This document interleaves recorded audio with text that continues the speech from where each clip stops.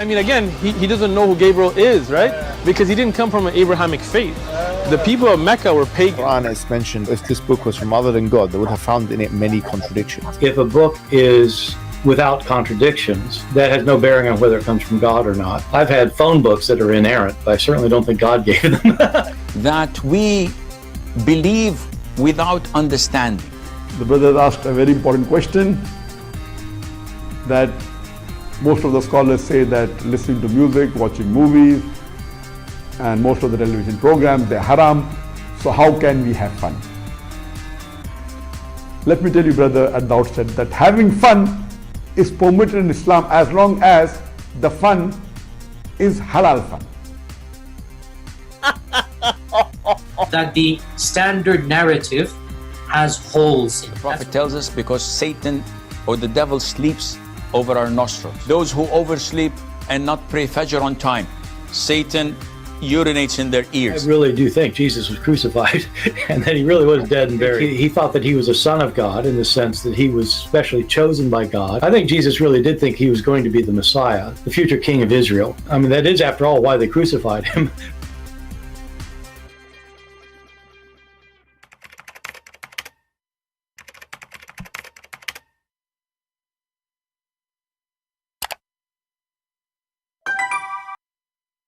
Hello everyone, and peace of Christ all of you. Please invite your friends. And today we are going to have one more comedy. You know, the Muhammadan, they are so desperate trying to find the Prophet. Sometimes they try to find him in our book. And sometimes they try even to find him in the Hindu scriptures. And sometimes they ask atheists to come and help them.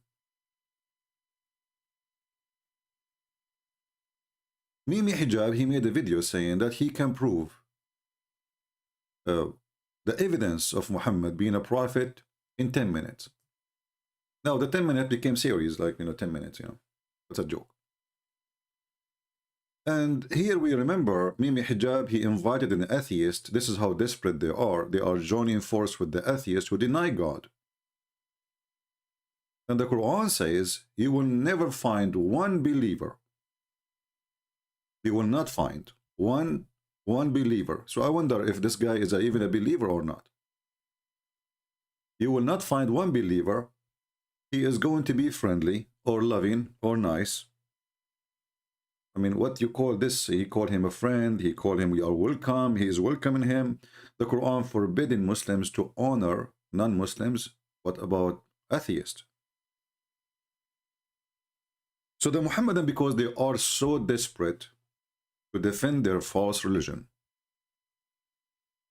they want so down to the point they are asking atheists to join them.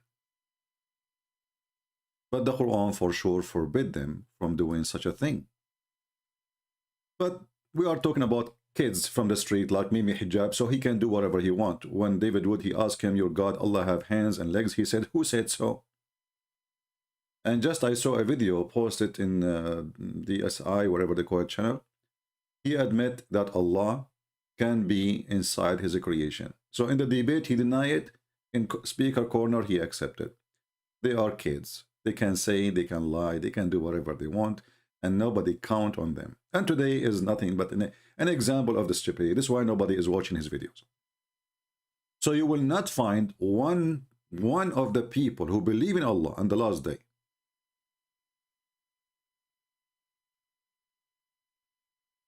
loving or friendly. You see the word yuwaduna, not only loving, al-wid, love, passionate, being kind, even visiting, And you can change the translator if you don't like this translation, All of them, they are, at the end of the day, for me, they are garbage. I don't read really the translation, except just to show you.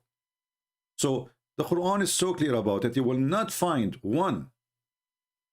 So when you invite an atheist, what is that exactly? Simply because you are desperate. In desperate time, we take desperate measure, right? So they are bankrupt, they look for their pennies. But look what happened. When he invited the atheist, he made fun of him and his Quran. And even he described the Quran as stupid as it can be, to the point he described him that he have a book, it's called Yellow Pages in Arabic, and obviously it's a Quran then. If this book was from other than God, they would have found in it many contradictions. If a book is without contradictions, that has no bearing on whether it comes from God or not. I've had phone books that are inerrant, but I certainly don't think God gave them. I have a phone book has zero contradiction. So obviously the phone book is from God. I mean, did you see how this guy, the atheist, he put you inside his socks in 2 seconds? And you are the one who invited him supposedly to support Islam? And you laugh too? Laughing at what he laughing at? Which he laughing at the Quran? Because you are a potato. You bring a guy, and he looked like the coward. He said, silence, mute. He did not say to him, no, you are wrong. He said like a puppy. The guy he's that described the Quran, the statement of Allah, that if this is not God, not God book, you will find a lot of contradiction. And then the guy, he said, like, what the heck? I have a phone book, does not have contradictions. Is that from Allah? But guess what? The Quran is full of contradictions. And I challenge this potato, who claimed that he can debate me, but he ran away, to tell us which one Allah created first. The mountains or the stars? The trees or the stars? And wait for the coming century for the answer. Potato. But now, Mimi, he come with different... it's the same thing in the Quran, actually. This is why nobody is watching his videos. He come with the Quran, you know. He's repeating the Quran. And look, I mean, this is how poor Muhammad Hijab today. Nobody even watches videos. 12,000 people watch your videos. 12,000, why? With all the support, and because you are boring and you say silly things and you are repeating yourself and you are repeating what the Quran is saying, but you have nothing to teach really. But look what he said now, just to show you the stupidity of this religion. شروط الكمال ما هي؟ مثل ما تحدى الله به الكفار في قوله تعالى فأتوا بسورة من مثله ودعوا شهداءكم من دون الله إن كنتم صادقين. ومن هم الشهداء؟ Guys, the Quran, he made a challenge. What the challenge is? Produce a surah like it. If this is not from Allah, produce a surah like it. This is now the proof, the evidence that Muhammad is a prophet.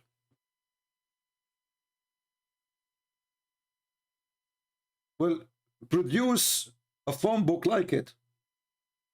Can you? If you produce like it, you will say this is a copy.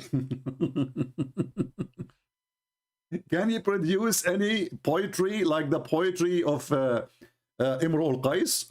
In fact, your prophet, he stole it from Imr al-Qais. We have huge names in the Arabian Peninsula who they are a great poet men, and they are Christians. Can you produce any of their poet? However, the challenge of the Quran of producing a book is the most stupid challenge. Even Muslim sheikhs, they laugh at it. This is Sheikh Ahmed al-Qabaiji, very well-known sheikh. He laughed and he say there is no way that this Quran is coming from God. And don't tell me that, you know, he is David Wood. You do not know Arabic, you do not know Hebrew, and this is coming, and Elijah, I mean God with us.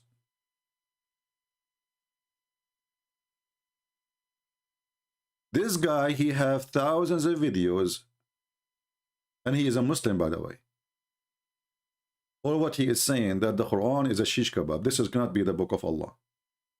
Stupid language, stupid grammar, stupid meaning, stupid introduction, stupid, like things come first, should come next, things should come next, come first.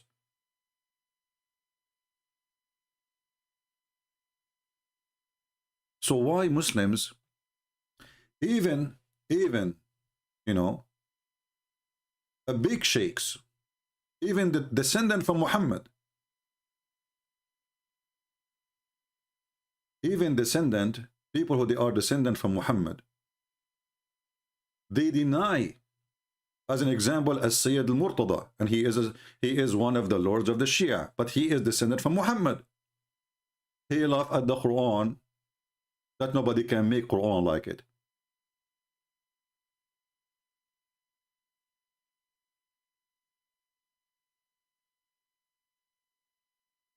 And many other, but this is descendant from Muhammad himself, a big name for the Muslims.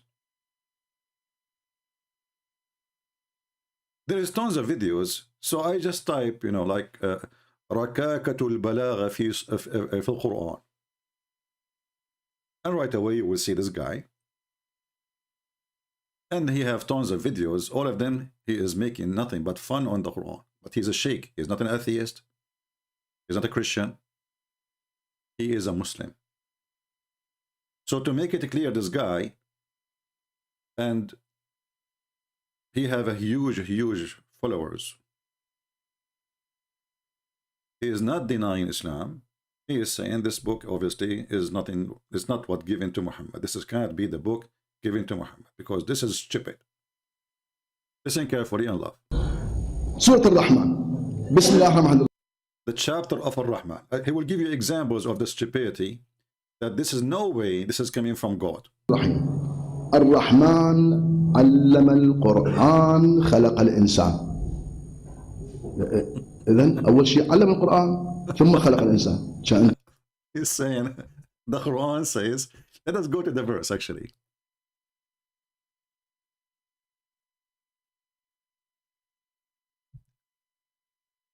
Ar-Rahman, and the Muslim they translate it as Allah, but doesn't say Allah, it says Ar-Rahman. And any Muslim can tell us who is Ar-Rahman? First time Muhammad he said Ar-Rahman after he received a letter from Rahman al-Yamama. So he copied a name, he added to his religion. And then the Arab they said, oh, Muhammad now he worshipped two gods. Before he used to worship Allah only, and now he is worshipping Ar-Rahman. The only Rahman we know is Rahman al-Yamama. Potato. Then this guy saying, so Ar-Rahman, Allam al-Quran, created the man. And he's saying, how in the world this can be a good Arabic language? You teach Quran to who if you did not create the man yet? Did you create the Quran first, or did you create the man first and then you teach the Quran, or you taught the Quran before you created the man?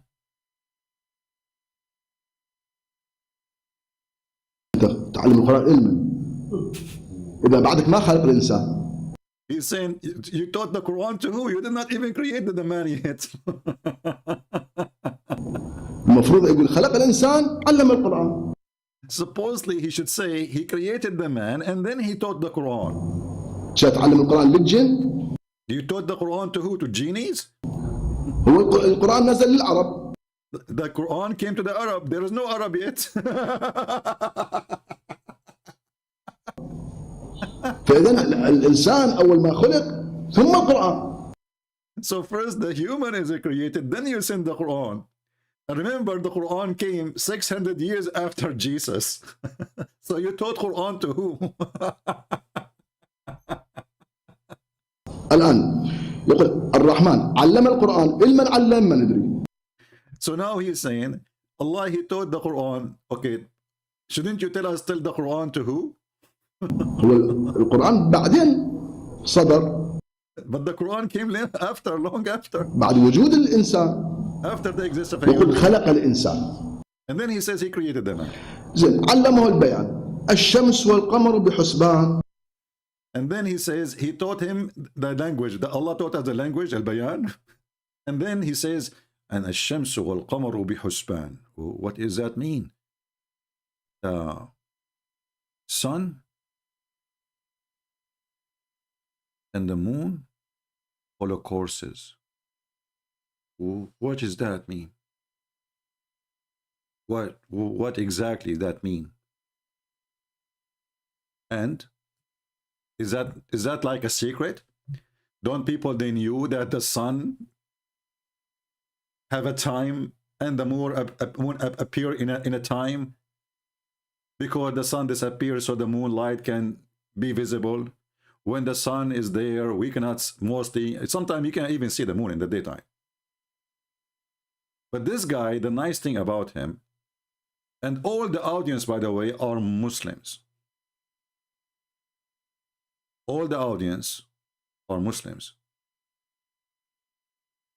And he is a sheikh, but he is saying the truth. This is stupid. شنو الشمس والقمر بحسبان؟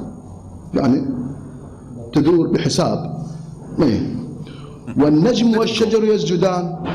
إذا هو كل الكون ساجد الله، خب بعد ليش تخصصه بالنجم؟ النجم يعني. And the stars and the trees, they bow down. And he's saying so, but isn't it all the universe supposed to bow down to you? Why only stars and trees? What does that mean? النبات الصغير. Why you're going down to little tree? I mean, you're God. النجم والشجر يسجدان. مفخر الله الشجر يسجد. I mean, he says, what is the great deal if a tree bow down to Allah? Like, is that really something to be proud about? What does that mean? وكل المخلوقات تسجد. All the creation, you know, bow down. But this is, by the way, this is false too. We don't. We don't. Show me one human don't, animals don't, and trees don't. I have a tree here in front of me. I want a Muslim to prove to me that this tree is bowing down to Allah every day. Every 100 years. The Muslim desperately, they go and they search for pictures in the wood of a tree growing wrong. This is Subhanallah. It's praying to Allah.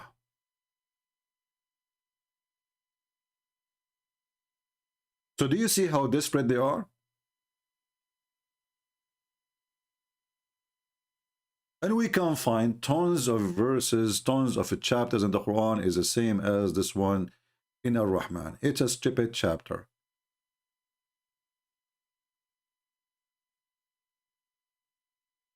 And you know, if the proof that somebody is a prophet is this, why Allah did not give such a thing to the prophets as conditions? If you go to the City Quran, you will see the following.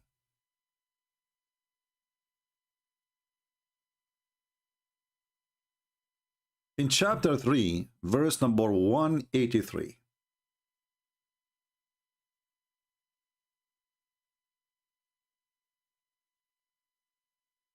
And I want Muslims, Christians, Jews, Hindus, Buddhas, whatever you are, atheists, to read carefully if you know how to read.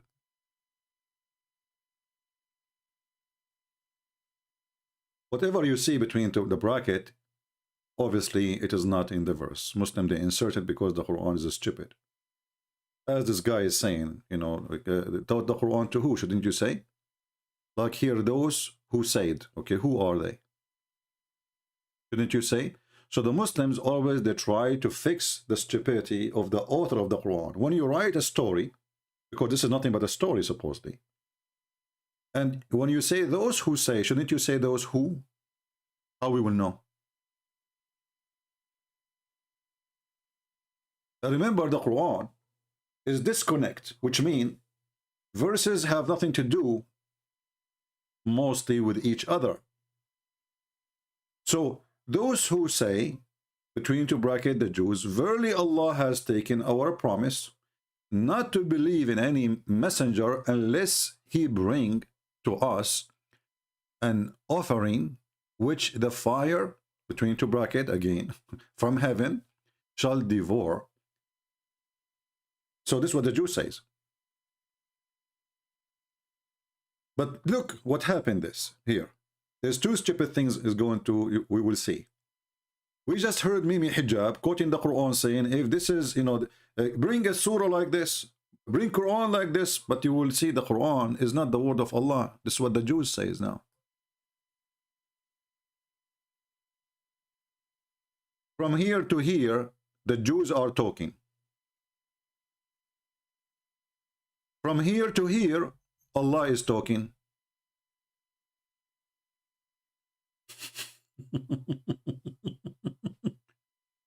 So how the stupid author of the Quran says, bring Quran like it, when half of the talking is not his talking, it is the enemy of Allah.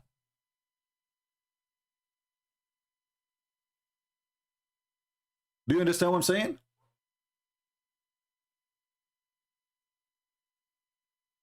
How you are saying, bring me Quran like it, and then half of the talk is not your talk.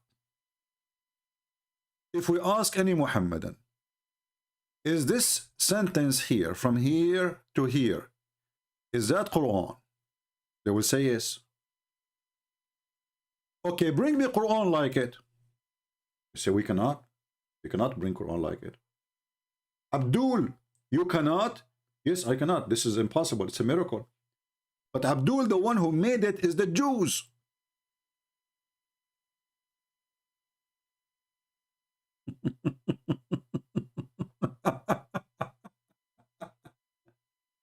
So this is number one mistake. Mistake number two. Now, is if the Muslim they say, oh, the Jews they did not say that. This is Allah saying what the Jews said. That is even more stupid. Because if the Jews did not say that, and then Allah He's saying what the Jews said, so did the Jews say what Allah they said, or Allah saying what they did not say? So if a Muhammadan will say, oh, this is not really exactly what the Jews says, that's mean Allah is a liar. Is that what the Jews says or not?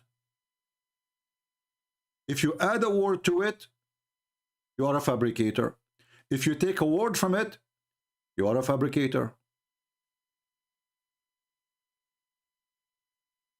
So if Allah is a God and He is saying the truth about what the Jews said, then He have to copy word by word. And that's mean the Jews, they made Quran. And then look what is going to follow is more even stupid, proving Muhammad to be false. Because here what the Jews they are saying, that Allah He took a condition from us that we shall not believe in any messenger unless he give a qurban, which is not an Arabic word. Again, the Quran claimed that this is an Arabic book. A sacrifice, and then Allah will send a fire to this man who claimed to be a prophet to consume that sacrifice. Now, is that the case? Is it true what the Jews they say? Or the Jews are making an excuse? Read carefully the verse. Muhammad, he confirmed what the Jews says. He says, say, verily there has come to you messengers before me with a clear sign, even with what you speak of. Did you see it? So the Quran confirmed that this is true.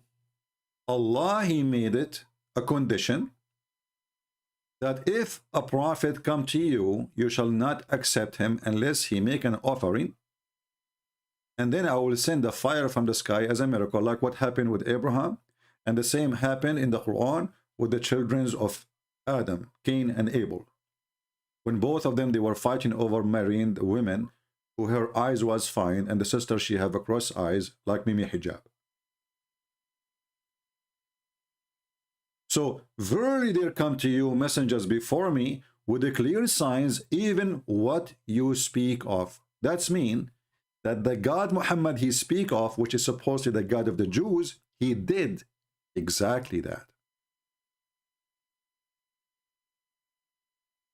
So how come he will not do it to Muhammad?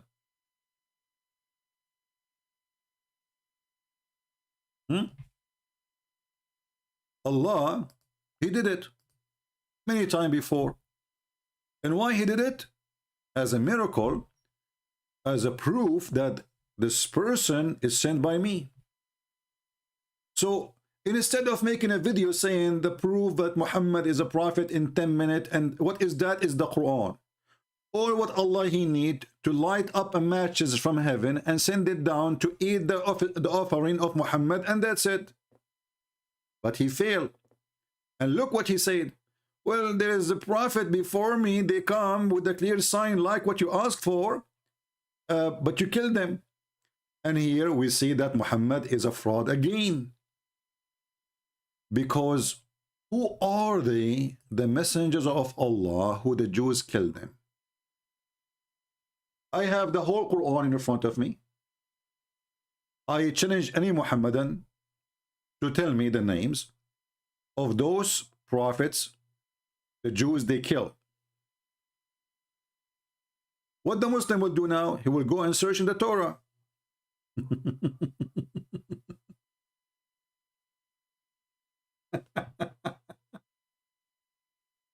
This is what the Sheikh, this is Ahmed, was laughing at. I mean, what the kind of Quran this Quran is. If you want to mention something, shouldn't you mention who they killed, who they said, who he taught, who was exist? What this Quran is talking about, how this is, can be miraculous when it's the most confusing thing ever. So,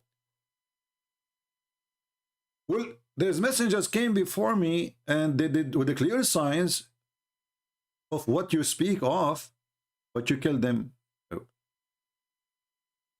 Did the Jews kill Jesus in Islam? The Muslims, they say no. They killed who? And the Arabic is so clear, it says. Messengers, actually, even in translation here, it says messengers. So it's not one person. Who are they, the messengers, which they offer of offering to Allah? And then Allah, he sent, not one, not two, not three messengers. Arabic is so clear. Rasul is one. Rasulan or Rasulain, two. Rusul is many, three and more. Messengers before me with a clear sign, and you kill them if you are truthful. And here you see the contradiction. Did he say to them, if you are truthful?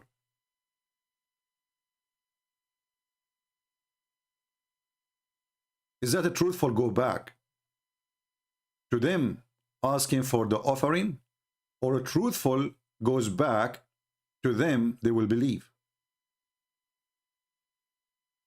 If you are a truthful is about accusation of them being lying, well, he just confirmed that messengers before they came with the signs, which is the offering, and the fire come from the sky. So they are not lying. If they are truthful is about they will believe if he did it.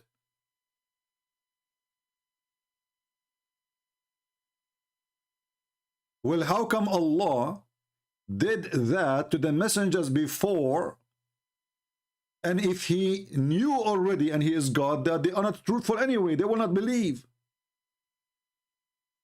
Do you understand what I'm saying? If the condition is to give the sign because those people are truthful, only Allah will do it if they are truthful. But he himself, he just said that those people who give them the sign which they are asking for, they killed the prophet, which means they are not truthful. So why you give them the sign then? Don't you know that they are not truthful? So the excuse of being truthful or not is a false excuse, because already Allah, he knew supposedly that those people, give them a sign or not, still they will not believe, and even they will kill the messengers. So why you did it?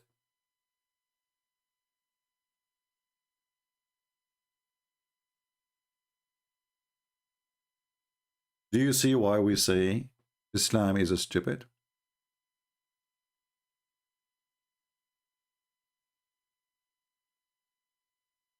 And then, I mean, the same chapter says, وَكُلُّ نَفْسٍ ذَائِقَةٌ الْمَوْتِ, and every soul is going to taste death. So what happened to Jesus? And only in the day of resurrection, You will be paid for your wages. I'm sure the Muslim here, they will say, well, you know, Jesus, he will die before the day of resurrection. But if we go to the Quran, which the Muslim, they claim it's amazing in Arabic, the Quran, it says clearly that peace be upon me, the day I was born, the day I die, and the day I will be resurrected. And the same stupid Quran says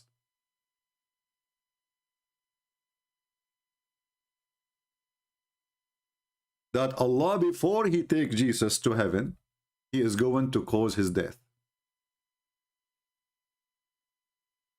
Isn't the Muslim, they say the Quran is so clear and it's a miraculous book? And when Allah, he said, oh Isa, the funny here, they say, remember, that's the most stupid statement ever. Why? Because this conversation, nobody witnessed. I mean, what do you remember? How do you remember it? In Arabic, it says, إِذَا قَالَ اللَّهُ يَا Isa. Is that the future or the past? Stupid book. When Allah, he says, Allah said that where? I will take you and raise you to myself. And here you see the word about the death of Jesus is disappearing from the translation. Mutawaffik. It's gone. You change the translator, good luck. You keep trying until you find one of them, he have little dignity to put it back. So this is Hilali and Khan. Let us say Itani. Itani. Is Itani going to lie like the rest of them? Or he will say the verse as it is? Read carefully. Oh Jesus, I am terminating your life and raising you to me. Like, what the heck? We just changed the translator between two Abdul. In the first translator, he never mentioned anything about terminating your life. The second translator, Allah will terminate the life of Jesus and then he will rise him up to heaven. And that destroy all of Islam totally. Claim that Jesus did not die in the cross. And isn't it this Mimi who said to the atheist Borat that if this is a book made by other than Allah, you will find a contradiction in it? Isn't it him speaking to Borat, saying that this is a book from Allah, which is supposed to be from God? Okay, why? Because it is, you know, have no contradiction. Well, this is a very clear contradiction. Whether it comes from God or not. I've had phone books that are inerrant, but I certainly don't think God or not. That has no bearing on whether it comes from God. Without contradictions. If a book is without contradiction, God, they would have found in it many contradictions. if a book is without contradictions, that has no bearing on whether it comes from God or not. I've had phone books that are inerrant, but I certainly don't think God gave them. So you see how stupid the Quran, a phone book is better than it. Because how in one verse it says that Allah, he made someone look like Jesus in the cross. And then other verse saying in the same book, I'm terminating your life before I take you to me.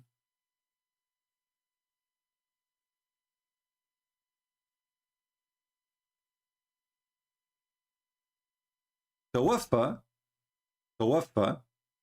is you die. You die. And now the Muslim, they will say, well, you know, what tawaffa mean here, Allah, he made him sleep and he take him to in the stage of sleeping.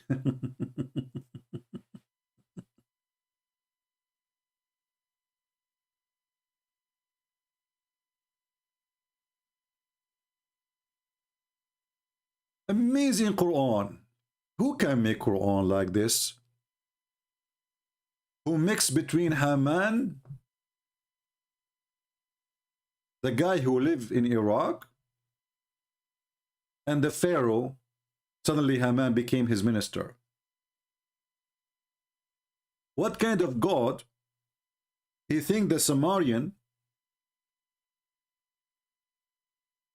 they will exist in the time of Moses. Who can make Quran like this? Nobody, brother. Nobody. So Moses went to the mountain, he come down, he found the Sumerian misleading them.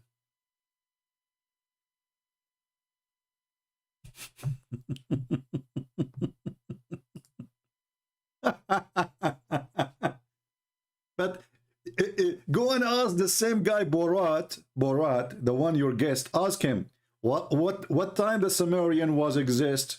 He will laugh at your prophet.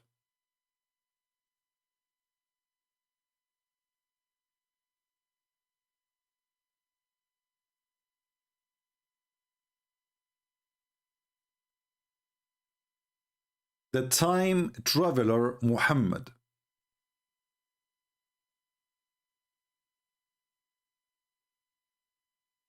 I'm going to open my Skype, hoping that we will get some Abduls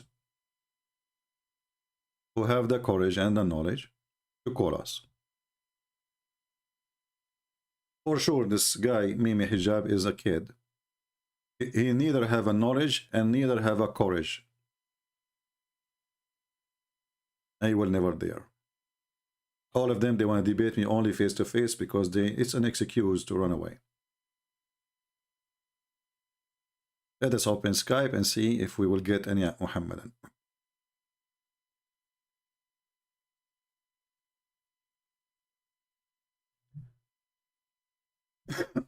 All right, let's see. We have somebody.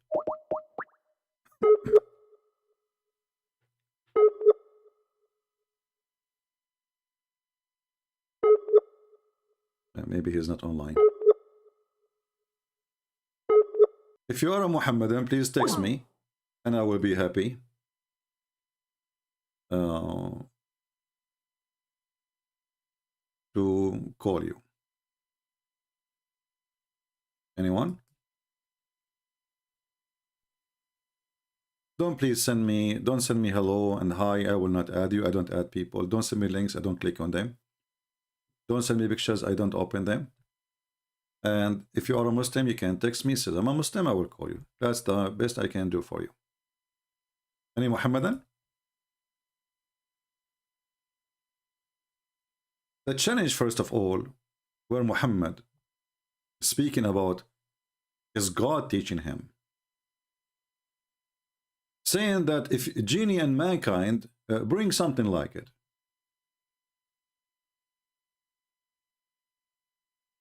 Is it proven to be false from the Quran? Because the Quran itself says Allah, he refrained from sending miracles. So how the Quran itself is a miracle, but the Quran itself says we refrain from sending miracles?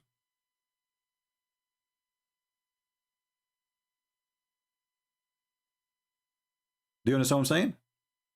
Chapter 17, verse number 59. So imagine you say to your people, you know, are refrain from cooking. And you say that when you are standing in the kitchen on the stove cooking. Or you say, I refrain from talking by talking.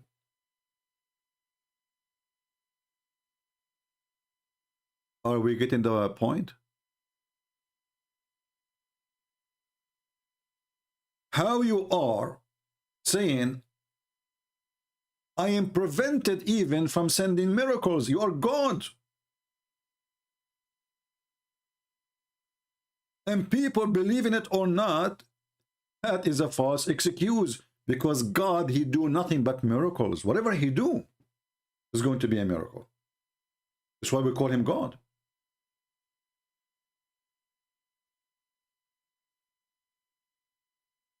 So I'm not going to send you miracles, but we just heard Mimi Hijab saying the Quran itself is a miracle.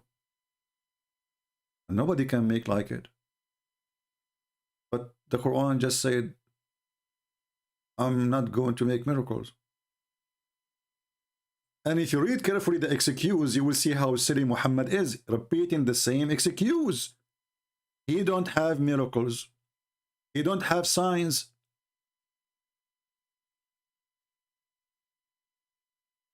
And what the excuse is, people before, they called them lies. That's a lie.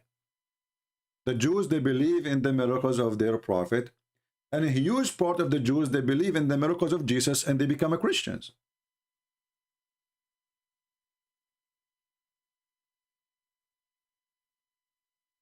That is a false excuse.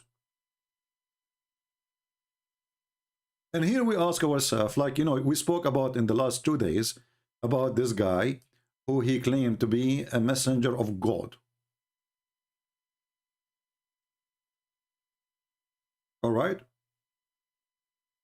He can say the same. I refrained from sending miracles because you don't believe in miracles came before me. I mean, do you see how silly this stupid, this is God talking? And what kind of language that language is?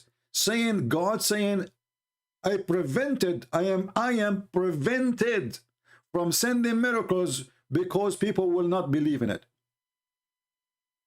That excuse alone is an excuse of a stupid, because if this is the reason not to give a miracle, that means Allah, when he gave them miracles in the start off, he do not know that people will not believe in it at that time.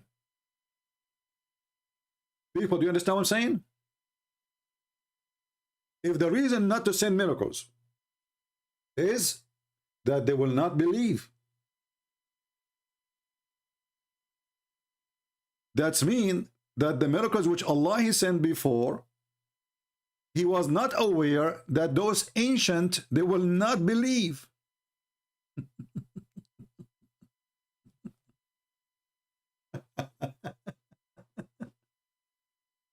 In the same time, isn't you Muslim, you say now we are 1.6 billion believe that Muhammad he did miracles, so how the excuse work? How miracles will not make you believe?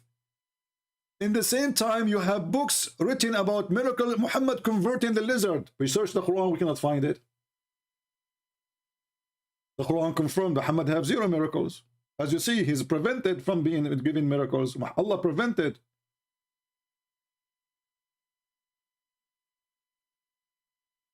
If Muhammad converted the lizard to Islam, and then Muhammad he says that the lizard is an enemy of Allah. I mean, how that work? Is he the enemy of Allah? Or he's a Muslim now?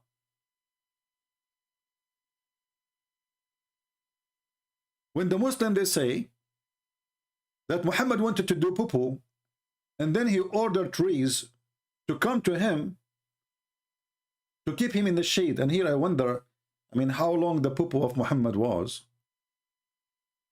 What shade? The trees, they will not keep you, I mean, they will not hide you except from the top. If the purpose, because the Muslim, they might say, oh, those trees, because he was shy, he don't want people to see him. My friend, trees, they don't hide your ass. That can happen if you are a bird in the sky and looking from the top of the tree. If I am in the ground and Muhammad in the ground and he is doing poo-poo in the front of a tree, I will see him. So Muhammad who ordered trees to come to keep him in the shade, this is in the hadith. The Quran says he will refrain from giving him miracles.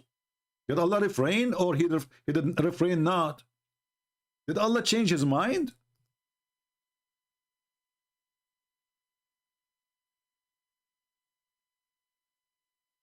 All of this is a stupid contradiction.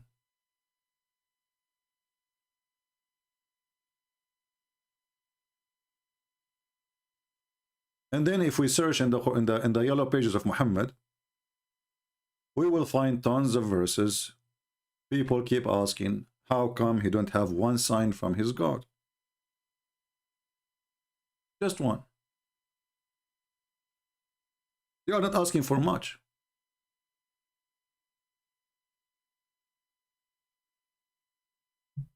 And the funny is, as an example, chapter 13, verse number 27.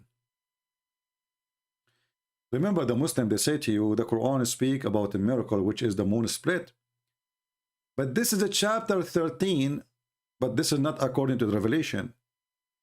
According to the Quran today, chapter 13, Ar-Ra'd, is almost at the end of the Quran. And it's still people, and came long after the chapter of the moon. And people, they are wondering how come there is no sign from his Lord. Do you see it? This is Muhammad almost in the end of his life.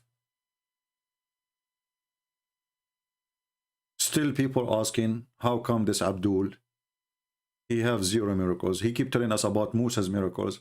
Jesus have miracles, but he has none. This remind me of Ahmad Mirza Ghulam, who claimed to be the Messiah. One day he opened his door. He found like 50 people. Half of them cannot walk. Some of them, they are blind. Some, you know, they are sick, whatever. And they said to him, okay, heal them. Messiah, Mr. Messiah, go ahead. Do what the Messiah do. What Ahmad Mirza Ghulam he did? He closed his door, his windows, and he hid. Go ahead, aren't you the Messiah? Go ahead, Mr. Messiah.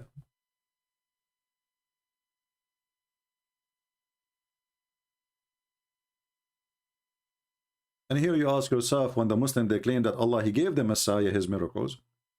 If Allah, he knew that people will not believe anyway, why he gave the Messiah the miracles then, if this is the excuse?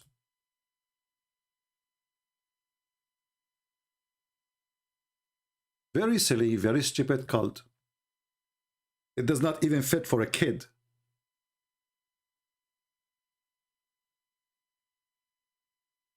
Do we have any Muhammadan? Do you have anything to say?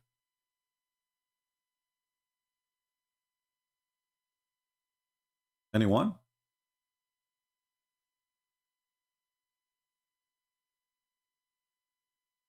Any half one?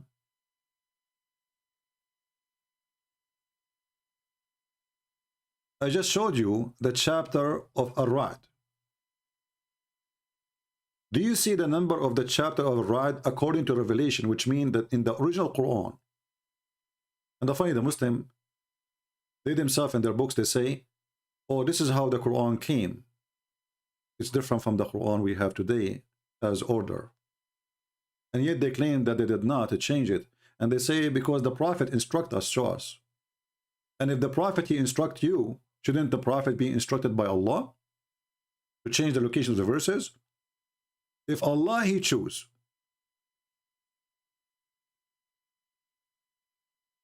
a certain way to send the Quran to you, who is the one making the correction? So this is 96 chapter was given to Muhammad. 96 chapters. And still he have 0 sign from his Lord.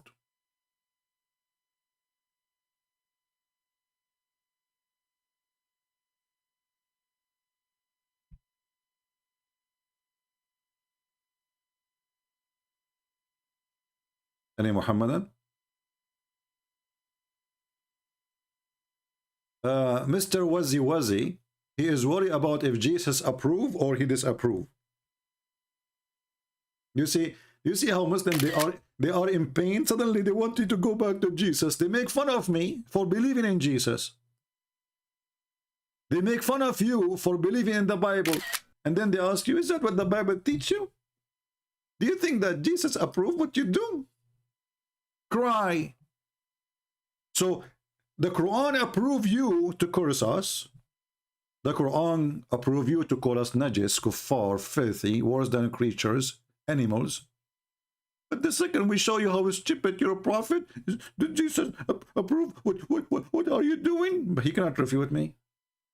And then if you read the comment, sooner or later, or the previous video, or the previous video, or the previous video, you will see the Muslim says, you don't know Arabic. What the heck? First Christian Prince. First, you are giving false interpretation. Like where you said, brother, you said that,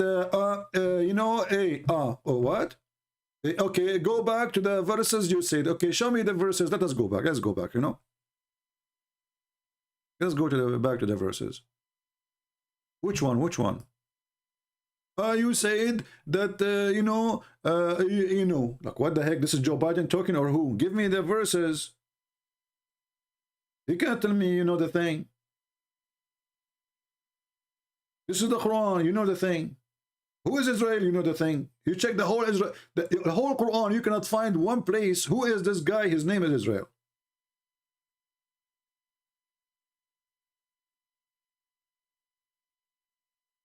Oh, you said that the Jews, they requested, a sacrifice, and Allah, He approved that. You are lying.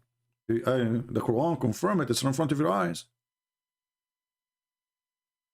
The Quran says, say verily, they come to you, messengers before me, with the clear signs, even what you speak of.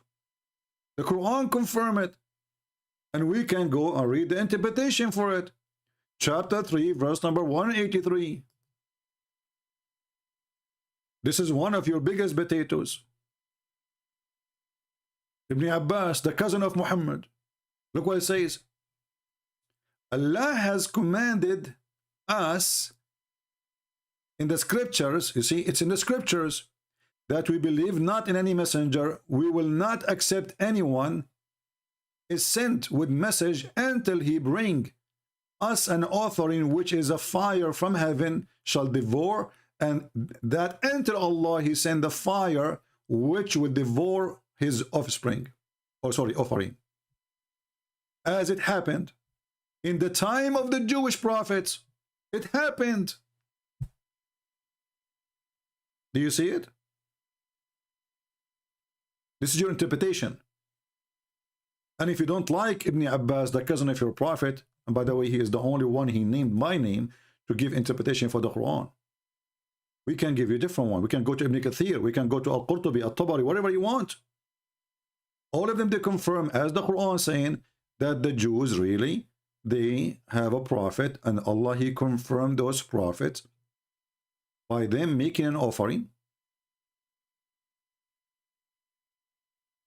And Allah, He accepted the offering.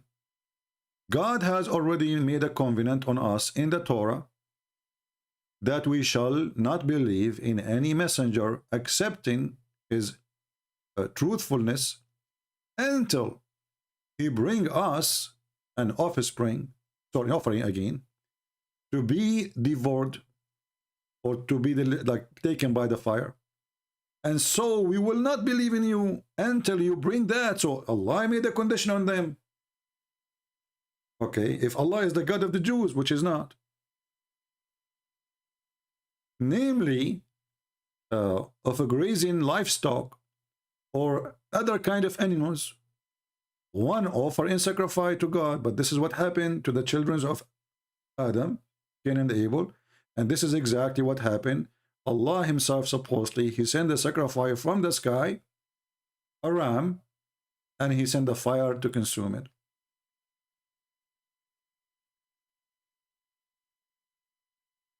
So why Muhammad, he failed if this is the condition made by Allah?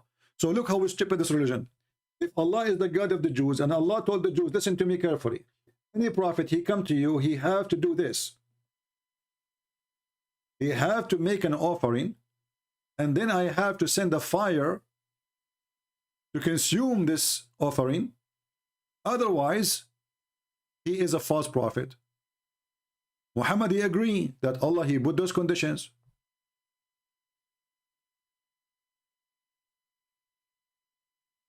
And even in the translation here, it says that there is messengers such as Zechariah and John. They slew them. Zechariah and John, hey Muslims who want to call me and show me Zechariah and John, they gave offering. Allah, He sent a fire to consume the offering, and then the Jews, they killed them.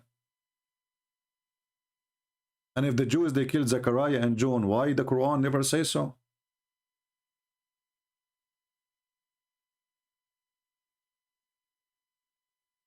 John, he sent a fire from the sky, and then the Jews, they killed him.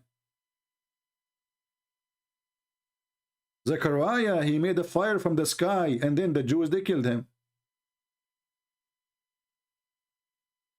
And if even this is true, according to Islam,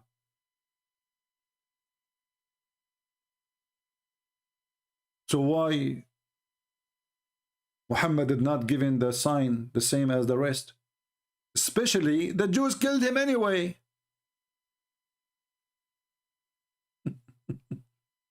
You see, I can say, well, Allah being smart here, so he decided not to give the sign because the Jews will kill him if he have the sign.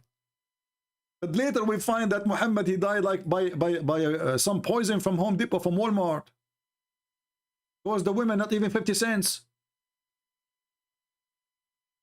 So he died by the hand of the Jews anyway. With sign, without sign, he died. The Jews, they killed him.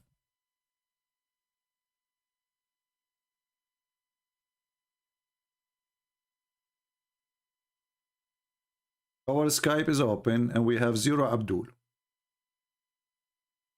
Do you see how proud they are about their religion? Do you see?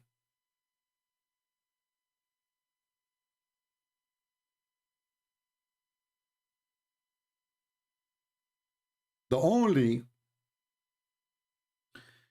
question I have, which is really making me, I'm trying to find out, figure out, what is the name of the rat, the poison she used? Which is proving that Muhammad is a stupid anyway. I mean, the women she killed, you killed her family, you killed her tribe, and you eat it, you eat a food she cooked. Are you stupid or what? Are you stupid or what? Shouldn't Allah tell him don't eat the food? How come Allah want to save Jesus, but he cannot save Muhammad, and he will not save Muhammad, and he did not save Muhammad? It's a question I challenge any Muslim to answer. You Muslims, all of you, claiming that Jesus was saved from the cross. Wonderful. Why Muhammad was not saved from the rat poison?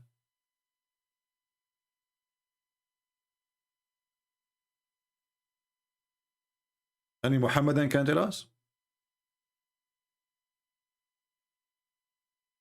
Does that mean that Allah, he loved Jesus more than Muhammad? And Muhammad, he made a prophecy about his death, by the way. You know, Muhammad, he reminded me very much of Joe Biden.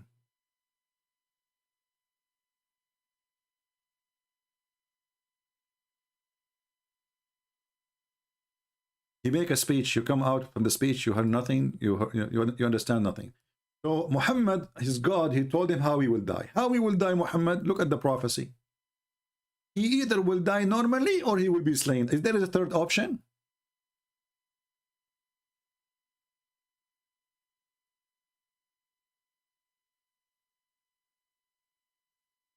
If there is a third option,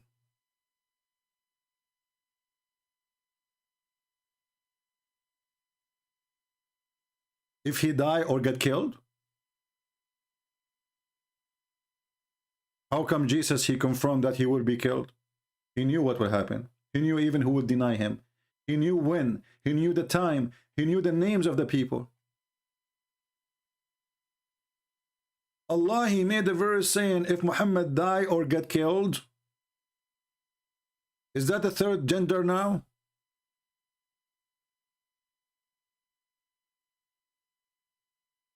A man, he come to the Prophet and he said, the Prophet of Allah, my wife, she is going to deliver a child. Do you know what is his gender or her gender, whatever? The Prophet, he said, this must be a boy. The guy, he said, no. He said, okay, it must be a girl then. He said, praise be to Allah. How you know, Prophet? How you know, Prophet? If there is a third choice, a die or being slain.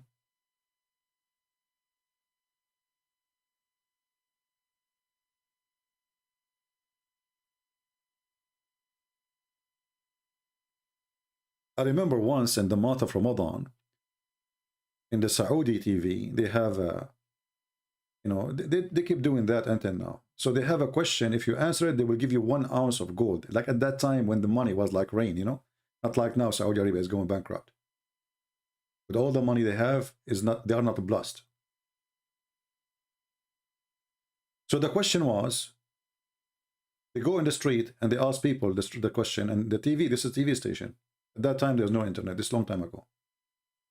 So, an insect mentioned in the Quran, and it make honey. What is the name of the insect? The first Abdul in the Quran, and it make honey. He give up.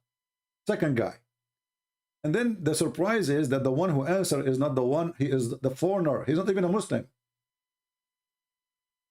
I mean, isn't it obvious? An insect make honey and mention in the Quran. There's a chapter in the Quran. It's called the chapter of the bees. As long as we are talking about the bees. Is it true that the Quran claim that the bees eat fruit and shit honey?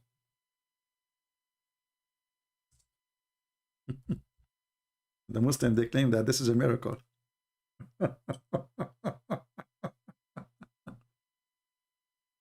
According to the stupid Muhammad, Allah, he inspired the bees to eat the fruits and to do poo-poo honey. Abdul, the honey is not their poo-poo.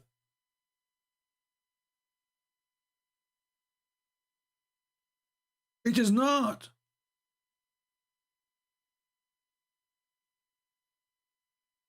So the genius Muhammad, he did meditation. He want to be Sadhguru, the idiot Sadhguru. So he said to himself, honey, obviously this is their poo-poo, huh?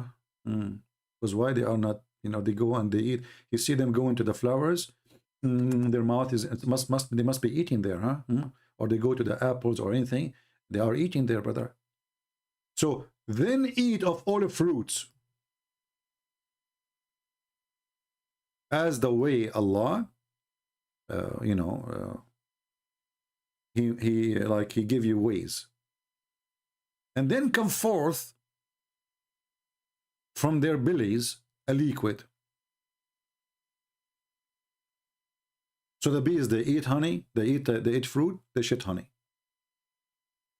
Muhammad did not know that we are stealing their food. Simply, we are just stealing their food.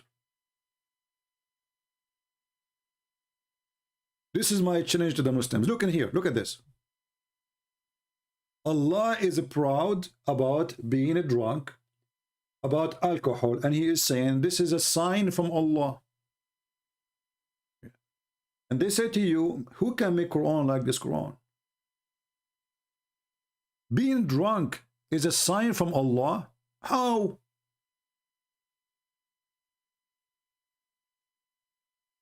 But the same book says that alcohol is from shaitan.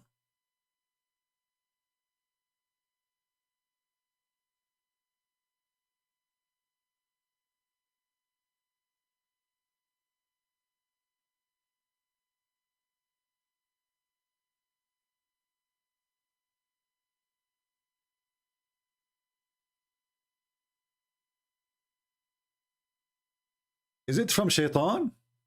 Or it's not? Is it a sign from Allah or a sign from shaitan? The same stupid book. And now we can explain, why the Muslim, they keep saying, take a beer.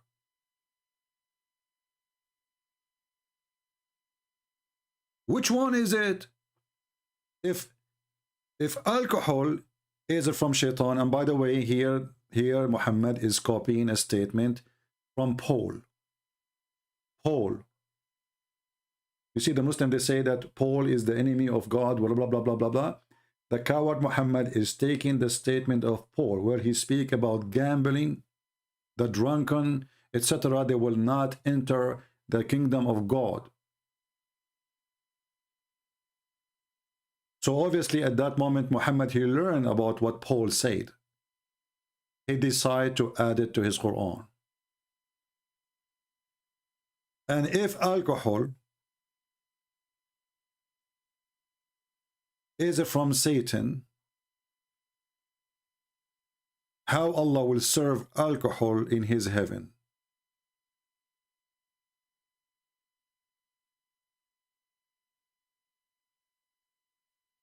You message me in Skype, don't run. What's your name? I don't have any message.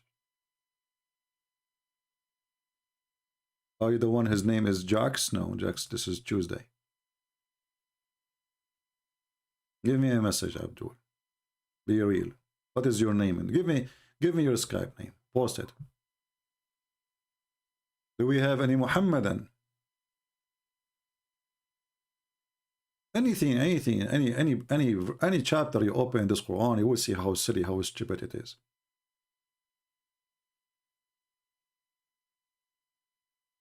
Have you ever heard of a God, he says, Allah will not take you accountable for your false oath? And he claimed that those are not intentional. They are intentional. Anyone he take an oath, he knew what he's saying. It's an oath. If there is an oath, can be by accident. Do you see the stupidity?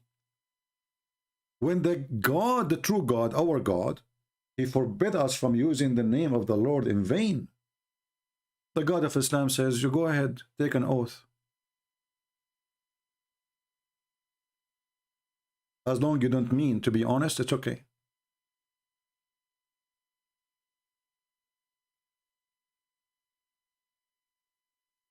It's okay, even if it's ultimate. You know, we need some entertainment. It's okay. Maybe he can open his camera for us and he can show us the wall behind him.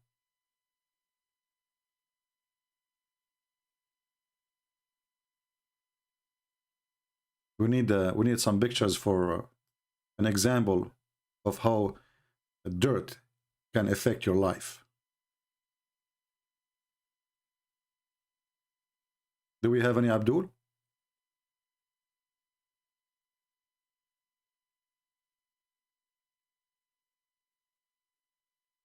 Anyone? Okay, this is your Skype. Okay, let me find you.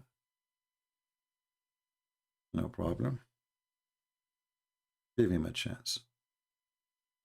Well, I cannot find the name really. I search for it. This name does not exist. Did you copy the name correctly? I can show you. Here we go. I just search for your name. 0.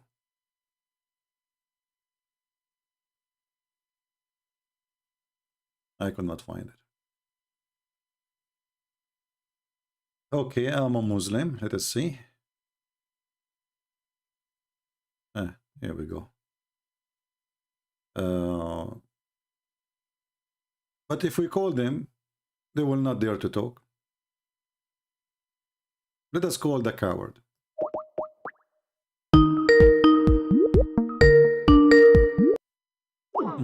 See, he's a proud Muslim, but he called declined. Coward. Potato.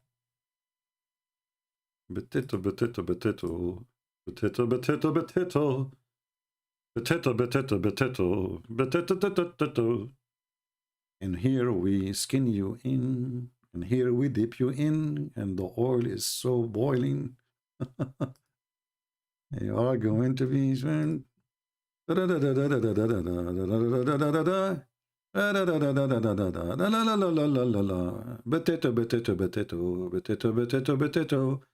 potato, potato, potato, potato, potato. Prove me wrong. Be a man and call me. If you are not a potato.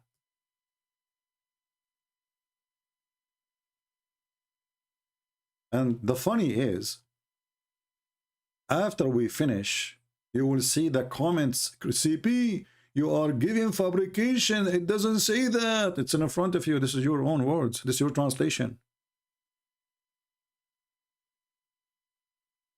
This is your translation. This is not my translation.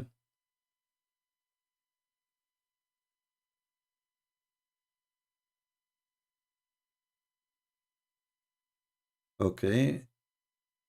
Let us see. Maybe this one. Okay. Are you the guy from Qatar? Doha, Qatar? Are you the guy from Doha, Qatar? It says Doha, Qatar because there's 3 names. I want to be sure which one is you. Please confirm so we can call you.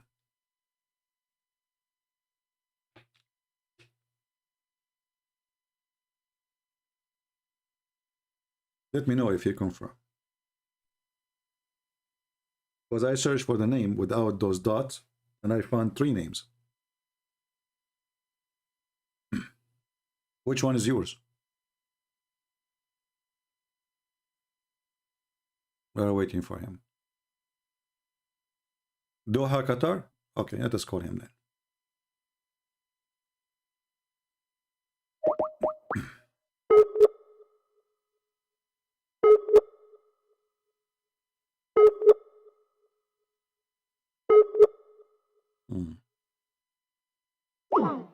It says he is not online.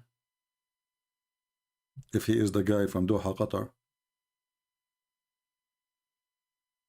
Are you online? Or maybe you are playing games now. Do we have a real Muslim? You have a lion picture? No, this guy don't have a lion picture.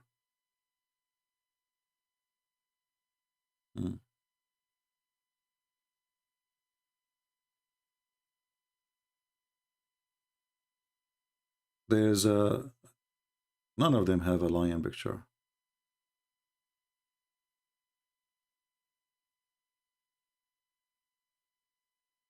Okay, let us see.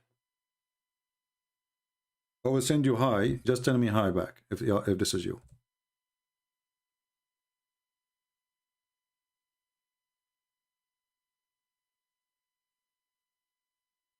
Did you receive it? This guy is at Taif, Saudi Arabia. Let's see the other one.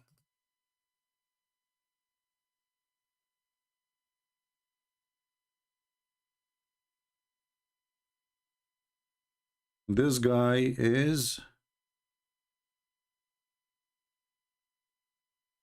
There's one from Lebanon.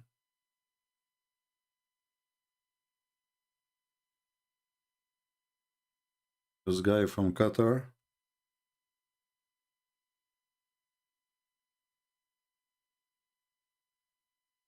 None of them is answering. Anyway, you know, if you really, you want to contact me, you can contact me yourself. I'm not going to look for you. We don't have time to waste it. If there is any brave Muslim would like to contact us,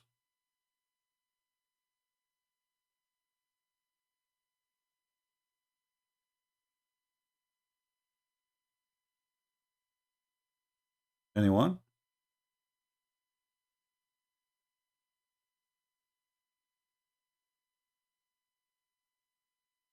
Who is a person he think Quran is coming from God? We want someone is serious. Someone really, he have knowledge. We want an adult, not a kid. He want to call and scream and cry. Anyone?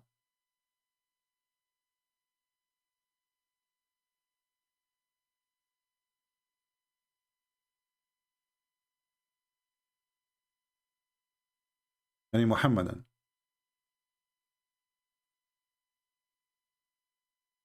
Okay, well, there's no Muhammad. What we can do? We cannot force them to call us, right? But Muhammad, obviously, he made a stupid lie. Do you remember when Mimi Hijab, he have interview with this guy from England? What's his name? I forgot his name.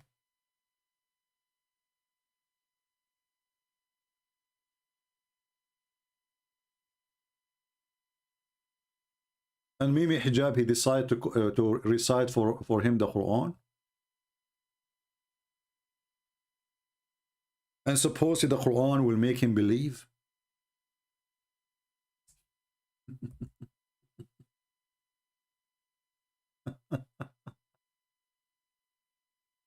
The verse he recited, it was this one.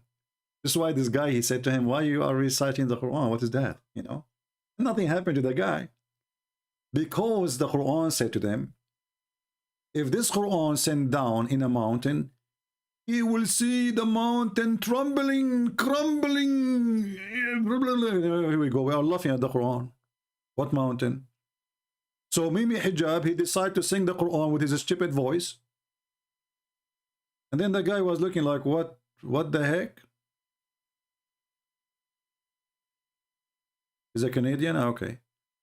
Like, why you are, you know? Because supposedly now a miracle will happen. I will recite to him, and then when the miracle did not happen, Mimi Hijab, he did not like his voice in the video, so he went and he added an echo to the same recitation because his voice coming like shish kebab.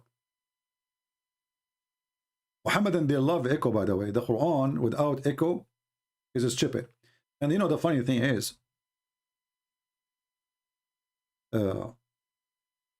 some of you might say the Quran recitation is really nice, but you did not notice that this is a recitation is nice because the one who is singing it, he have a nice voice.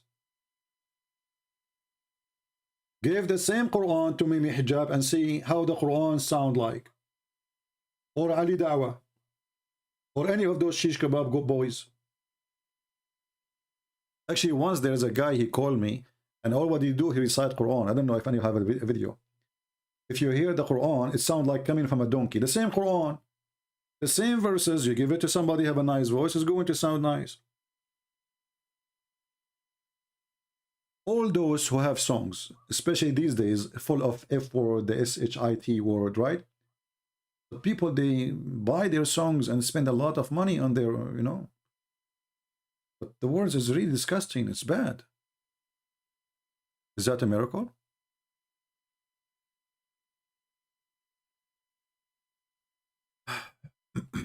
So, do we have any Muhammadan? You know, for me, the only reason, the only place I found the Quran have a good reasoning is this.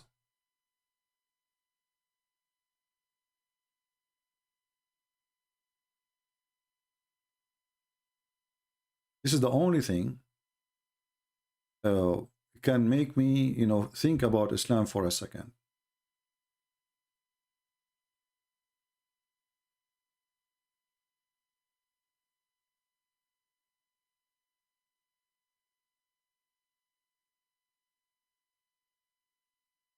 According to Muhammad,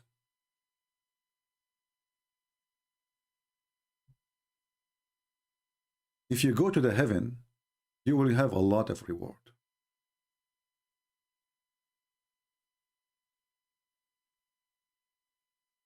And look what we will have in the heaven, brother.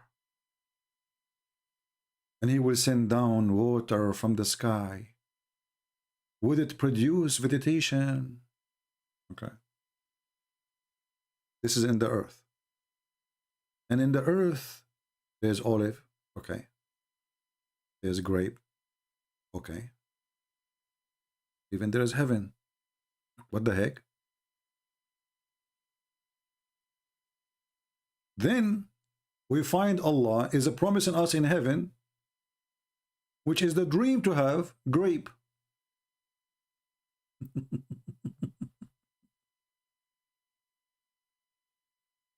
But we just get it in the earth. What a grape. If we can't go to Walmart right now and buy some grape, or even for free grow a tree in my yard, how that is the promise of God?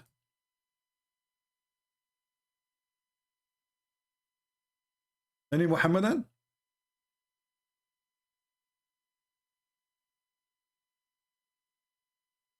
Grape?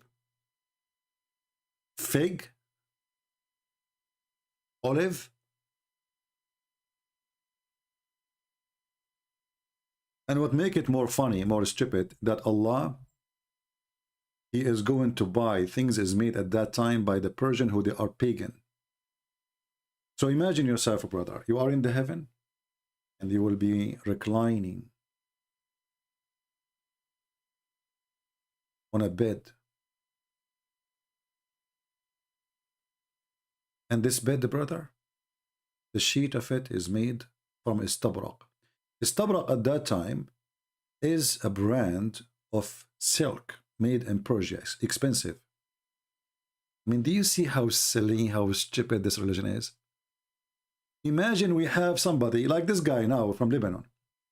He said, I'm going to give you Nike in heaven if you believe in me. This is what exactly Allah is saying. This is a very famous brand at that time. I will give you Gucci in heaven if you believe in me. You know, what? What Gucci?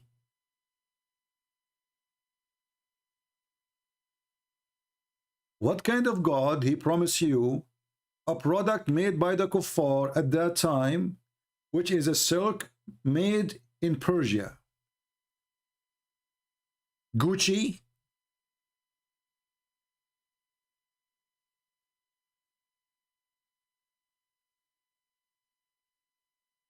Who is here for the first time? By the way, we don't have many people today. I don't know people they are eating, right? I did not eat. You know, poor me. Every day I stay here for many hours and then I do not know what to eat. Oh boy. I guess each one of you have like a nice meal now, huh? The poor me is like, now I'll finish, I don't know what to eat. Spend a couple of hours.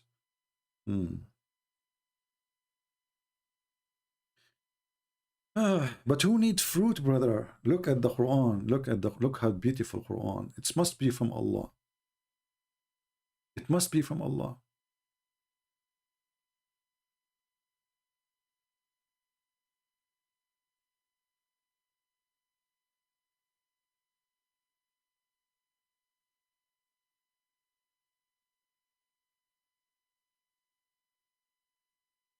You know, this God, he have a special touch in his teaching.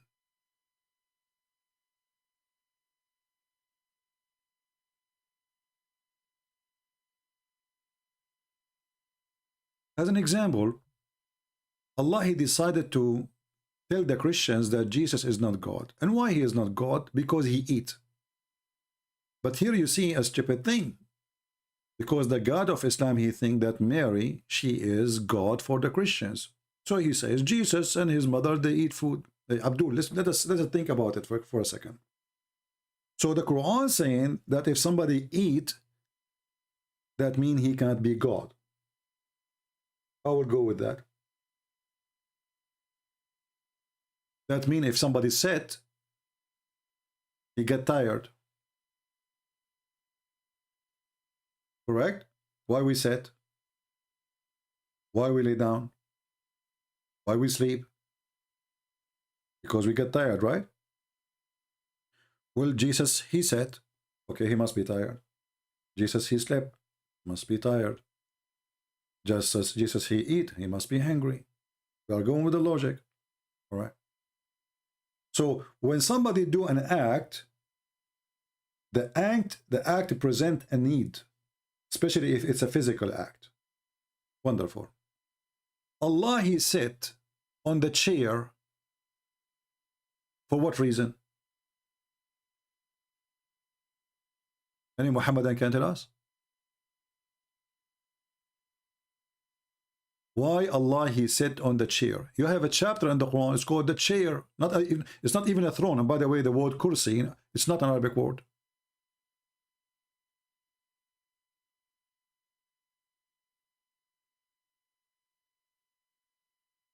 Allah, he sit in the chair for what reason exactly? You see, chapter 38, verse number 34, it says that Sulaiman, he sat in his chair. And by the way, here there's a contradiction. Anyone remember why? But the point I'm trying to make here, that Sulaiman, he have a chair. Allah, he have a chair. But as long as we mention this one, anyone notice that this verse is a contradiction for a different verse? Anyone remember? Anyone remember which verse? Here it says that Sulaiman was sitting on his chair when he died. in different verse in the Quran,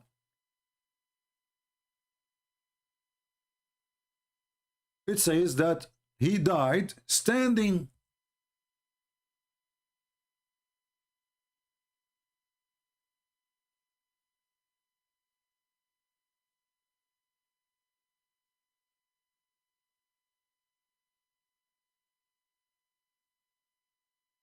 And this is why his staff is the one who made him look like he's not dead.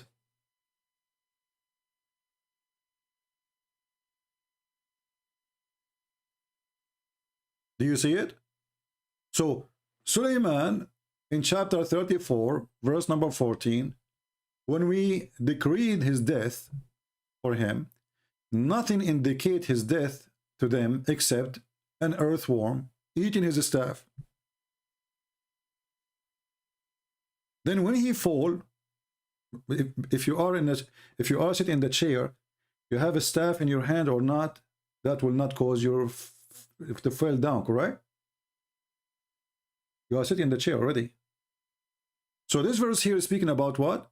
About he dies standing. Chapter 34, verse number 14. True story, by the way, true story.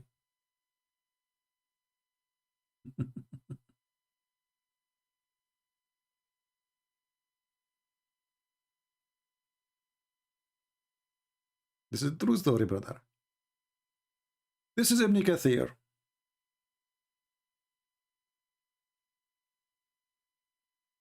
Read carefully. Allah tells us how Sulaiman, peace be upon him, died, and how Allah concealed his death from the genie who were subjugated to him, brother, to do labor. He remained leaning on his stick, which was his staff. Ibn Abbas said, may Allah pleased with him, and Mujahid and Al-Hassan Al-Qutada and others, he stayed like this for a long time, nearly a year.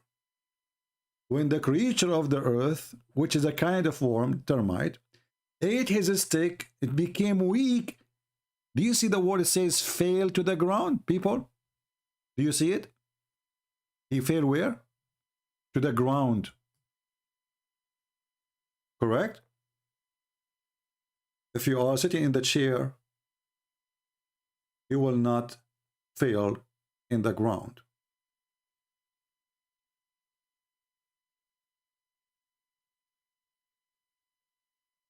So in this verse, Solomon, he died standing. And you know, I mean, the guy is saying, the first condition to be a prophet of God, he said, make Quran like it. Okay, I will make Quran like it. Says, my grandfather, he died and he was holding a stick for a year and nobody noticed that he's dead.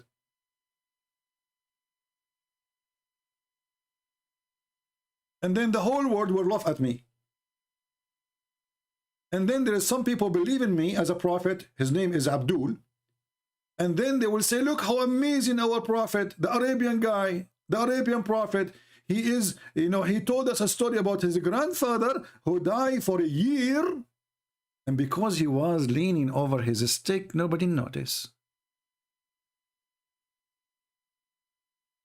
I thought genie is a shaitan, the same as kind of shaitan. They are smart. So the genie, just because you are holding a stick, nobody noticed that you are dead? That's it? And the guy, he is hold by Allah or hold by the stick? Allah wanted to conceal his death. Well, obviously, it's not Allah who concealed his death. It was the stick.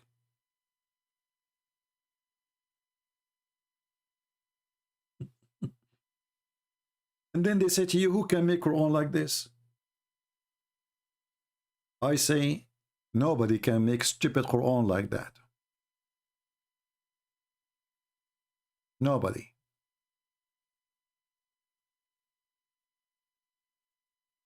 Can you? Even Joe Biden did not come with this. Like, you know, if the Russian invade Russia, you know, it's depends in the invitation, you know, like he's telling the Russian to come. Even the stupid Joe Biden, he will not come with the Quran like this. The beautiful thing about Muhammad, that he is a person, he cannot stop talking. And the more he talk, the more poo-poo come out. He's a poo-poo machine. This is why, you remember there's yesterday or the day before somebody said that there's a sheikh want to debate me, but he want to debate Quran only. This is why they are trying their best to run away from what their prophet said. Because Muhammad, he said nothing but poo-poo. And the Quran, because it's a silly book, there's nothing there. So they stick with the Quran, says, let us stick with the Quran. But as you see, the Quran is stupid too, it doesn't matter. Wherever you go, we will get you busted. Quran alone, without Quran, Hadith alone, it doesn't matter. We will get you busted. And this is why they don't dare to call me. Here we go. My Skype is open for the last, what, I'm here for how long? An hour and 31 minutes.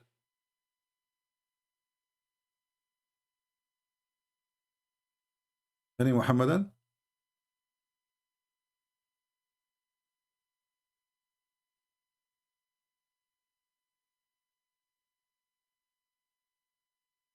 Who can make Quran like it? Nobody. Can you?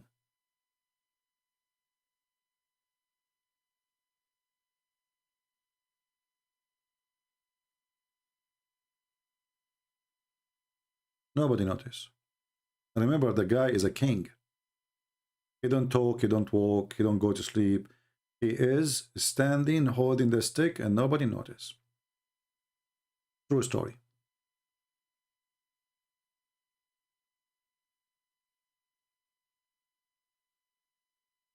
Any Muhammadan?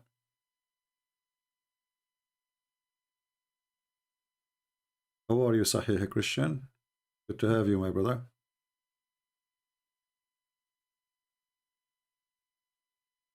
Why you blocked Nader Ahmed in Skype? No, we did not block him. Nader Ahmed, he called me last time and we laughed at him. And the guy, he have enough trauma since then. Are you Nader Ahmed? The one is, because the only one who mentioned the name of Nader Ahmed is Nader Ahmed. He seek attention. Are you Nader Ahmed? Are you? You know, those little ones, they go around in chat. Why you block this guy? And he is the guy, by the way, because nobody talk about them. Nobody care for them. And this guy, he don't even know his prophet name.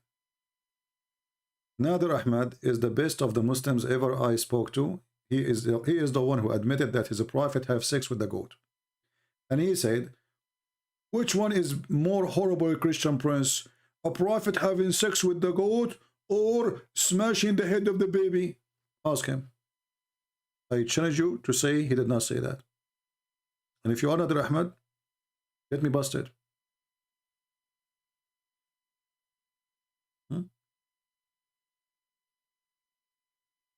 The funny, we were talking about it in Paltalk at that time. And then Paltalk, they kicked me out of the program because we are talking about having sex with the goat. But it's a debate, what we can do. And you know, look here. We and Muslims, we debate. The Muslims, they want to debate us to prove that Jesus is not God.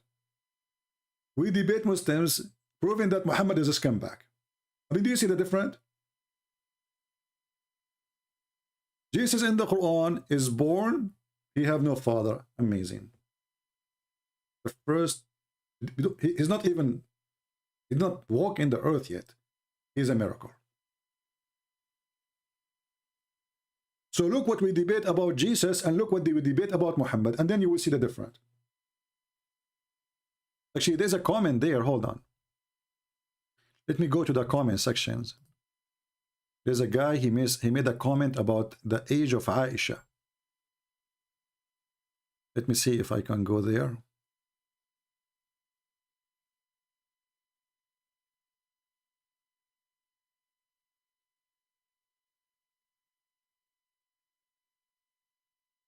All right, let us see.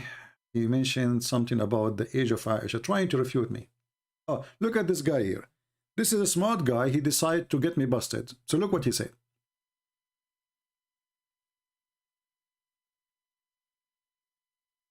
Ahmad Sarawi saying هل يسوع ابن يوسف النجار هو الذي خلق الإنسان والكون والحياة? Is Yeshua, the son of Joseph, the carpenter, is the one who created the human and the universe and life? And then I answer him with 2 words, and he don't dare to answer. He says, are you accusing the Quran that Jesus is born of a virgin? So his point is, if Jesus is son of Joseph, how he can be the one who created the universe? Well, Jesus is born from Mary, and Mary, she was engaged to Joseph, but Christianity and Islam agree that Jesus is born of a virgin. So you're a fraud. You are saying things even against your own belief, just trying to make a point. Now we continue. Another Muhammad, and he says, Varus Trojan, well, perfectly named, fit for you. You must be Rasulullah. If you dare to debunk Al-Quran, tired seeing you muting when in debating, public discussion will end you for sure. How Afzal expose you? I don't know who is this Afzal. Bring Afzal to expose me. You cannot mute in public. Okay, let us make a, how many times we mention that those guys who make an excuse of a muting, he claim to be, they can refute me. That the one who hang up first or the one who mute is lost. Still, they will not do it. I called Mimi Hijab, he hung up on me 7 times and he muted me and he called me all kinds of names because he was very much intimidated. Cowards. I never muted a sheikh. I mute a kid like Ultimate Fart who say the F word.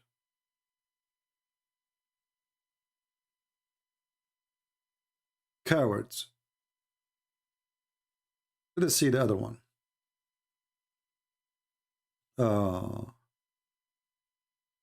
Here, this is the same guy actually. Okay, I know where you're going. Ha ha ha. Is it true that the Prophet married Aisha when she was at the age of 6 and consummated when reaching the age of 9? Okay. She regarded herself in Sahih and Hadith, etc., but mildly anti-Islamic, manipulate the topic into evil context, defaming the holy prophet and gain attention. Look what he said. It was nothing but a normal practice in medieval time. So it was a normal practice at that time that a man, he is 54 years old, he go and he have a sexual desire for a 6 years old girl.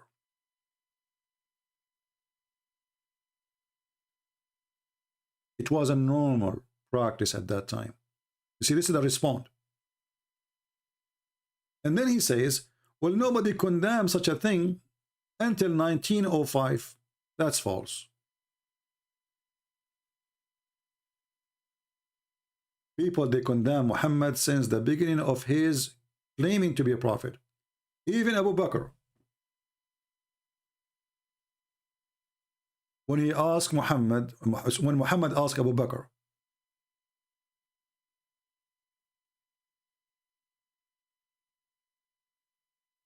to have Aisha, Abu Bakr, he said to him, but we are brothers. Remember, Abu Bakr should be honored to have Muhammad marrying his daughter.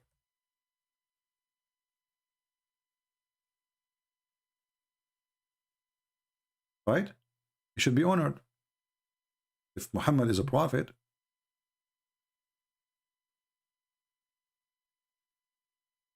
why Abu Bakr is making excuses? This is an excuse. You are my brother. My brother in what?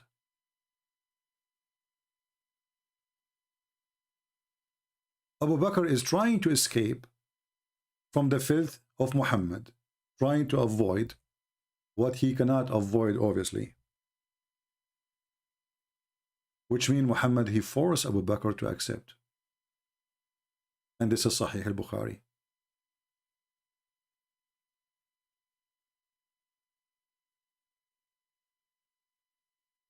Same time, when you say it was a lawful time, a lawful practice at that time, is a marriage between a child and adult is not accepted today. For what reason exactly? What is the reason behind it? What is the logic? If we ask Muslims, what is the marriage? They will say it's a contract between you and the one you want to marry from. Okay. Did Aisha knows even what marriage means at the age of 6? Did Aisha agree? According to the stories,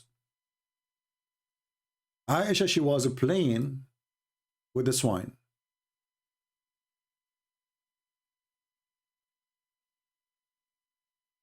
Or the swing, sorry. When Rumman, she come and take her.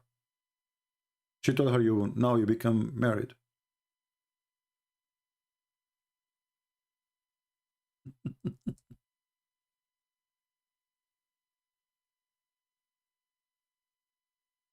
Have you ever heard of a marriage like this? The Muslims, they say that the marriage have to be between two, and the one you marry from should agree. Ask any Muslim. They will say to you, that you should ask the girl, do you accept to marry this guy? The father should not force her.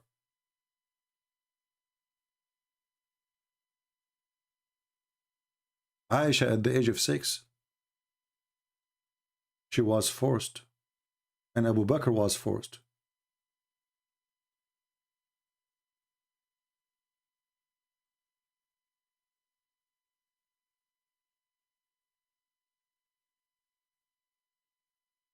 Any Muhammadan?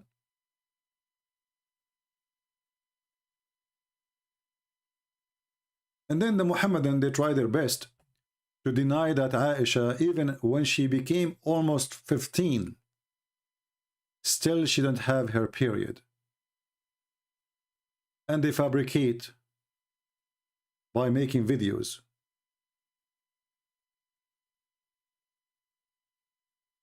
That she was not really at that age. That the Prophet, he did have sex with her when she was having her period.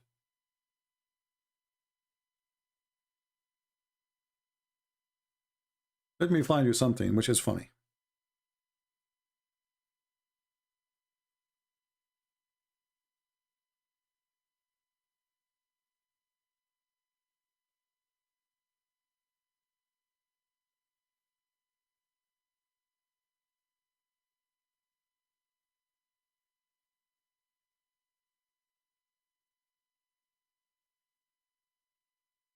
This is a link.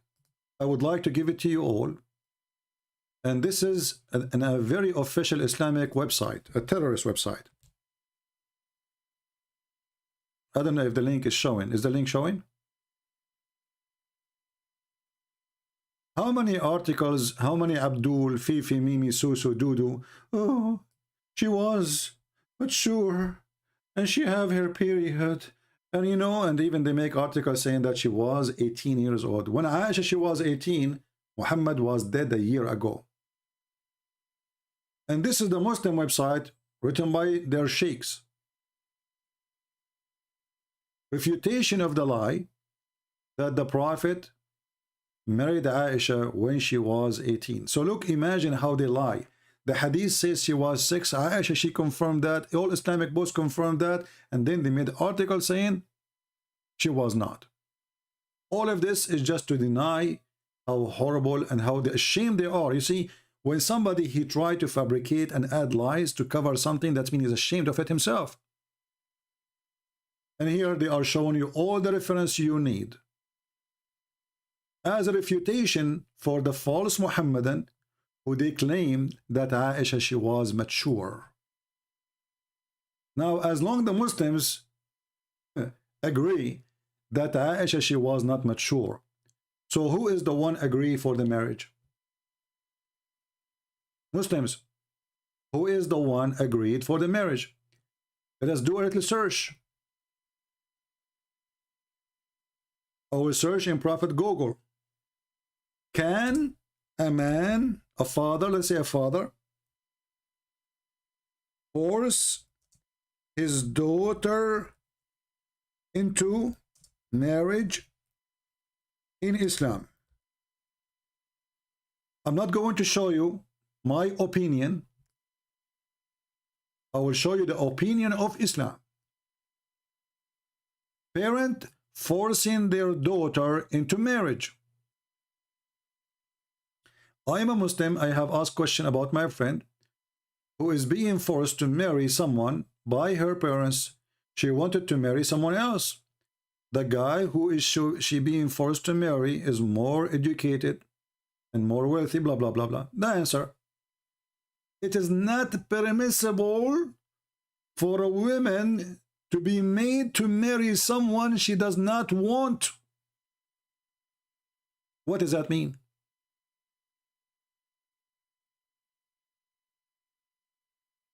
That mean she have to agree.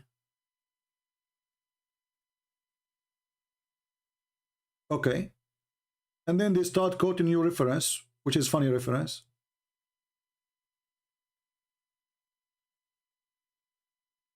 So did Aisha agree to marry Muhammad at the age of 6?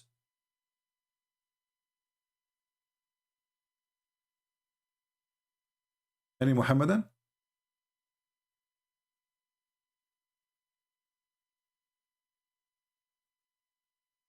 The mother of Aisha, she grabbed Aisha when she was playing with the swing, with the swing.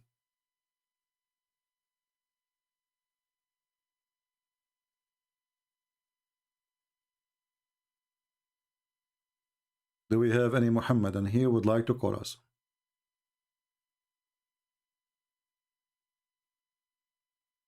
Anyone? And you know, let us say for the sake of argument that at that time, people, they used to practice such a thing, which is obviously stupid to say. Because name for me one person in the time of Muhammad was marrying a child. Just name one. You see, if Muhammad married a child, that means Abu Bakr should marry a child. All his companions should marry children too. Can the Muhammadan find me one of the companions of Muhammad marrying someone at the age of 6, which is 5 in our calendar? In the top of that, if that was normal as you claim, which is not, shouldn't Islam fix it?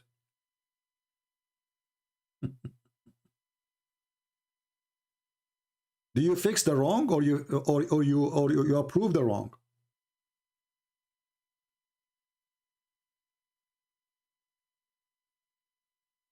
Anyone? I see there is some argument about a guy, his name is Ammar. Mr. Ammar, why you don't text me, my friend, and call me? I like to speak to smart people.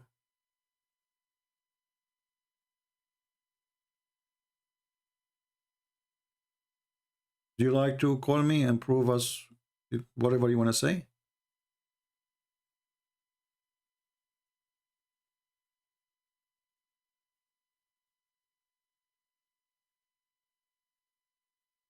Even Muhammad, he is out of his sense when he tried to seduce one of his companions to marry children. And he refused. And we know the story of Jabir.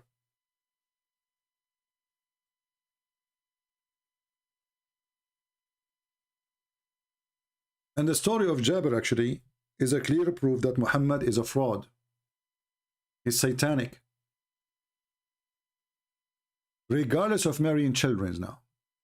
If there is somebody you know, and he is happily married, why you are trying to tempt him to find a different wife and she is a kid?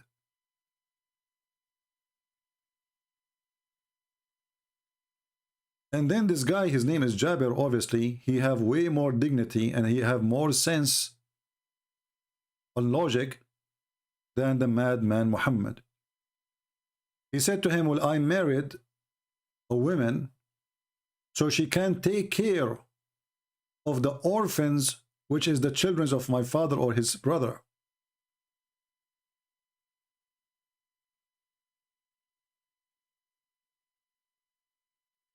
But Muhammad, the reasoning for him to marry a child is to kiss her and play with her.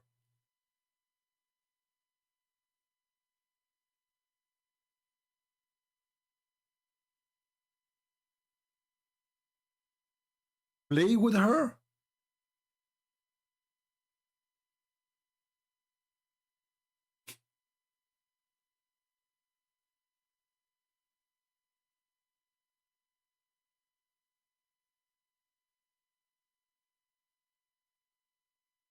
Do you see? All of this is reference.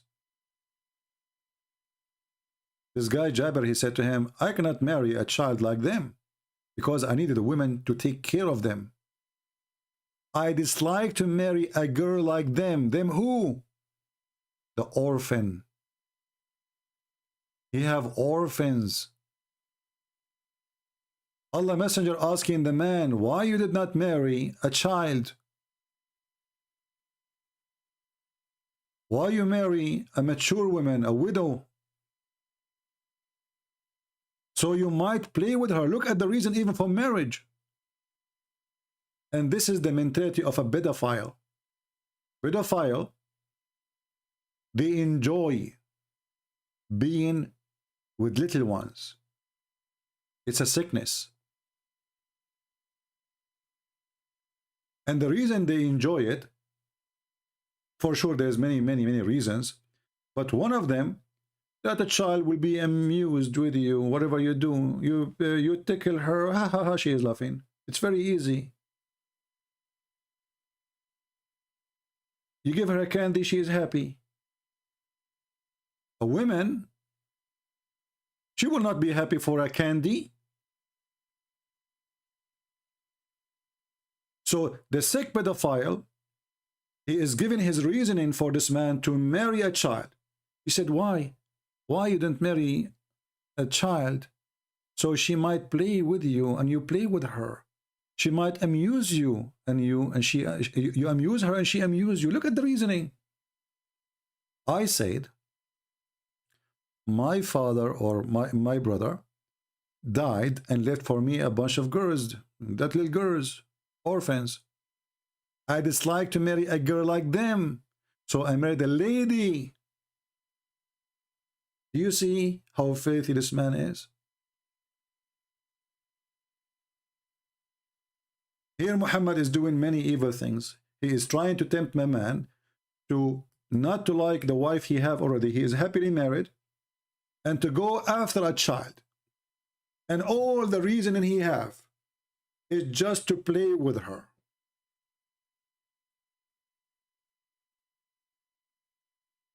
And by the way, this is in the Quran too. In chapter 65, chapter of divorce, the Quran speak about divorcing children. Divorcing children. Chapter 65, verse number 4. Imagine now we are talking about divorcing children, not marrying children now. Because you can't divorce them unless you marry them first, right? So here now they are talking about, the Quran talking about a solution. That women, the woman you marry, females, you have to wait until they have a 3-month period before they remarry again. But what if they are children who they never have their period? It's the same. Because they are too young. Do you see it?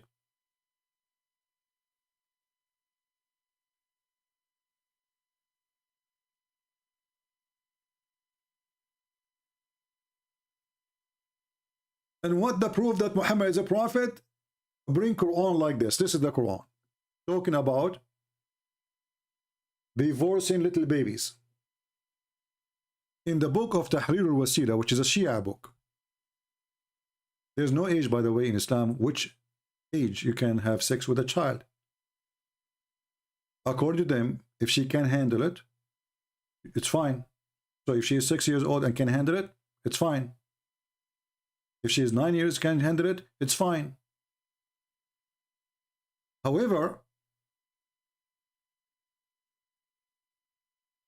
the highest scholars agree that all joys with the children's,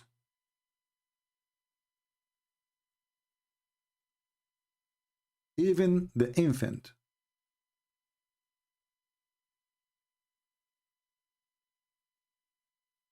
is lawful. Even an infant. This is the book of Tahrir al-Wasila, or the Imam al-Khomeini, very famous al-Khomeini, you remember him, right? He's dead already, but I mean, he is the one who started the revolution in Iran. And he was hosted by France. Thank you, France. All the biggest terrorists in the world, they are living in Europe, protected by European, funded by European. Be my witness. An American, not to mention. Tahrir al-Wasila, Al-Sayyid al-Khomeini, volume number 2, page number 241. And this is the Shia library. So we are not copying it from Sunni website. Maybe they play with the text. Here it says,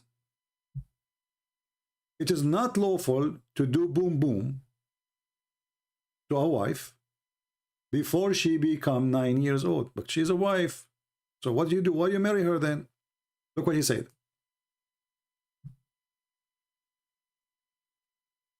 If it is nukah, which means effing, or without effing. Sorry, if it's continue or from time to time. And then he says, and all other joys, like touching, with desire, like hugs, like putting your private part between her legs, between her thigh, tafkhid, it is okay. Even if she is an infant.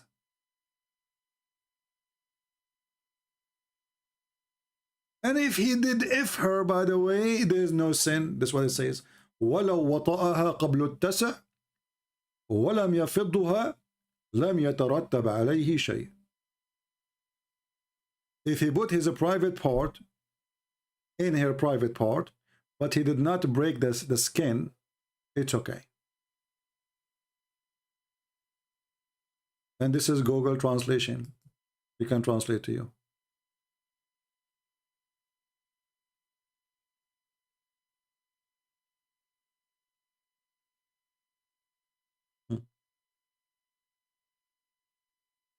It is not permissible to have intercourse with the wife before completing 9 years. Before, whatever it is, the effing continue or from time to time. Not the word marriage. And then, as all of other pleasure, such as touching with desire, cuddling, and doing the thighs thing, you put in your private part between her thigh, there's nothing wrong with it. Even if she is an infant. Do you see it, people? Where did they get this from? From Muhammad. Muslims, they follow the steps of their prophet. Even if she is an infant. So if you have somebody come to your house and he believes in Allah, and he asked you if he can hold your infant baby, you've been warned. You've been warned.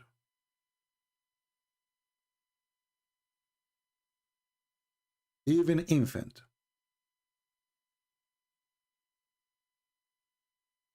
And then they say to you, Islam is a way of life. Islam is a way of pedophile. Islam is a way of hate. Islam is a way of killing. Islam is a way of violence. Islam is really a way of fairy tales. It's a pure satanic cult. Even infant, I mean, even dogs don't do that. You know, dogs, they go to the female, they sniff her. They sniff. From the smell, they can feel if she is ready or not.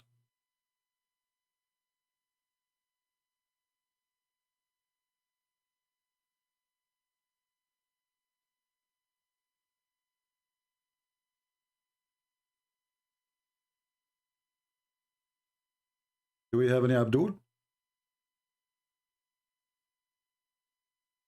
And because their prophet is a perverted man, they try to find all kind of excuse. And now you need to believe that Muhammad is a prophet. Why? Because he said, make Quran like this. And then we read the Quran, we find it's the most stupid, full of errors, historic error, Arabic errors, scientific errors, all kind of stupid errors. But what the proof that Muhammad is a prophet? He said, make Quran like this. Make Quran like this says you can F children's. Can you make books like mine?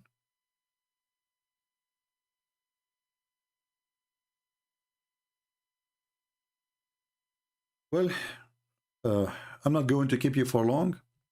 Already we are here for 2 hours exactly and 1 minute. Today is Saturday, and I would prefer to give you some time to stay with your family.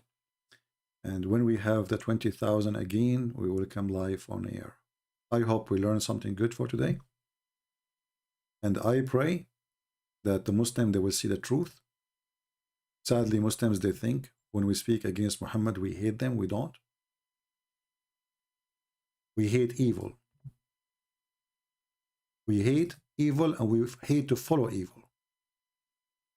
And we hate to see people practicing evil. And Islam is nothing but a pure evil. There's no way God, he will take me to heaven because I killed my neighbor. There's no way that God, he will give me women with big boobs. God is not a pimp. And I don't like big boobs. Record it. I'm not going after cows. God, when he created Adam, he created Eve. He did not say, Adam, do you like women with big boobs? What kind of God this God is?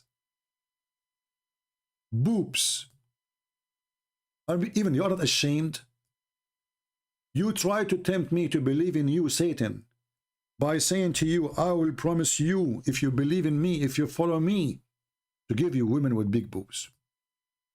That is an insult to the humanity of us, insult to our mothers, because your mother, she have big boobs or not. She is a beautiful woman. Your sister, your wife, you don't marry her because of the boobs. A man who marry a woman or go after a woman because of her boobs, he will leave her for the same reason. Because he never married the women, he married boobs. So when this God, he knew how to tempt men, he knew how the perverted one of us, they think. And he tried to tempt us as if we are, all of us, perverted. That means this God, he have a perverted mentality. There's no way God will come to your door and will say to you, if you believe in me, I am the true God. If you believe in me, I have a lot of women with big boobs. Just think about it for a second. You know that this is Satan. Is that the exact Arabic translation? No, actually it's not. Because in Arabic here it says وَكَوَاعِبٌ وَكَوَاعِب أَتْرَابٌ. Atrab is coming from the word turab, which means sand. So all the women, and this is the stupid thing in the heaven of Allah, all the women, they will be the same as like, as a look, they will look the same. They will be like the same as sand. You know, like in the beach you see sand, or in the desert. So they have the same size, the same form, the same look, all of them. So they are a trap. They are the same kind, the same height, the same name. This is what Muhammad described later. That even they have the same name, they sing the same song, they have the same face, the same eyes. This is stupid. So what the point of having all those women if all of them, they have the same look? Imagine you marry 1,000 women, all of them, they have the same face. And they say the same words. Even the song they sing, it's the same exactly.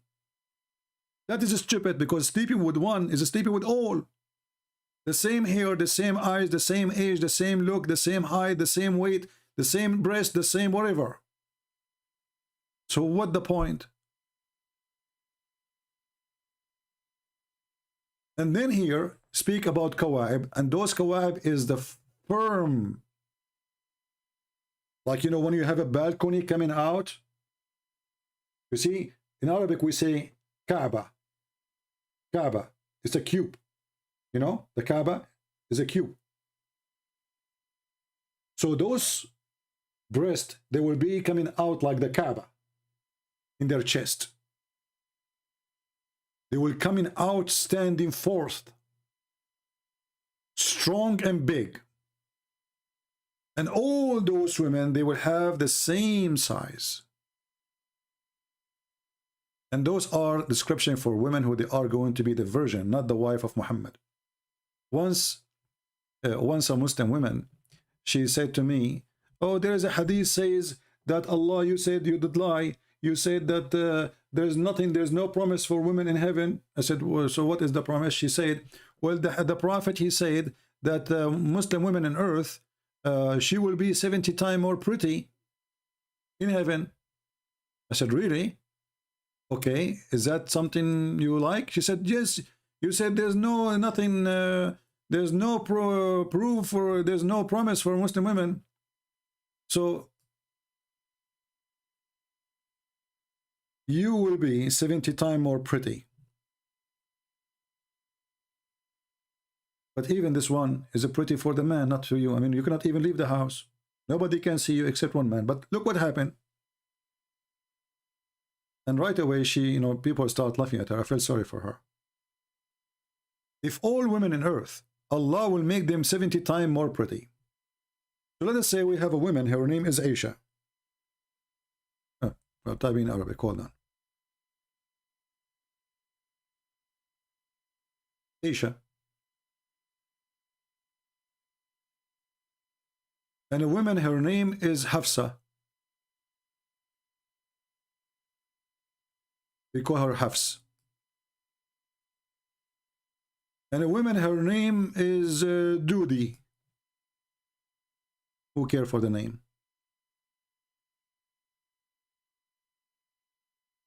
Now Aisha is 3 times more pretty than Hafsa. 3 times. Hafsa is 2 times more pretty than Dudi. Okay. Dudi is number 1. She is the lowest in the beauty. Now Allah will make them, the 3 of them, 70 times more pretty. Nothing changed. Aisha, she's still number 1. What will be the number? 210?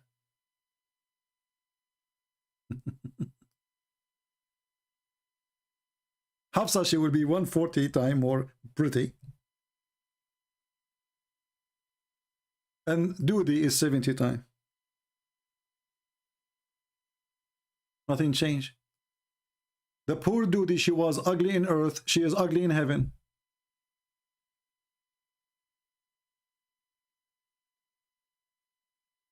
Nothing changed.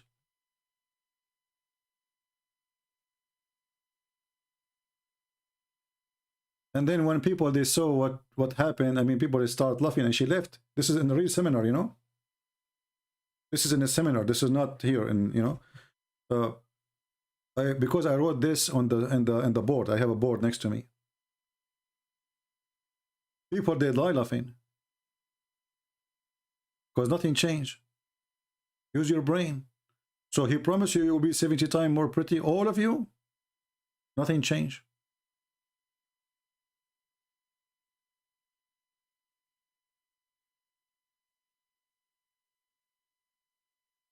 What a stupid religion. So Muhammad, he tried to tempt the men by what they like, and he tried to tempt the women by what they like. You know, Allah will make you 70 times more pretty. So now the woman, she's excited. I will be 70 times more pretty. I mean, who cares anyway? You will be jailed in your house and nobody can see you except a mule. He will F you non-stop. So what the point of this beauty? If nobody can see it, and the virgin, the whore, is more beautiful than you. And all of this just to satisfy a man, not even you. You are not even in the scenario. You are not in the case. You are not even in the party. You are just a decoration for the party.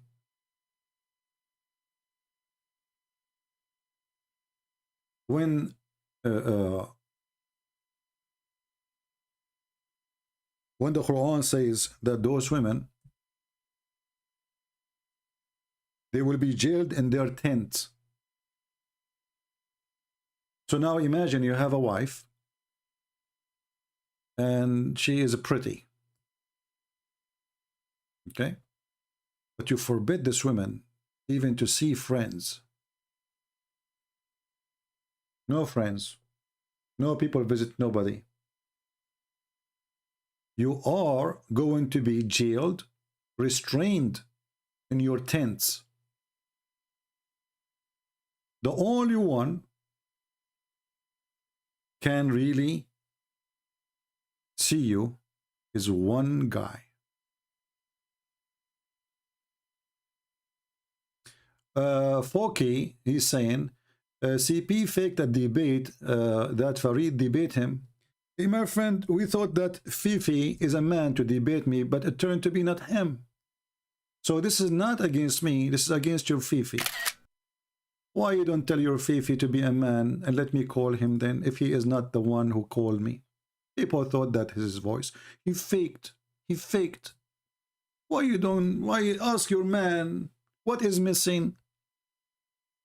And we promised your Fifi and your Mimi and your Cici that we will never hang up on them. Actually, I will call them in their channel. He didn't he fake, you know, is that what Jesus taught you? My friend, your prophet, he fake. The story of Jesus, is that what Jesus taught you?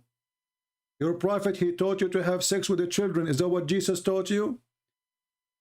Your prophet, he ordered you to kill your neighbors. Your prophet, he went to his own son and he flirted with the wife. Is that what Jesus taught you? So now you are worried about the debate because people, they are desperate to find a debate. It turned to be he's a coward to come here. All of you are potatoes. My Skype is open for the last 2 hours. And I'm here every day. And you can debate me only face to face. Because you are terrified. When I called this guy, he asked the Muslim, who you want me to debate? Who you want me to debate? They said to him, Christian Prince. He made a lot of Muslims leave Islam. I called him. He did not dare to call me. And then he hung up on me 7 times. He did not let me talk. He played a video. Did you say that? Hang up on him. He was so terrified and so scared. Where is the one who can debate? All of you are a bunch of cowards. All of you. I called them, they hang up on me. They did not even let me talk. And the call is recorded there. Go and see it. And not only the coward, not only that, they put the speaker, the laptop, which I'm talking in Skype, in the other side of the room. So when I talk, people who they are watching, they cannot hear my answer.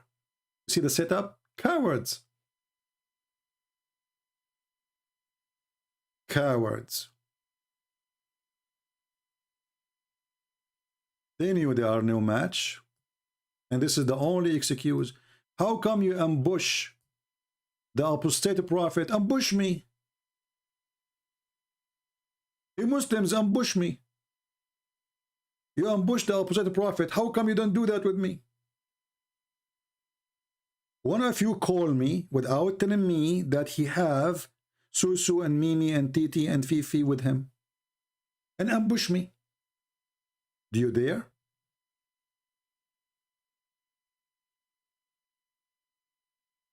So they cannot refute what we are showing you. The drama now, in the debate, you know, this guy.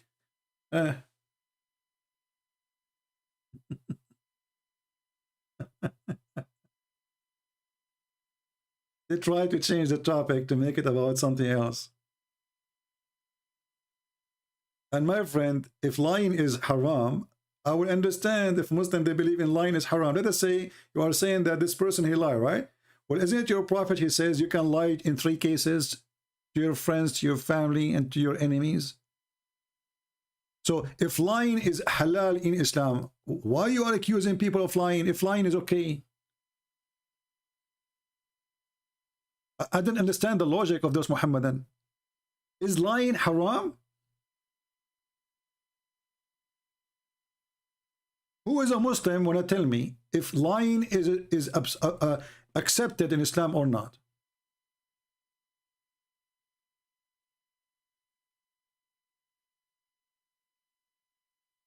Have you ever heard of a decent man? He will give a license to the wife to lie to her husband, and the husband lying to his wife. The most close person to you in life, you lie to. That is teaching of the devil. So a Muslim woman, she cannot complain that her husband is lying to her. A Muslim man, he cannot complain that his wife is lying to him.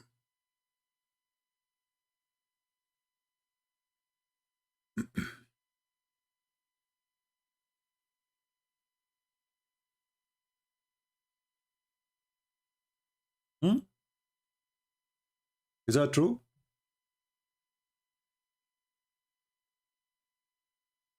I find it very embarrassing that a Muslim complain about lying when they are #1 liars in the world, and they are following a lying prophet, and the proof that he is a lying prophet, he approved lying, when the Bible says that all lies is from Satan. Satan is the father of all lies. Muhammad, he says, it's okay. Lying is approved.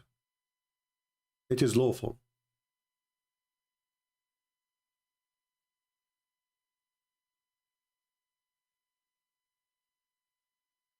There's a Muslim woman, actually she's a convert. She married Abdul, and she found later that he is married. He go to Jordan. He married her in America to get the green card, as usual. He go to Jordan. He have a nice young woman, you know. The woman he married her, she is way older to get the green card, the citizenship. So later she found that he is married. He keeps saying, my parents are sick. I want to go and see them. My mother is sick, you know, etc. I want to go and see them.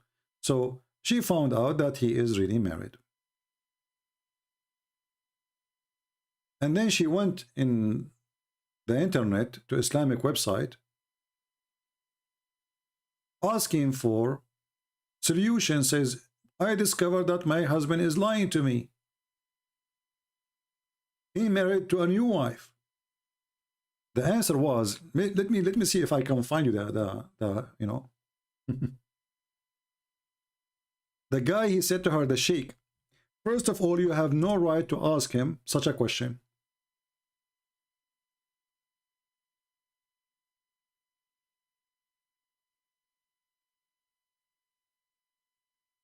Secondly, you have the right to lie to you if you want.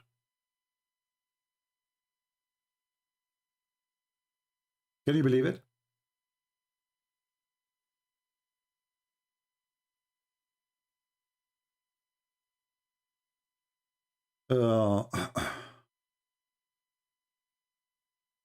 Let us see if I can find it. Okay.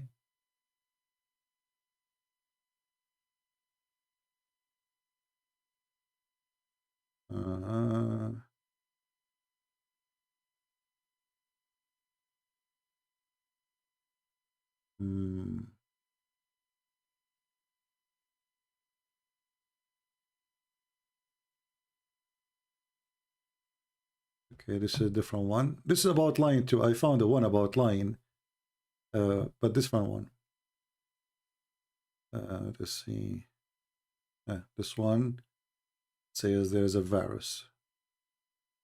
I cannot.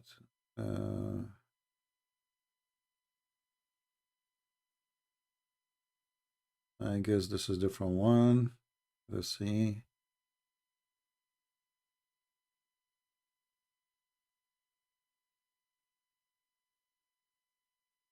Okay.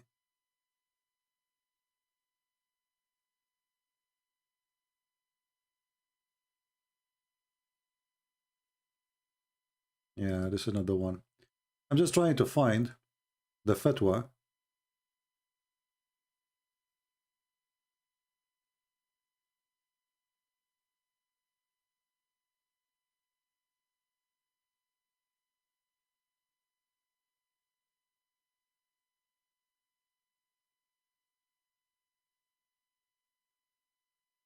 I need to find it. Anyway, he told her that it's not your right to question him. He have the right to marry a second wife anyway.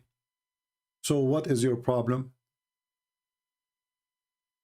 What is exactly your problem? And why you are asking those questions? Now you are in trouble because you ask those questions. Don't ask.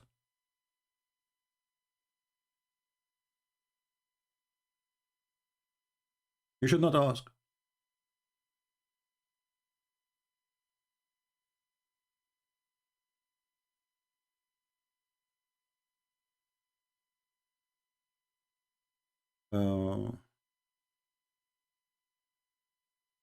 Yeah, the one you gave me is not the one I'm looking for. Anyway, there's tons of stories in the internet. You can read them. But this is actually the consequence of what it's called marriage in Islam, because in Islam there's no marriage. Women, she is just an entertaining person. It's a temporarily entertaining person. There's no marriage. This is why the man, he have many women, because the purpose of having many is having many entertaining hired women. And here you notice that Muhammad himself, he allowed the mut'ah. The Muslim, they say, when Christian Prince, he says, son of mut'ah, do you dare to say that in my face? Why I don't dare? Why exactly? What happened? Oh, because supposedly, according to him, I'm insulting. Why I'm insulting? So what mut'ah mean? They say mut'ah mean adultery. Oh, adultery? So why your prophet call it marriage? Why you Muslim call it marriage then? So your prophet, he permitted adultery? Do you see how to expose them with their lies? If mut'ah is marriage, then they should not be upset if I say son of mut'ah. Correct? I'm just saying to him, son of marriage. So what the problem? Do you see how in a second you can expose them? If mut'ah is a marriage, then if I say to you, you are a son of mut'ah, I'm not insulting you. But because they knew that mut'ah is not a marriage, it is nothing but a filthy fabrication of fornication.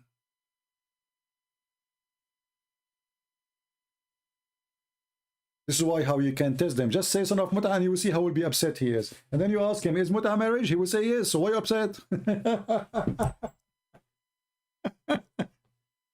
Oh boy, let me turn the heater on. It's getting so cold. Oh.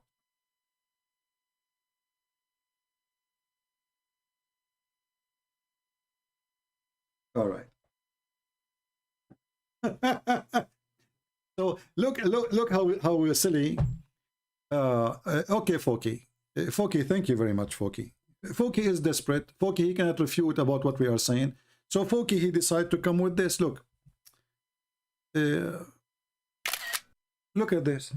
Foki. Foki, are you Fifi? Or you are just, because you start with if. 1 Samuel 15, you should kill babies, women, and people. Is that peace? But your prophet, he killed women and people, and it's okay. And Al-Khadr, he killed children too. And let me get you busted now. What if I show you this is in the Quran, speaking about the same person, Samuel? Do you dare to call me? People, do you think this coward, he dared to call me? I will show you the story from your Quran about the person who his name is Samuel. Do you dare to call me Abdul? No, I don't dare to call you. I'm a potato.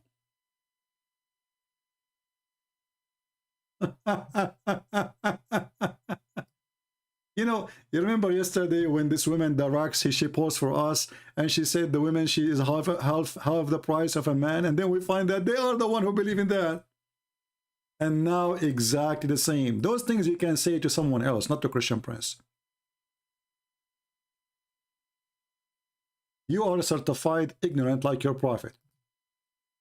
Every Muhammadan, he is consistent saying, my prophet is illiterate, my prophet is illiterate. Okay. Are you illiterate too? Obviously you are.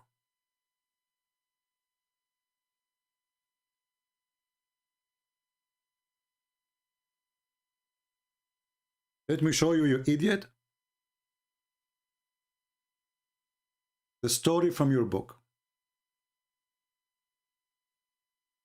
And then he will say, you know, forget about it.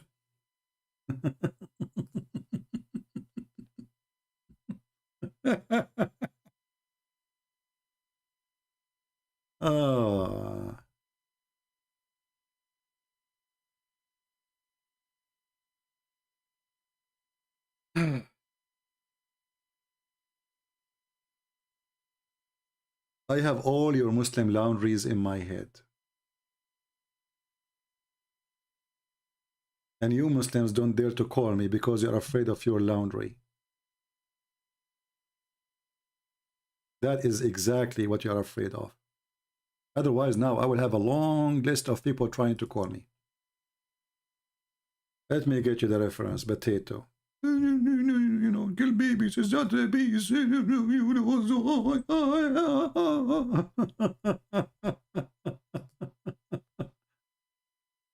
All right.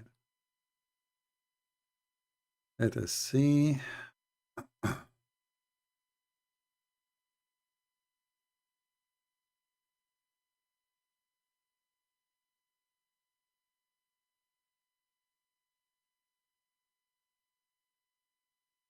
All right, let us go first to the Quran.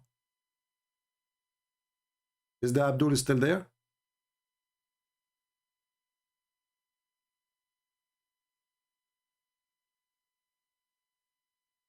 This is your stupid Quran in chapter 2, verse number 246 and 247 and 248, 40, etc.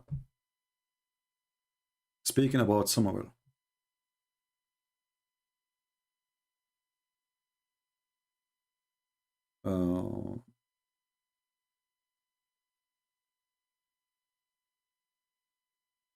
And you know, as usual, we don't say things without proofs, without reference.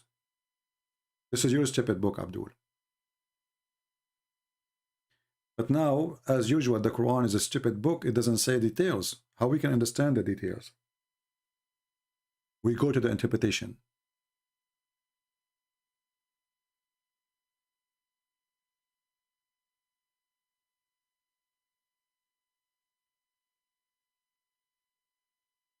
Do you see why your boss don't dare to call me? They are little, small, tiny. Because this is what they will say to you. They will come says, you need to show us Samuel. And then I will show them it's in their books. So if it's disgusting in my book, then it should be disgusting in your book too. Is it disgusting or not disgusting? Oh, it's disgusting if it's in your book. But if it's in our book, it's okay. Here you will see that the enemies of the Jews, they killed every single one of them. And then there was, which story is really, I mean, there's a lot of exaggerating in the stupidity here in the story, but we will go with it.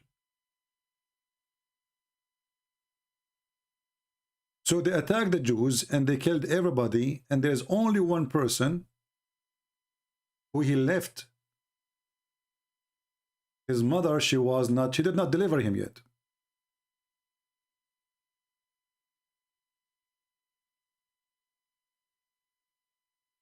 So the Jews or the war of the Jews was respond to the aggression of the enemy who killed their children and killed their babies and killed their women.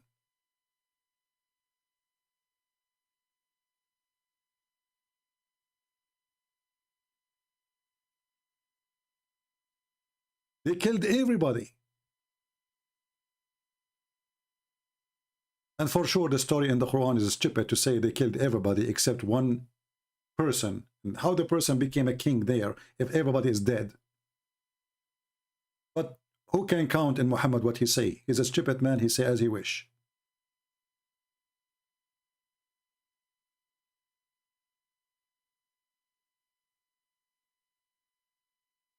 Are you there, Abdul?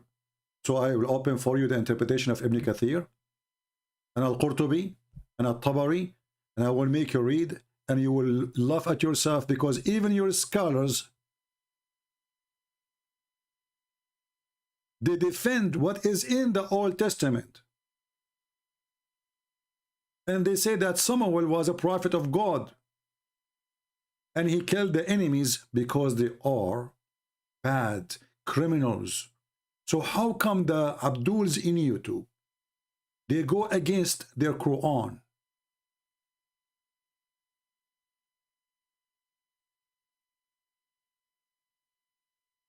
There's two reasons. Number one, 99% of those who make accusation against the Bible, they are donkeys. Number two, they are just trying to make a point. Even the 1% who is left, he knew he's lying, but he assumed that you are ignorant, you do not know that this is in the Quran, so he will say it to make a point, supposedly in order to make you ashamed. But then we find that this is in their religion. And Muhammad the coward, he copied from the Torah, the story, and he gave his blessing for the killing. And not only that, the verse says, it is a must for you to go and kill, because those people, they take us away from our houses, from our land, and they took our children's. It's prescribed for you to go and kill. And then they tell you the story.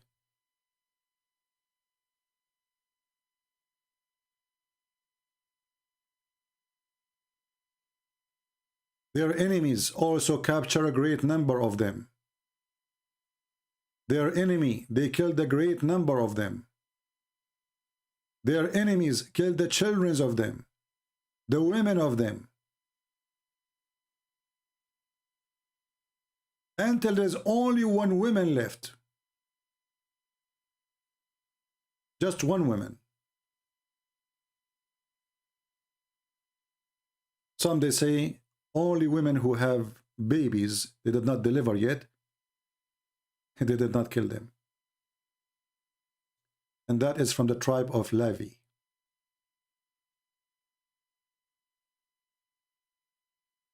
And then this boy, he practiced justice against the enemy who killed their children, who killed their women, who killed their father. This is your story here. And then that boy, Allah raised him to be a righteous person. When he reached the age of a prophethood, Allah revealed to him the command. And what the command? Go and kill them. What is the Abdul? Are you there? Uki, are you still alive?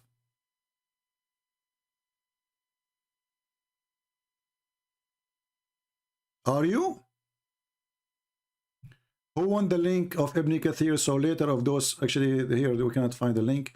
We need to find a different page because this one, anyway, you can go to this website anyway. Chapter 246. Sorry, chapter 2, verse number 246, 47, 48, etc. And you can read the story, Ibn Kathir. Or Al-Qurtubi, or Al-Jalalain, or Al-Tabari.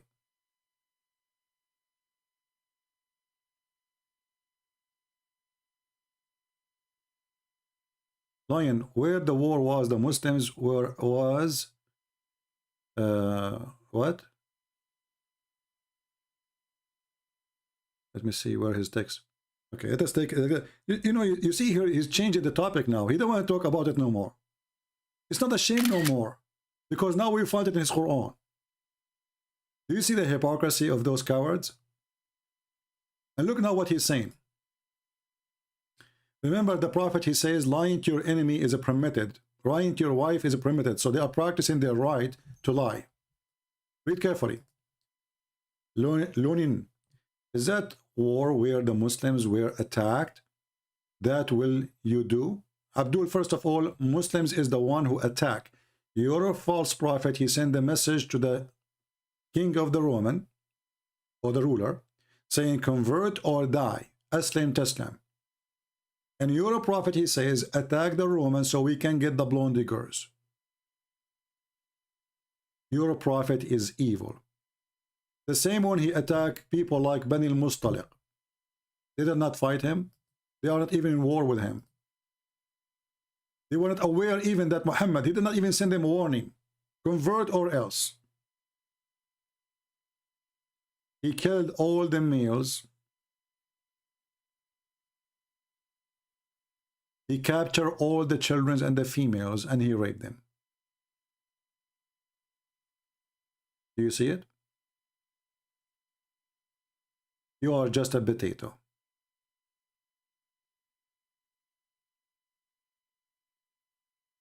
Do you see it, people? He attacked them when they are not even aware. They are headless. They were even watering their animals.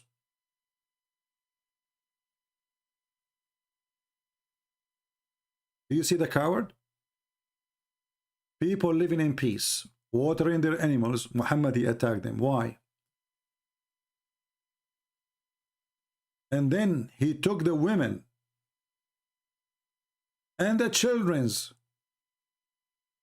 So if you Muslims against what is in Samuel,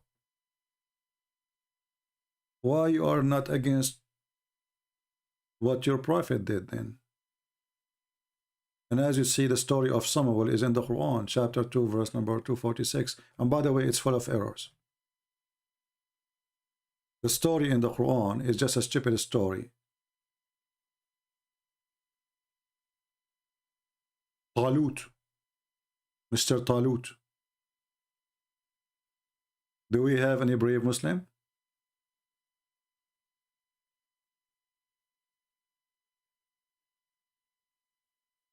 When Muhammad he speak about a prophet, his name is Al-Khudr.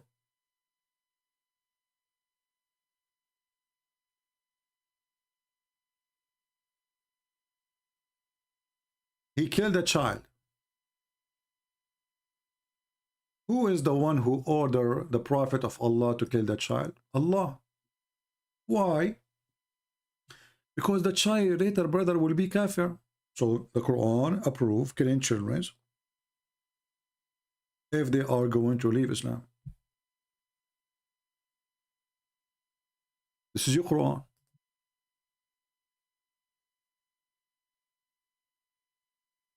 And if the one who will leave Islam in the future, or he will not be good in the future, we kill him, well, the children of the kuffar, they are not Muslims anyway.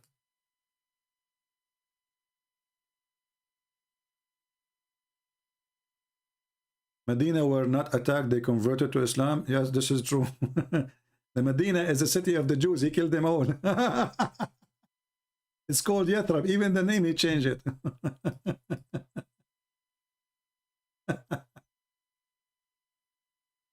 And you know, one of the funny thing about the filthy Muhammad, that when When Muhammad he arrived to live between the Jews,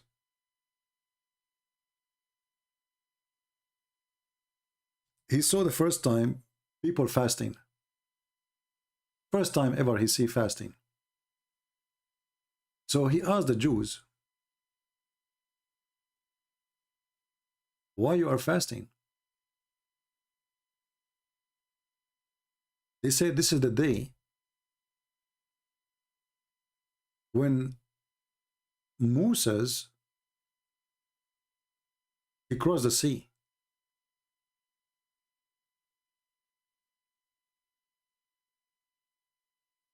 Muhammad he said, what? This is really the day? Well, as long this is the day, we Muslims are more close to Moses than you. And right away he ordered the Muslims to fast Ashura.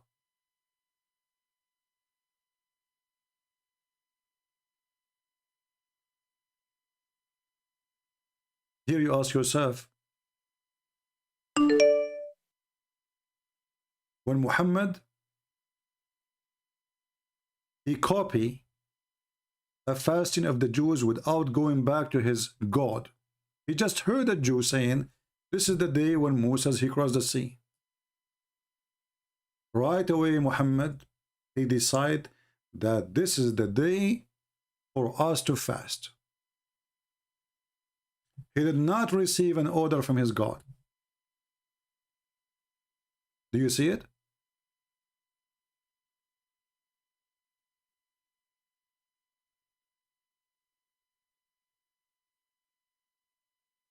Any Muhammad that can explain to us? And then this funny Muhammad, not only he stole the fasting from the Jew, he claimed that the one who fasts this day, Allah will erase all his sin for the previous year.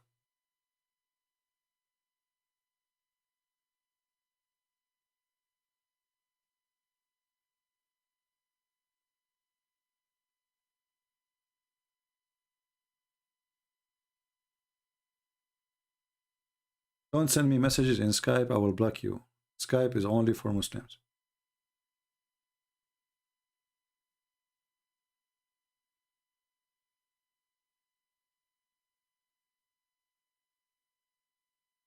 He just learned about the day. So how this day is the day will erase your sin? Do you see the fraud? Like if his God told him this is the day you should fast, I will say, well, his God told him that. But he just learned about it.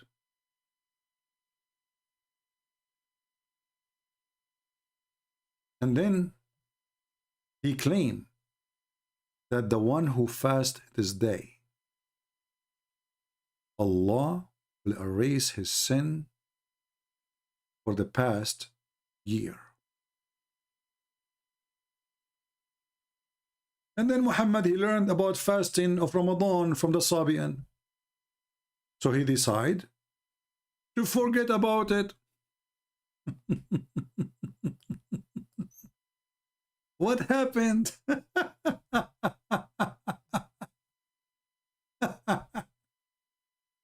What's wrong? If Ashura, this day is enough to make you lose all your sin for a year, who need Ramadan?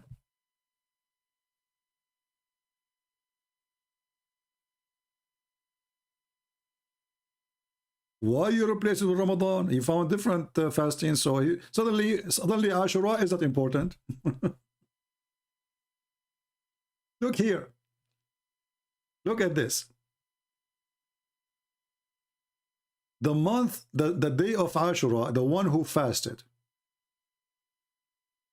fasted is going to erase the sin of the all preceding year. And this is from Sahih Muslim. But he just learned it from the Jews.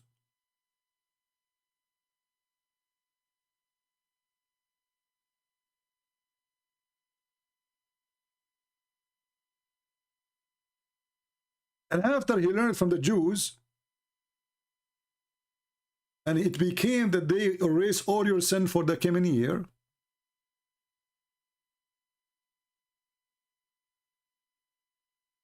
Fuki, just say hello, okay? We give you a chance as an adult. You are just a kid. Bring next time, bring your parents and let them call me, or your sheikh. So look what happened, people. I just learned something from the Jews, that this is the day where Moses, he crossed the sea. Then I say to my followers, you need to fast it, because fasting this day will erase your sin for a year. Who is a Muslim agree with this? Who agree that fasting one day will erase 1 year of sin? First, this is disgusting, because now people, they will go and do sin all the year, and then at the end of the year and the day of Ashura, they fast. This is promoting evil. How easy it is. Stop eating for a day. You see how easy to wash your sin away? Just don't eat for a couple of hours. As simple as that.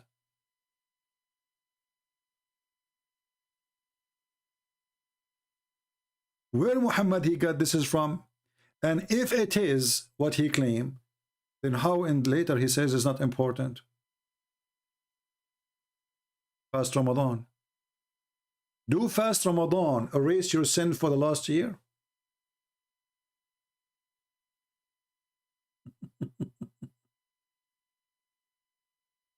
Stupid cult. This guy is desperate, trying to find rules to add to his religion. The Jews have fasting, he don't have fasting.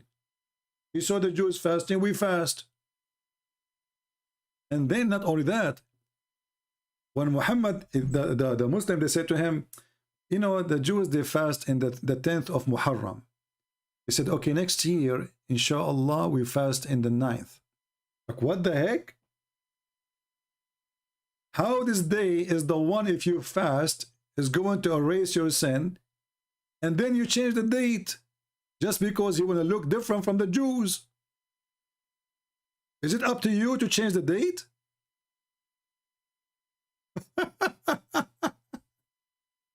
People, do you understand?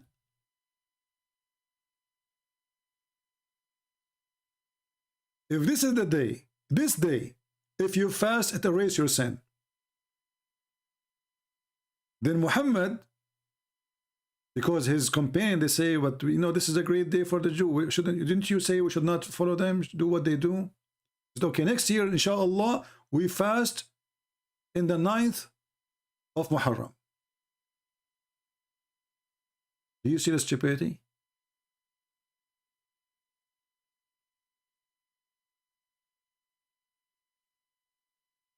Let me see if I can find the hadith. I should be able to find it. Look here, it says, it is the day, look, read with me on love.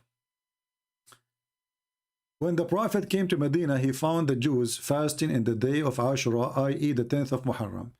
They used to say, this is the great day which Allah saved Moses and drowned the folk of Pharaoh.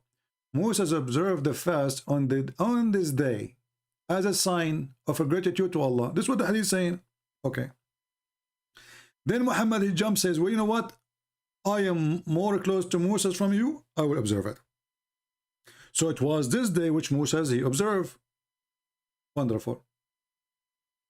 Later, Muhammad, after he said that this day will erase your sin for a year, and the Jews, they start noticing that this guy is just copying us.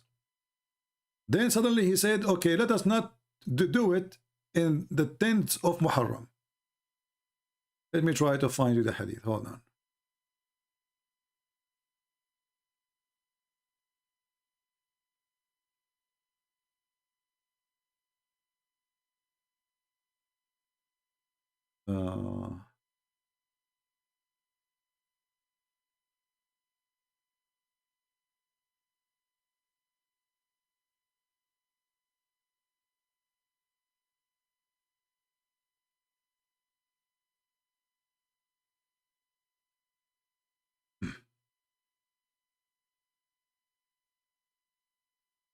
let's see. I'm just trying to find the reference so you guys can save it. And always the problem is to find the reference in English, because in Arabic it's so easy for me. Let's see.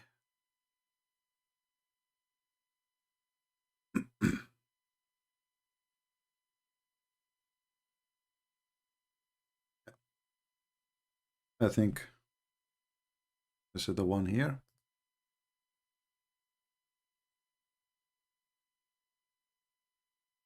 Oh, we can't find it in this website. Let's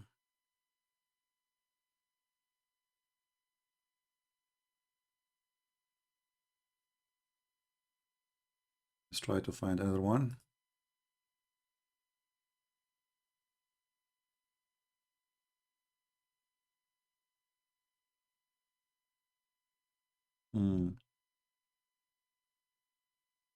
I could not find two hadith in English, so we need to find another one. Hold on.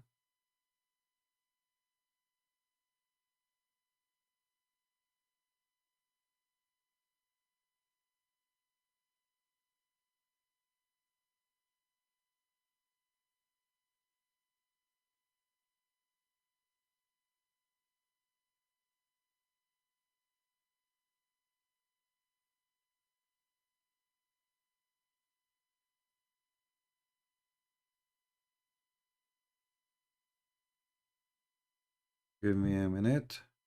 Patient.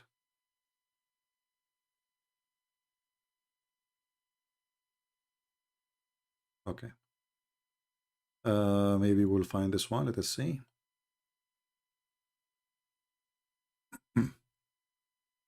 Let us hope that this one will be in English. Bingo. Thank God. Finally. So look what happened. Look at this coward, this false prophet. When Muhammad, he insisted that they should fast in this day, and he promised them that this day will erase your sin. So look what the Muhammadan, they said to him. He said that when God Messenger fasted on the day of Ashura and commanded that it should be observed as fast, he was told it was the day held in honor by the Jews and the Christians. And then he said, well, if I live until next year, we will fast it in the 9th.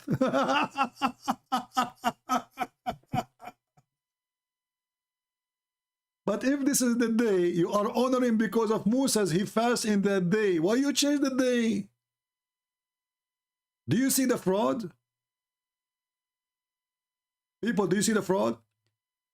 First, he accepted the day as it is. And he fasted the day. And he told them this day can erase your sin for a year. And then when the Abdul, Mimi, and Sisi, they complained, but this is the day, it's a holiday for the Christian and the Jews. He said, okay, well, you know what? Next year, we fast it in the... Can you change the day? If it is the 10, should it stay the 10? If this is the day when Moses, he crossed the sea, and this is why you accept it, you just learned it from them, who are you to change the day?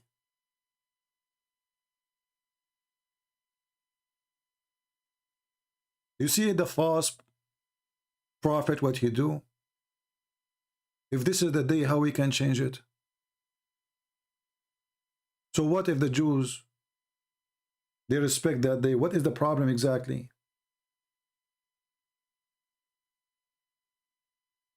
And he did not even live. He was killed by poison like a rat.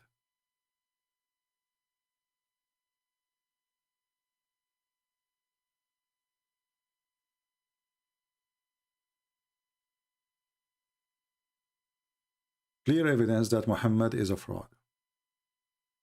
Because remember, the day will erase your sin is the 10th of Muharram, because supposedly this is the day when Moses across the sea.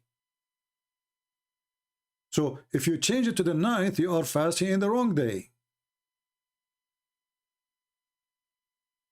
And who allow you to change it?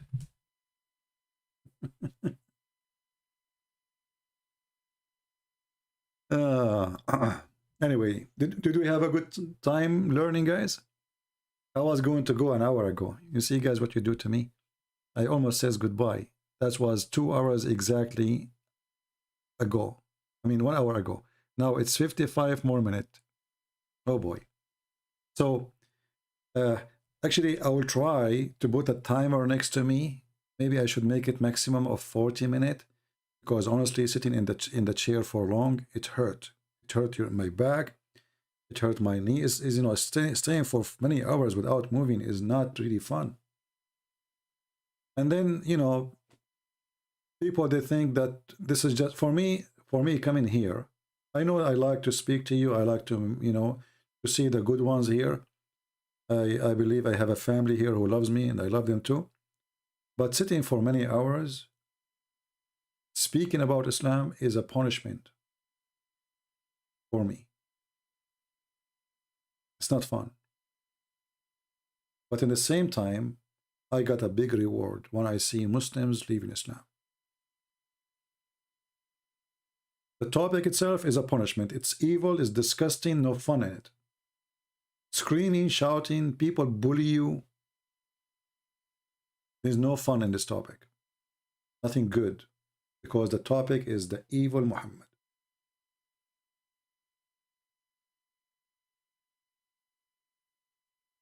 But somebody have to clean the garbage from the street. Somebody. And until now, I cannot find somebody really he can replace me and do the work. Sadly, until now, most of the Christians do not even know how to debate Muslims. We warned them a billion times. You don't debate Muslims by 5 minutes for you, 5 minutes for me. You don't debate Muslims anyway. You have to corner them. There's no debate. When you speak to a Muslim, you have to prepare yourself for a corner match, chase match, not a debate. A debate have to be done between two honest people. I asked him about his faith. He answered me from his heart. That is not exist in the case of Muhammadans. Because lying is permitted in this religion. So you have to understand, you are debating people who follow literally the devil, who said to them, you can like your enemies, and the Christians for them are an enemies. Atheists for them, they are an enemies. The Quran make it clear that the Christians and the Jews are the enemies.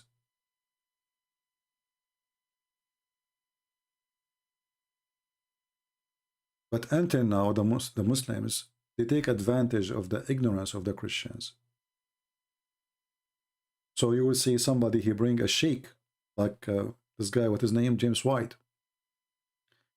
He bring a Muslim, he put him in the stage, and he talked to him as if he's assuming that the guy is saying the truth. But we know every second this guy he speak is a lying. So if you don't want to get him busted, why you have him there? To present false Islam to the people? This is exactly what they do. They invite them so they can promote Islam. There's no debate.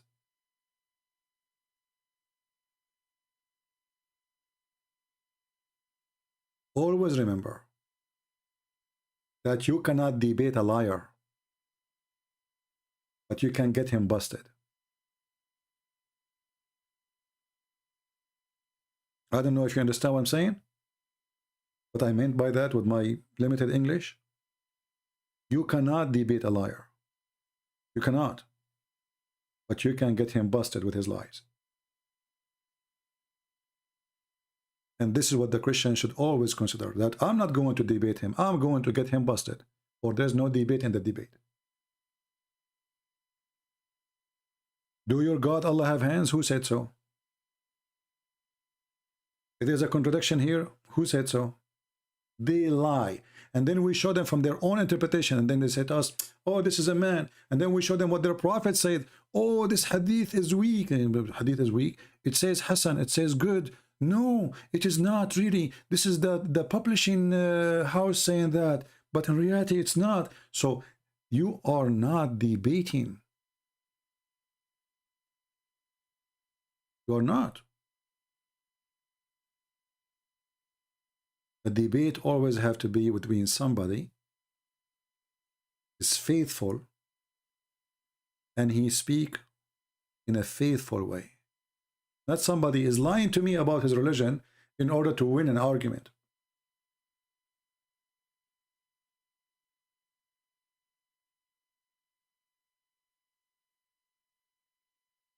Does anyone have a question?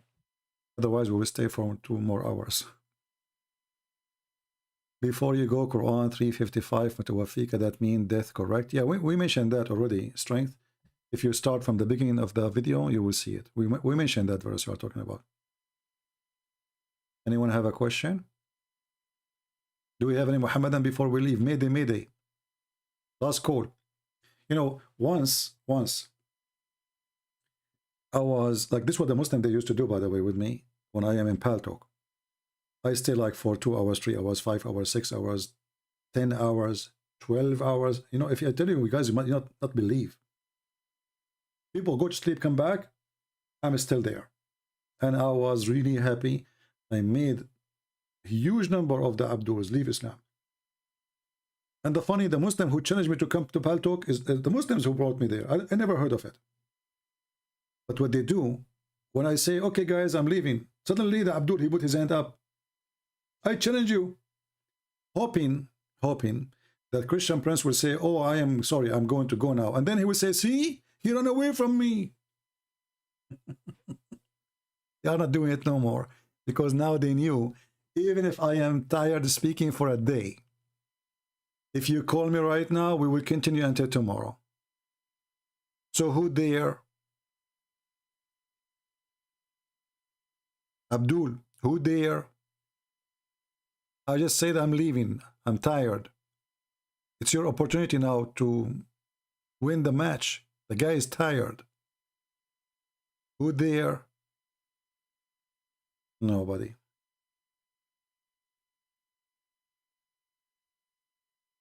If the Jews' new month of Muharram was the month of the Jews or Islamic calendar, no, this is the Muharram is not really an Islamic calendar. This is the Arab calendar.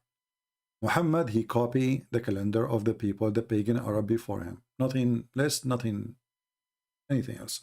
But what happened when Muhammad he copied the calendar of the Arab before him, and then Muhammad or the Muslims, they changed how the calendar worked. So let's say for us now, every year the years start in January 1st, right? The lunar calendar, you have to do a correction. Either you do it every year or you do it every 2 or 3 years. Muhammad, he copied the calendar, but he considered the correction is from Satan. Let me show you the reference. Hold on. See, another question. We will stay here maybe for an hour now. Who is going to make me a sandwich? All right.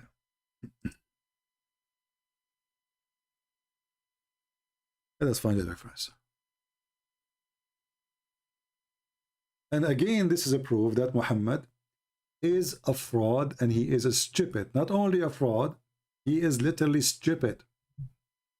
He claimed that fixing the year is a sign of kufr. Can you believe it? It is a sign of kufr. Let's go first to the Quran.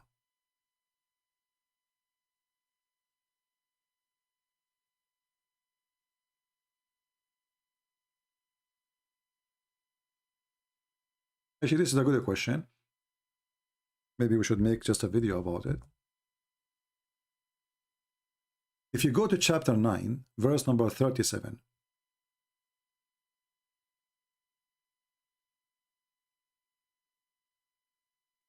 What the Arab they do, and the Jews they do the same in their year. But the Arab they do it in a different way, and the Jews they do it in a different way.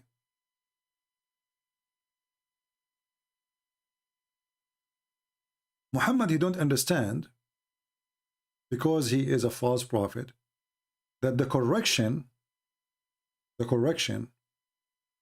is a must, otherwise the year will be messed up. So now you hear the Muslims, you ask a Muslim, when is the birthday of Muhammad? If you go right now and search in Google, birth date of Muhammad,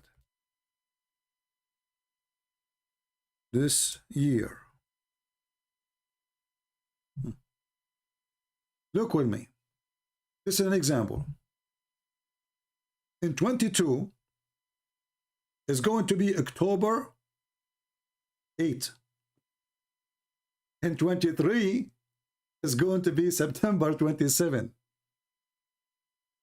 In 24th is going to be September 15. And then you keep going until it became October, it became August, you know, and July, and then you go all the way until it become January and December and etc. Why? Because this idiot, he claimed that correcting the year is satanic, is not from Allah.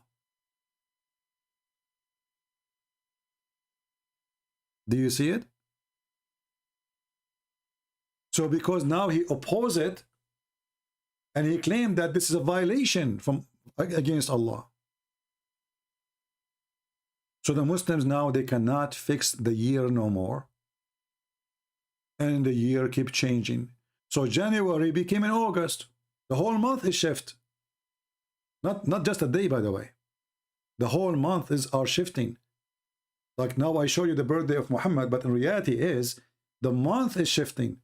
So sometime December come in July in Islam, and July come in September, and September can come in February. Why? Because the whole calendar is shifting. There's 10 days shorter. 10 days shorter, right? I don't know. Did I answer you about the question? I hope you guys, you take reference for this, because that alone actually proved that Muhammad is a fraud. Shouldn't his God say to him, this is true, this is correct, that the year is the lunar year is 10 days shorter, so you have to do correction? Shouldn't his God knows such a simple thing? And why this is against Allah? Right? Somebody says there's a hadith in Sahih al-Bukhari that the Prophet, he healed somebody. Well, the hadith proving to us that this is a fraud. Why? Because if Muhammad can breathe three times to heal somebody, need to tell us why 3 times, and how come he could not heal himself? Wasn't Muhammad suffering from pain? So this guy, he was hit by something, he had a pain there, and then he breathed into it, Muhammad, and then he healed. And then we find that Muhammad, he is suffering for many years by the poison he ate at Khaybar. And each time, every day, he feel as though his artery is cut off. Why Muhammad don't blow air at his himself? The one who can heal others, he cannot heal himself. Obviously, this story is a fiction. Correct? Imagine Jesus is suffering from pain of sickness. Of sickness. Not a cross. It happened now. Even that Jesus, he overcome. And he overcome even death. So if a guy, he can blow some of his breathing at somebody, have a pain, and he can recover him, well, he can recover himself. As easy as that. Same time, the Muhammadan, they are hypocrite. They say to you, anything is not against the Quran, we reject. How many times you heard them saying that? million times. Okay. Isn't it the Quran says that Allah he refrained from giving Muhammad miracles? So if Muhammad have the miracles of healing, that is a miracle. Did Allah refrain? Or he did not refrain? So if the hadith there is true, then the Quran is wrong. Kabich?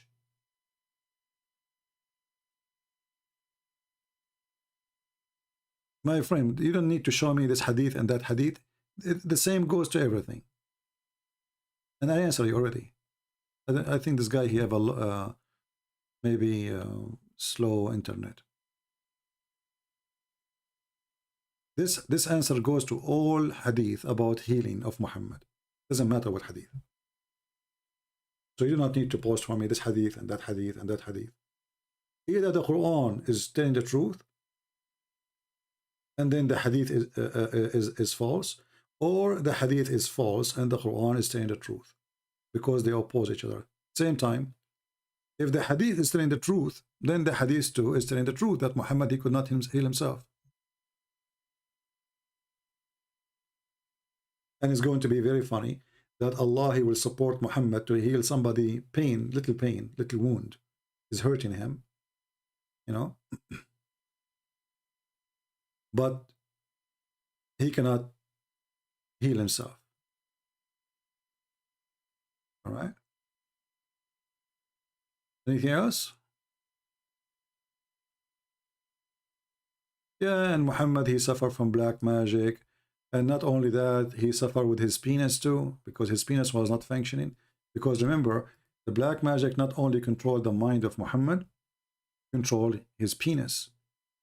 So Muhammad, he could not function as a husband no more in the bed, to the point his penis is not functioning. So the wife of Muhammad, she said that the Prophet, he was bewitched, and he imagined that he have intercourse with his wives, but in fact he did not. So a person who can fix the wound of somebody, can't he fix his penis? All what he need to do, just to blow some air from his breathing 3 times at his penis, and then his penis will wake up like a cobra. But as you see, the penis of Muhammad is dead. You play music, he don't stand up. You play the anthem, he don't stand up. You put him in the microwave, he don't even move. He's dead. Why?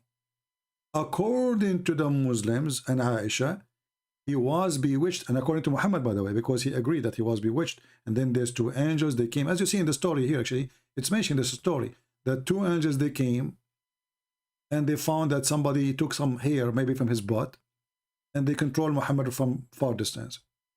But isn't this against the Quran, where the Quran says that Allah protect Muhammad? Right? And you know, if people can control somebody by taking his hair, voodoo, this is voodoo. How we can control Sam Shamoun? I'm not sure about that. I hope Sam Shamoun listening. Hey Sam Shamoun, how we can control you, man? We need to take some hair from you. Okay? We need to grow some hair. And if somebody can control somebody by some hair, get all what you need to do, get some hair from Trump.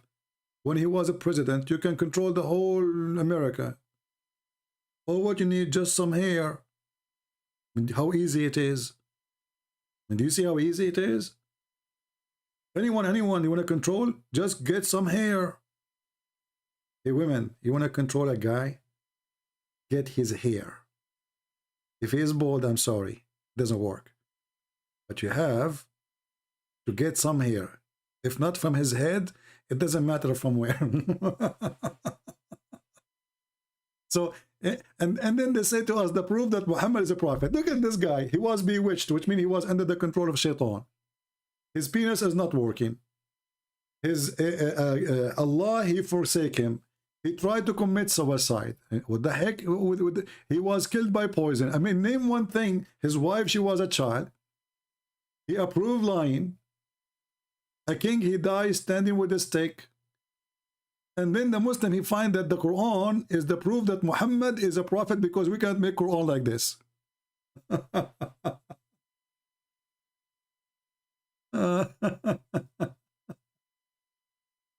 Oh boy. This is why I never cut my hair in the barber shop, by the way. I cut it by myself. For security reason, brother. What if you go to the barber shop and then one of those who work there, and most of them are females, and you know what the females do? You know what the females do?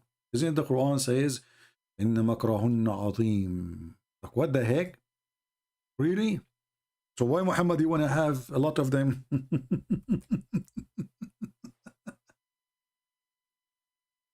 You want to see how the Quran speaks good about women? Their evil is great. مَكْرَهُنَّ عَظِيمٌ. And the funny is, or كَيْدَهُنَّ عَظِيمٌ. When the Quran say that women, they are really evil, and they do makr or they do kaid in Arabic,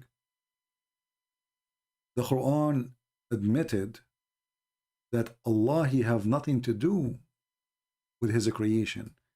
Because if they are what they are, isn't it Allah is the one who made them?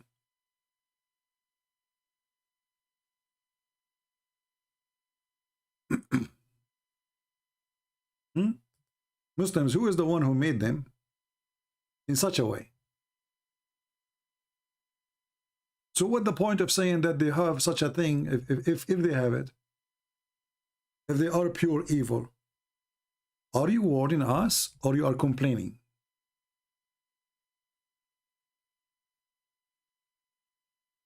Anyway,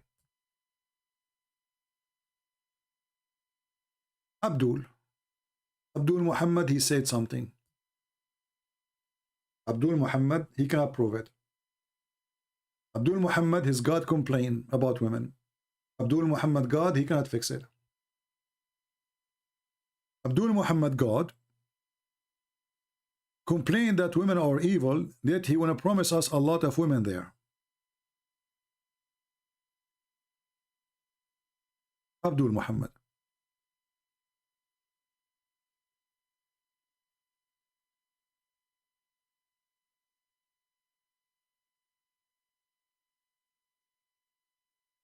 In Romania, yeah, I heard about this guy in Romania, Darwis. I was in Romania actually 2000, which year? 2019? I think I was in Romania in 2019, yeah. And I went all the way to the borders of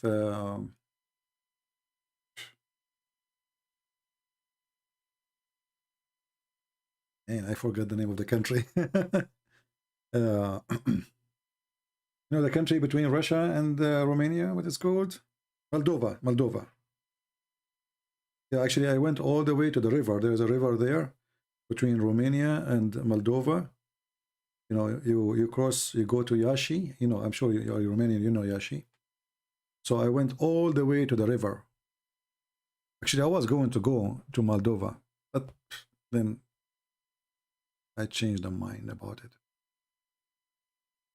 They told me it's not safe, etc. And I said, okay, no problem. Yeah. Anyway.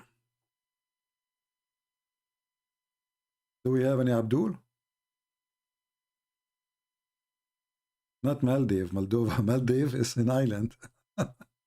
Moldova. Yeah. Yeah, Moldova is, if you cross, I think, from Romania, I think you can cross from Moldova to Ukraine or to Russia, I forgot.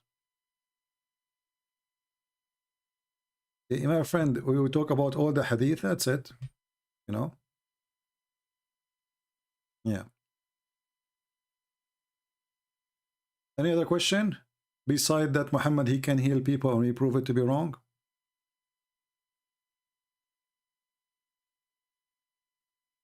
Russia will invade Ukraine. I don't believe in anything of this. You know, I think this is all is a. Maybe we should make a video just about politics. But you know, this is all for the benefit of the Russian. Speaking about war, but not doing it, because the price of oil and gas will be sky hiking. So the longer they can keep doing this, which means war and no war, the more billions and trillions of dollars will make. It's a business, my friend. It's a business. I don't think there's any war will happen. This is all is just a, you know, they fool people with it. There's many people here. They believe what a news station. Have you ever heard of a country advertise that he will do war? I never heard of one. Doesn't matter how big you are, you know. I mean, you just do it. So if the guy want to do the war, he will do it 6 months ago. And the guy, he have the most powerful army in the world. Who care about what the Americans say? If the guy want to take Ukraine, he will attack Ukraine. American, they will not even involve. All of us, we knew this.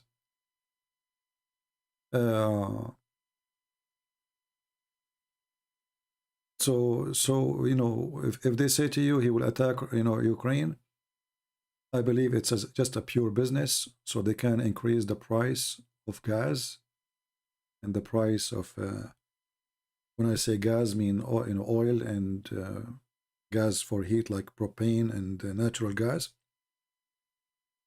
And I'm sure the Russian, they are enjoying very much the rumor about the war, because the longer it goes, and even if a war happened, by the way, price of their oil and gas will go crazy, and nobody will dare to put sanctions on them because Europe will die without their gas.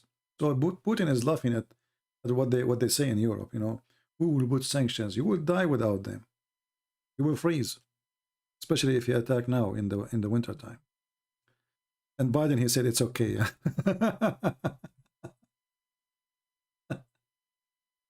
Maybe you should give a speech how people need to spread your channel. My friend, I cannot tell what to do, but I don't care really much about how they spread my channel as much they spread the videos. So I encourage people to download videos. You can cut them pieces about topic because my videos are long, and I will try my best to make them smaller or shorter. You know, but I fail always when it's come to make short videos. You know.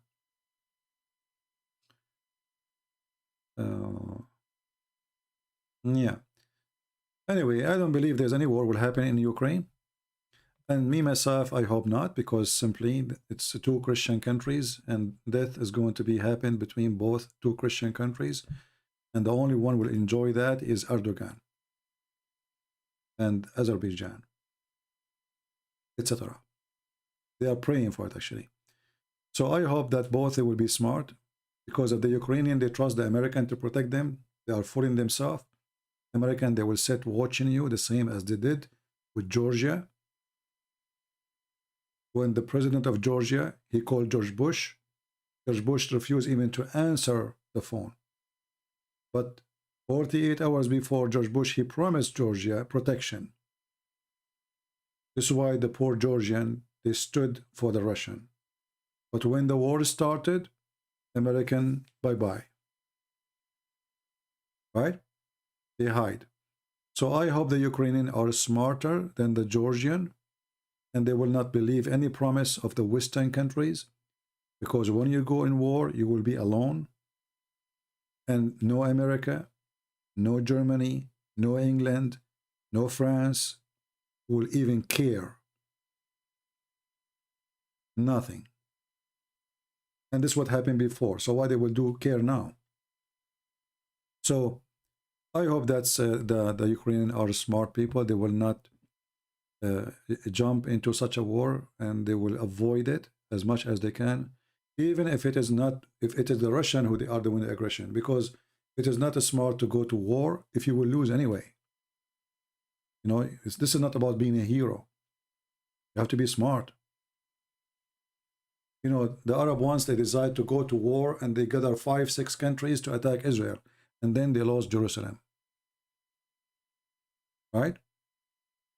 And now they wish they never do, or if they can avoid that war at that time. Right? Lord, would Ukraine will end Putin? No, my friend. Lord, war with Ukraine will not end Putin. No, that's not true. And don't put the Lord there, involved, because many bad presidents or exist, and the Bible says that the sun will rise over the bad and the good. So Putin is taking advantage of nations around, including America. You see that Putin, he was not going to attack Ukraine when Trump was there. Now he knew we have a potato in the White House. This guy ain't do nothing, So let us go. You notice even the Muslim terrorist, when Trump was in the office, they don't move. Everything is... The second Trump is gone, do you notice that we have an old man, he cannot even walk? He cannot even talk, he don't even remember his name. So it's an opportunity to everybody to take advantage. There's nobody to stop them, right? And just we heard Biden saying, well, depend what they will do exactly. So he's giving them a green light, actually. Anyone who was watching, he knew right away that the American, they are telling the Russian, who care? Who care? And the German, they said the same. Just today, a very high officer of the German army was explaining why Putin should invade, actually. And the German always, I'm not accusing you as a German if you're a German, I'm talking about the government, it's very evil. They arm everybody evil. They never arm a good country. Never arm.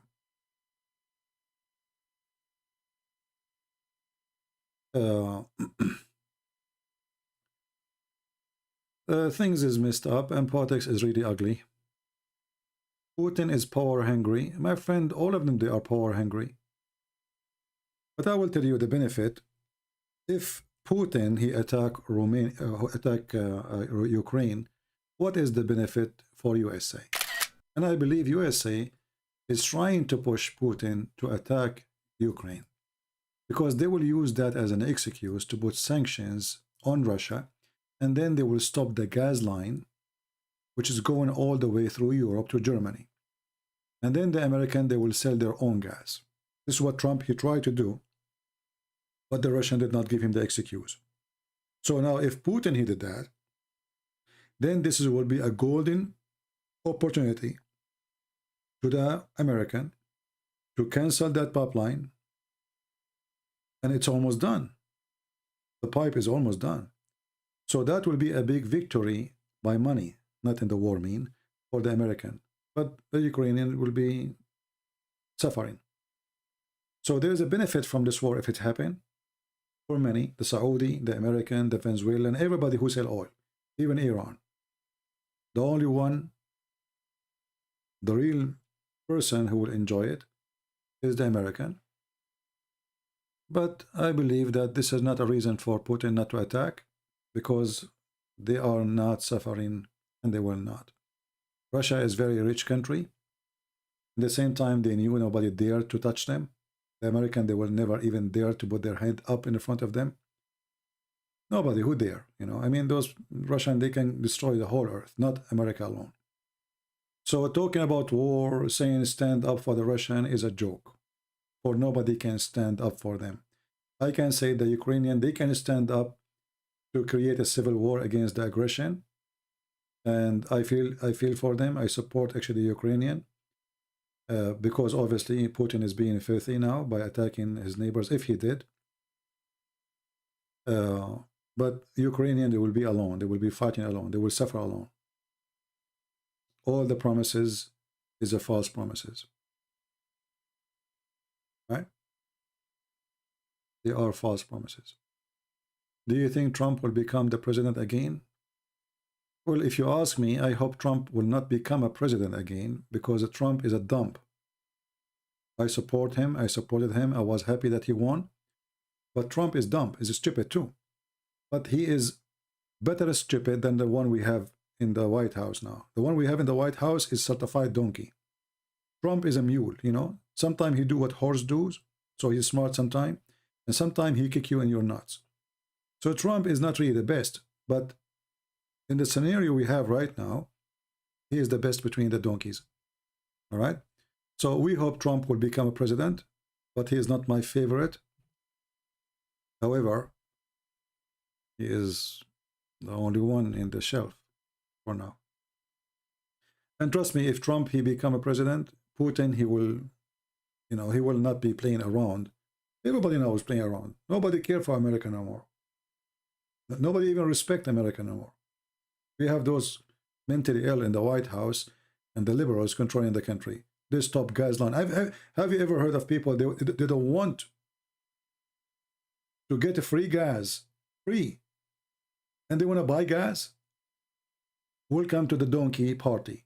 Actually, even their sign is a donkey. And now we understand it. You know? Trump, he did many mistakes, stupid mistakes. However, he is better than anyone, better than the Democrat Party. If you are a Christian, you should not ever vote for Democrat. Democrat, they stand for everything wrong. As simple as that.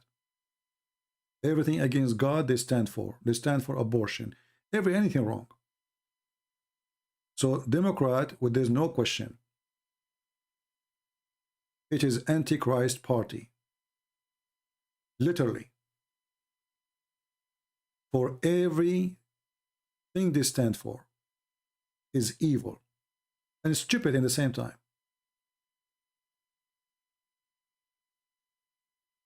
But when we talk about war, and now what we will go for an hour more speaking about war. That's what you are doing to me. If we want to talk about war, remember that war, you know, you can say Putin, he is seeking power, he is a power lover, etc. He won again the Soviet Union. Well, Americans are doing the same. Americans are telling everybody in the world what to do, what not to do. Their nose is in every place in this earth. Nobody have bases as we do. We tell even Japan what to do. We tell England what to do. We tell Germany what to do. And what I find it very funny, that they can tell everybody what to do, but Putin cannot. You know what I mean? So the naive one is the one they try to make you feel like, okay, only the Russians are doing that. But the fact, all countries in the world, Erdogan is wishing to control all of Europe. He wished to occupy all of Europe. He wished to occupy Jerusalem. Just give him an army. Trust me, if Erdogan he have an army of like USA, he will demolish the whole earth. Imagine if Erdogan he have the same power as Putin. Just imagine. Thank God he don't. Thank God he don't. So don't think that only one country they want to do that. This is the game for all of them. All of them, they are run by their evil. They don't care for God, and ethic is not exist in their agenda. They don't do ethical things. For us, normal people, when we speak about ethic, right? About wrong and right. For them, they don't see anything of what you are thinking of. For them, they see oil. For them, they see money. For them, they see business. For them, they see opportunity. They don't see ethic. This is from your side.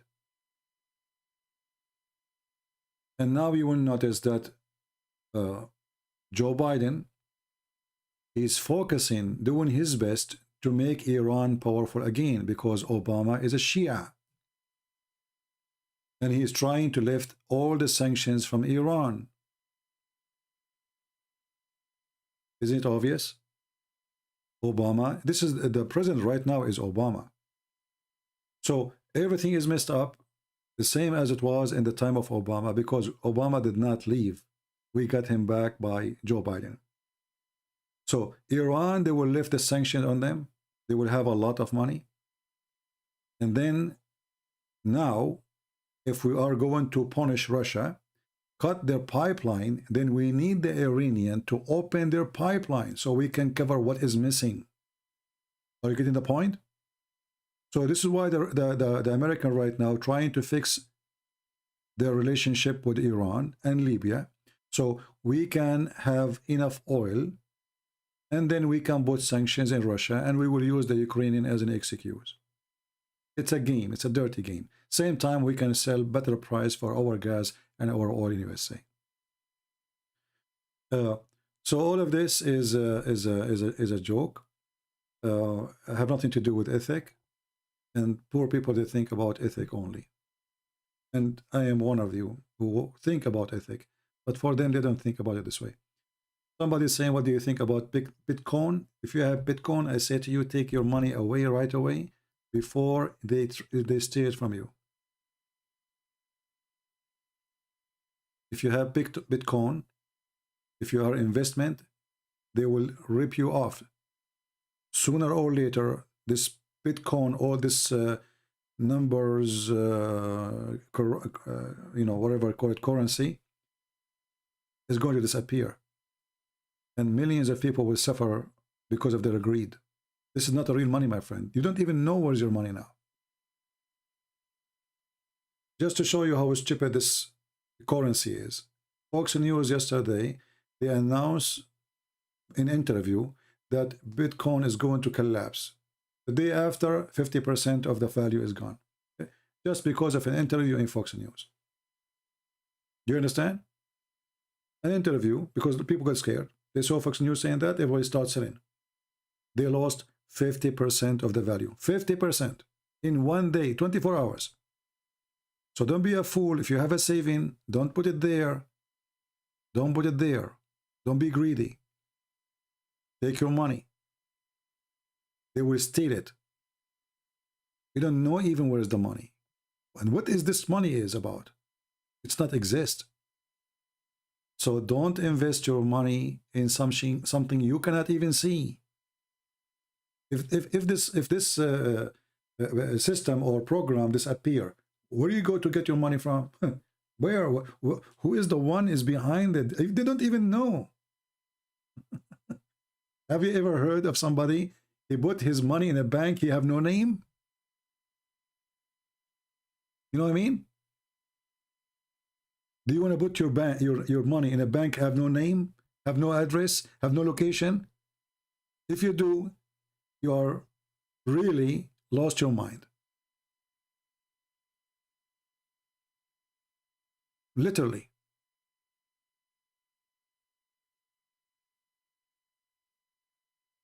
We don't know who, we don't know where this money, we don't know what is that a bank? No. So what is it?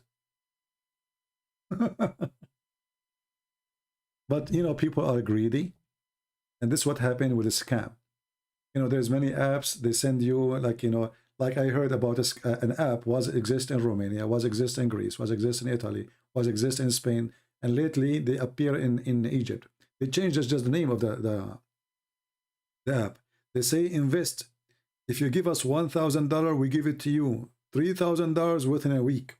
After 1 week, they will send you $3,000. You will say like, what? Now I will put back the 1,000 they gave me and the 1,000 I gave them, and the 3,000 they gave me, they get them back. So all the greedy one, and by the way, they are not giving you the money from them. What they do, as today you send your money, a week ago there's a guy sent his money. So they will take the money which sent today to them by you to the one who sent a week before you. So they are taking from your money and giving it to somebody else just to fool him. And then when they have billions of dollars, they disappear and you do not know them. Right? Now I see Ahmad is saying, I want to say thank you for, you know, I became a Christian. Well, my friend, thank the Lord. Don't thank us. Thank the Lord for you become a believer. And thank the Lord you are saved. And for us, we are here just serving. All right.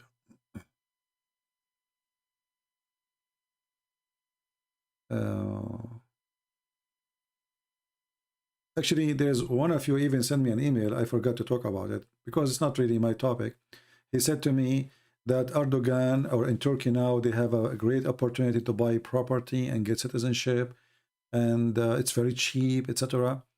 So I told him, you know, first of all, I don't want to mix between fiction, or let us say dreams, and reality. But I saw a dream, and I told you about it before, I think, that I saw an earthquake, which is an unbelievable earthquake in Turkey. Even Greece is going to suffer from it. Even countries around them. It's going to be massive. So, and it's not even a secret that Turkey is a country of earthquakes. I'm not predicting really. I mean, this is what I saw in my dream, and I don't know even why I saw it. Like, I don't think about Turkey, and I wasn't even watching news about Turkey when I saw that dream. But I saw a huge, massive earthquake, and a lot of people die. And the earth was like somebody is, like, you know, putting his hands on the ground and flipping the ground upside down. But if you speak about reality as economy, why you want to invest in a country can have bankruptcy anytime. Actually, it has already bankruptcy. It's already bankrupt. Banks in Turkey, they can close their doors any second. American, they saved Turkey many times by giving them currency and money. Qatar. Turkey is borrowing money from everybody. They don't have money. So all those golden opportunity, if you invest in Turkey, that's telling that the country is suffering. It's not in a good shape. This is just to bring money, and then they give you nothing back. And then one day, if you decide to leave and take your money, good luck. First, nobody will buy your property, which you bought, which is useless. Secondly, the property price will drop horribly, because this is when people, they sell when it is bad. So don't be a fool. Never invest your money in a place full of risk. I feel sorry for people who, you know, just a dream about making money, and they go and they drop their money in the wrong place. And, you know, this little money you have, maybe it took you all your life to save, you know, just because you thought this is opportunity, and then you find that you are going to lose it all. My advice to anyone, never invest money in anywhere in the Middle East. Anywhere. Like in Dubai. How successful Dubai is? Very successful country. Last week, the Houthi in Yemen, he attacked the airport of Dubai. If this guy, he attacked few times more, Dubai will be a ghost town. Which means the economy will collapse. Those countries are cartonic countries. They are not really countries. It's made by the rich. They don't have a form of a country. They don't have even population. They can disappear in the speed of light. Kuwait, Bahrain, Qatar, those are not countries. So you invest your money there? Just a few years ago, actually, Dubai was a ghost town. There's 27,000 cars in the airport parking in Dubai, because people, they were leaving, they can't afford it no more, there's no jobs, and they leave in their cars because nobody will buy it anyway. If Iran hit one missile at Emirat will be empty, because all the foreigners will leave. And even the citizens, they will leave too. They have money. But people, they, you know, they are, somebody saying, you are your own bank with Bitcoin. My friend, there's no bank. Where's your money? Look what Benny, he said. That is not right, Mr. Benny. Or Mrs. I don't know if this is Benny is a name of a boy or a girl, I'm not sure. Bitcoin is not a bank. This is number one. Number two, you don't know the address of the bank. Number three, what is the guarantee you will get your money back? There's no guarantee. Is it protected by the Federal Reserve in your country? If this currency disappear tomorrow, where do you go? You will sue who? Do you have a name? So don't say such a thing. Your own bank with Bitcoin? There's no bank. No, you cannot. No, you cannot.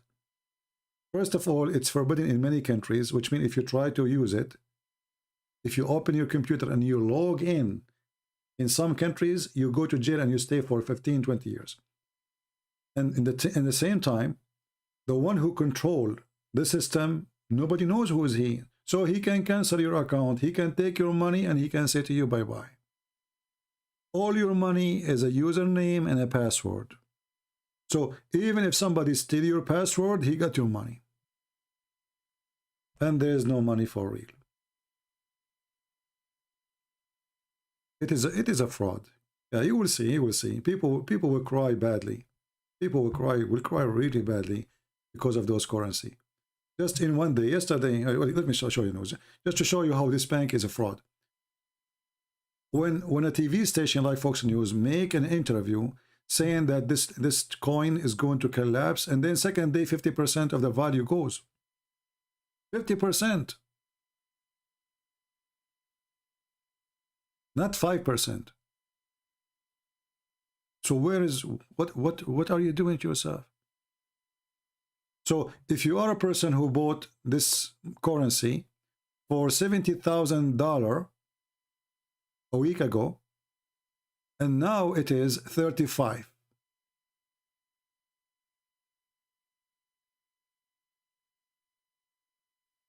How much you lost? And what if they continue dropping tomorrow? And what if this currency become $1? So if I go right now and buy it, now the value today, 35,000 for one.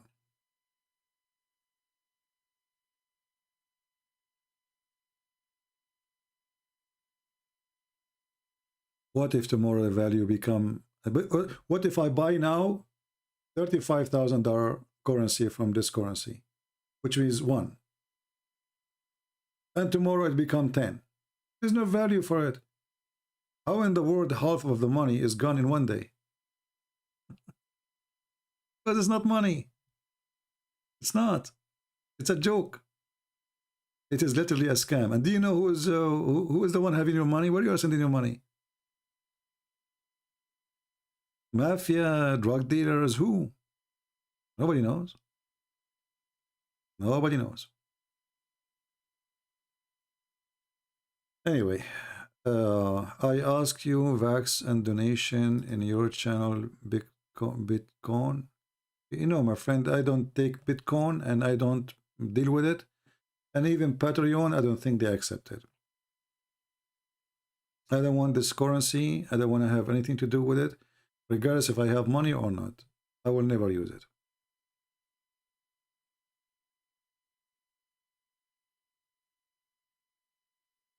This is the shadow of the devil, I believe. All of this is created for people who doing drugs, not you as a normal person. If a person doing drugs, he can smuggle his money from place to place, as long as the money did not collapse. And even if it collapses, he's a drug dealer anyway. You know what he will lose, or terrorist, or etc. But for you as a person, you have little money. You put all you. If somebody he saved in his life $100,000, that's mean you bought 3 coins, just 3. If you lose those 3 coins, you lost your life saving.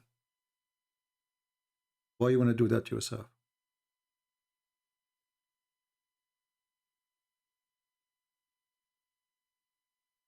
In a normal bank in USA, as an example, if the bank go bankruptcy, the federal government, they have to pay you. Let us say you have more than 200,000. The federal government, they have to pay you the first $200,000 back. No, they will not become. Already they are popular, but they are popular for people who they, you know, they let's say they've been driven by their greed. You know,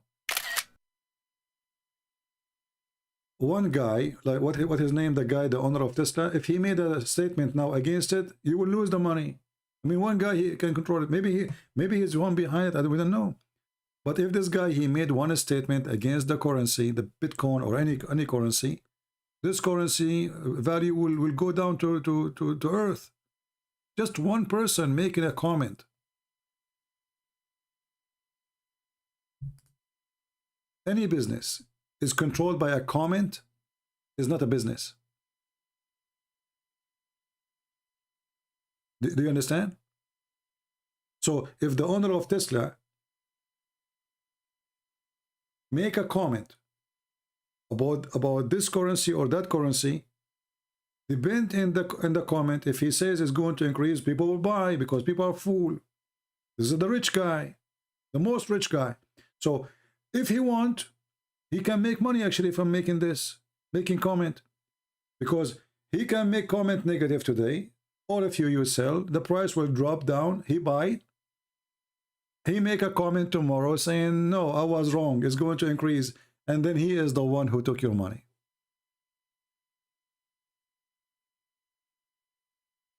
Do you see what I'm talking about? This is why you see all of those who want to go in the White House or the senators, they are dying for the job. Do you know why? Do you know why Pelosi, she is in the age of 100, 200 years and still she don't want to retire? It is the stock market. Those who they are in the office, they receive information from the vice president of companies about when the price will drop, when the price will go high. It's part of their national security to know. So they have access to information which will drive them so rich. Otherwise, do you think really Trump, he is so desperate just to be in the White House? This is money. This is billions. Have you ever seen somebody of them, he became in the office, he did not become rich and he don't own stocks? They never lose stocks because they knew the news before you know it. When you know it, it was too late.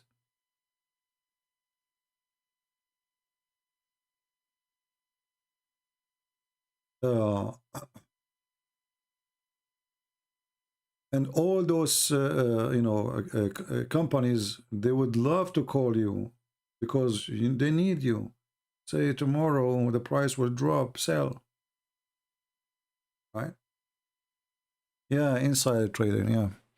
Anyway, so stock market is very risky, but at least the stock market exists. It's a real thing, but it can be destroying your future and your, whatever you're saving. Currency, the digital currency, is the biggest risk ever you can imagine. And you will not know what I'm talking about until you lose everything. And time will come, just wait. Time will come. I believe that this mafia who's behind it, they are waiting until they they are going to expose. Something will happen to expose them. And then they will disappear and all your money is gone. Right? But anyway, I hope I'm wrong. But for me, if you ask me, I will never, if I have the money, I will never invest there. Not even for a second. I believe the best investment for anyone, buying a property, buying a land, buying a building, people goes, people come, land exist.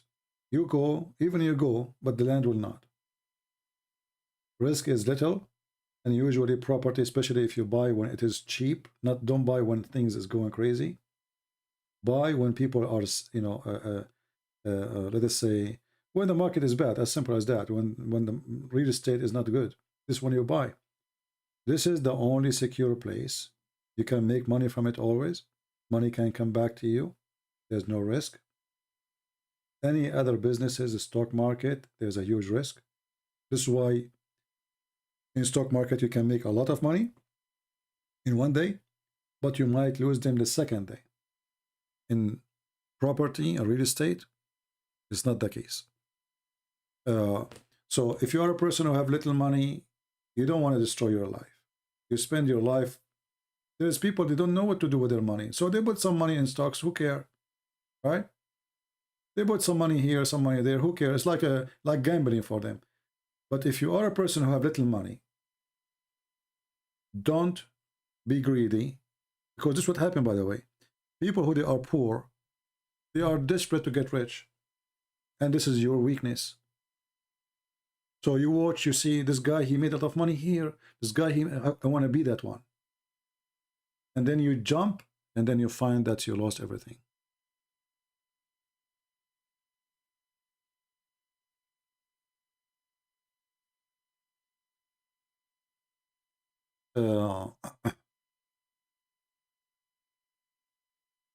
I believe that anyone want to do something smart for the future is buying the land, and even the land now is not important. Let us say it's a little bit far from the town.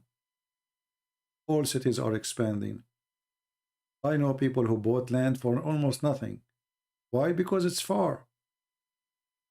20 years after, the land is in the town,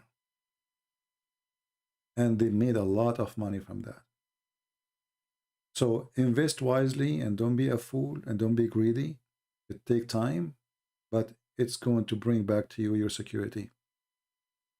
Same time, I believe that if a war happened, if something wrong happened, if you have a land, you can live in it. You can grow your own vegetation.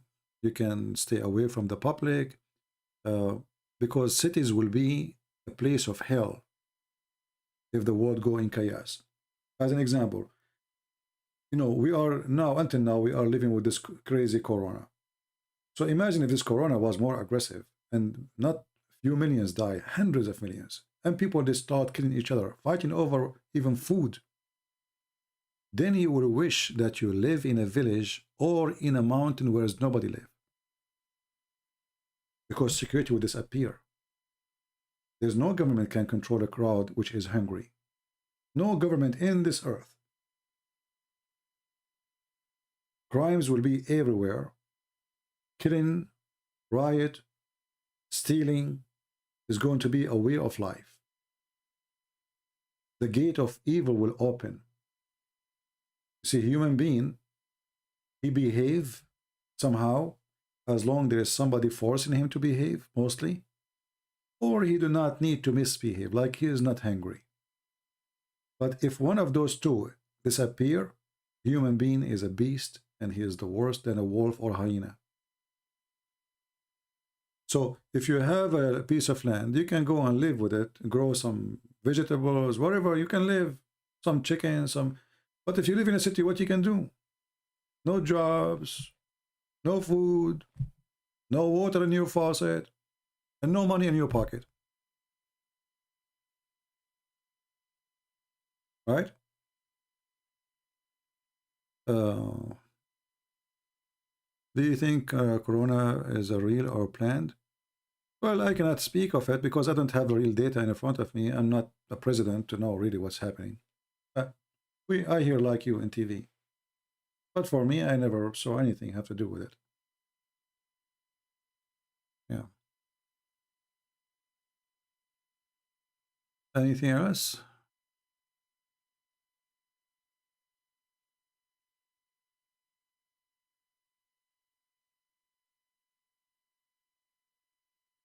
All right. Well, for me, I just give an advice, and maybe my advice is wrong. So don't take what I say. You are smarter than me, my friend. All of you are smarter than me. I am just humbly, I'm sharing what I think to be the right thing to do. So if I have money, I will not really even buy stocks, because the stocks, they can fail. Like a very famous company, it's called Johnson & Johnson. Okay, and then Johnson & Johnson making billions, and then suddenly they found that the powder they use for diapers is causing cancer. Johnson & Johnson lost billions, and stocks dropped so fast. And that can happen to any of those companies who they are making out of money right now. So if sooner they find that one of the vaccine have something wrong with it, this company will go down, upside down. The same as they went up so high, they might collapse so fast. So this is not a guaranteed market or business. Can you post hadith number of faith in Islam? My friend, Christ saves. Maybe next time we go live on air, we can talk about it. But because there's many hadith about it. As an example, there is the child, who died, or Adam debating about his fate to commit sin, or the one who is created in the belly of his mother. So there's many. Maybe next time when we go live on air, ask me and we will show you many of them.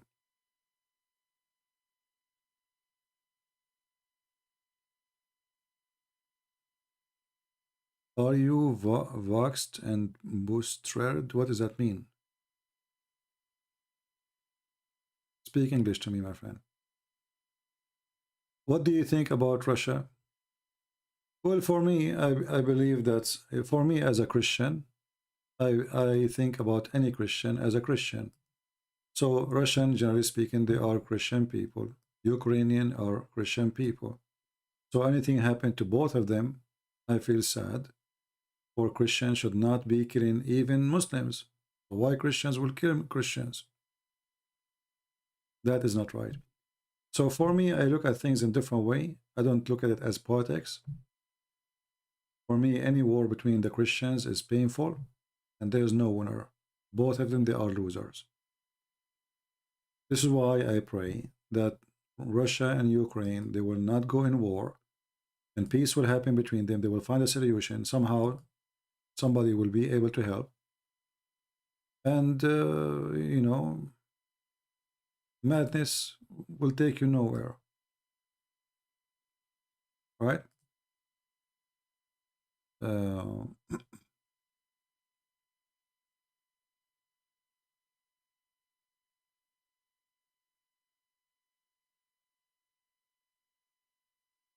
All right.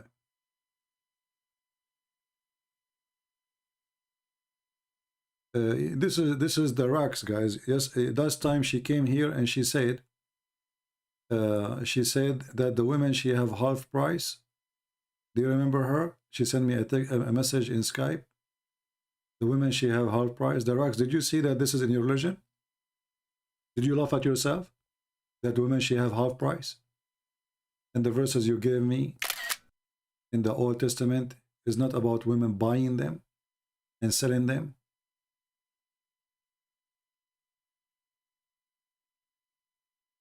And look what she said.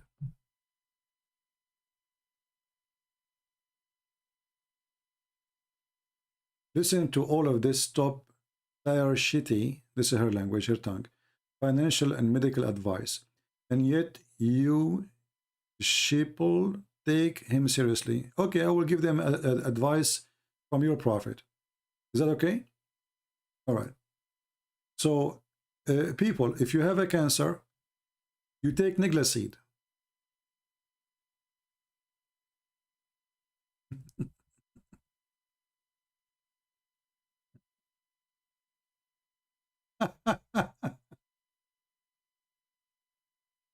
And about financial advice, buy a sword and kill your neighbor, the prophet advice, and I will show you the reference. So let us talk about medical advice. She don't like my medical advice, right? I did not even give any advice about medical, you stupid idiot. No wonder your prophet called you half a brain when I gave medical advice. So your prophet, he said that Niglaseed is the remedy for every disease except death. So next time you are suffering from your period, don't go to the pharmacy and ask for medicine made by the kuffar. Just take me, Niglaseed. Very simple. And if you have corona, don't go to the hospital of the Christians or the vaccine of the Jews. Take, seed, right? Why I want to use a new material? You are the one who's talking about so now you don't want to talk about it no more now? Do you agree with your prophet or you don't? Talk about something new. Do you want me to fabricate new stories from your prophet, or what do you mean? Okay, I will talk about something new. How many of you like to have boys, not girls? Or you like to have girls, not boys, when you have sex with your wife? Let me give you medical advice. Prophet Muhammad, he said, peace be upon him, that if you have orgasm first as a man, the baby will be a boy.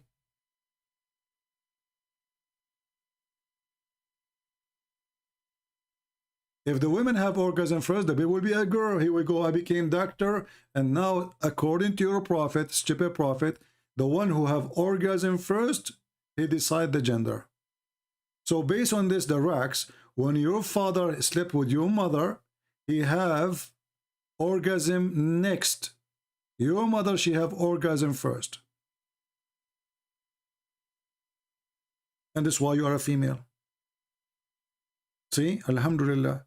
We will not exist in the bedroom with your dad and your mother. But now the prophet, he told us what happened in the bedroom. It's your mother who comes first. Now, if we check with science, people will laugh at this, and people will laugh at your prophet. And as you see, this is sahih. This is sahih. And based on this, if Muhammad he have many girls, daughters, that means he never have orgasm first. You have no comprehension of hyperbolic speech. Try to Google it. So you cannot answer. See, we are showing you reference. What do? You change the topic. Change the topic. Aren't you the one who complained about medical advice? So do you agree with your prophet advice in medicine, or you don't? No, you don't want to talk about it. And when you say I'm exaggerating, what is the exaggeration? I'm reading exactly what it says there. Guys, I'm exaggerating. As long as you are saying I'm exaggerating, did your prophet exaggerate when he says that majority of women, they will go to hell? Did he or he did not?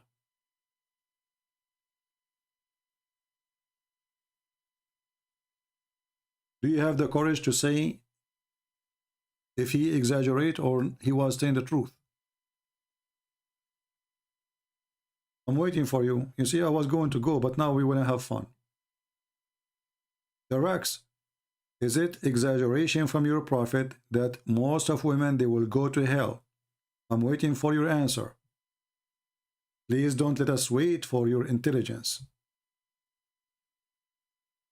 Is your prophet exaggerating, or is true most of women will go to hell?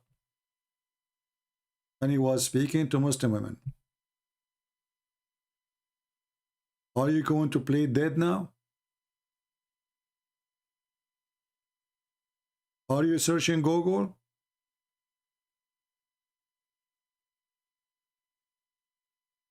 Hello? Now she played dead.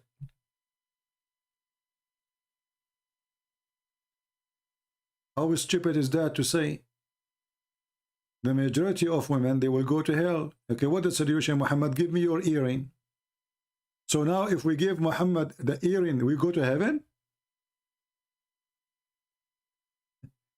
And you are talking about a scam?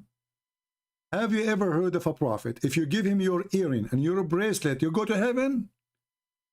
But he just said you are bad, you will go to hell. What is the solution? Give me your earring. Yeah, and your bracelet too. Yeah, and your ring. Hey, you have ring, okay? Are you there, the racks? Is it true he said that so he can take their earring? And their gold and their silver? She is not talking no more. She played that now.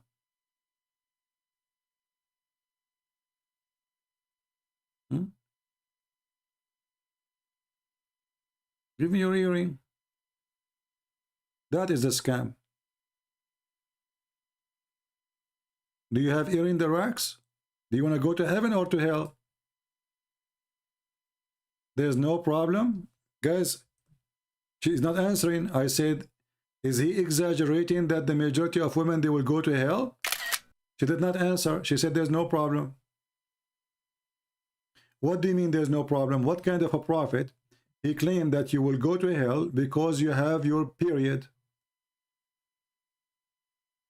And that is deficiency in your religion. Look what she said. There's no problem with that hadith. You are framing it in a way it was not intended.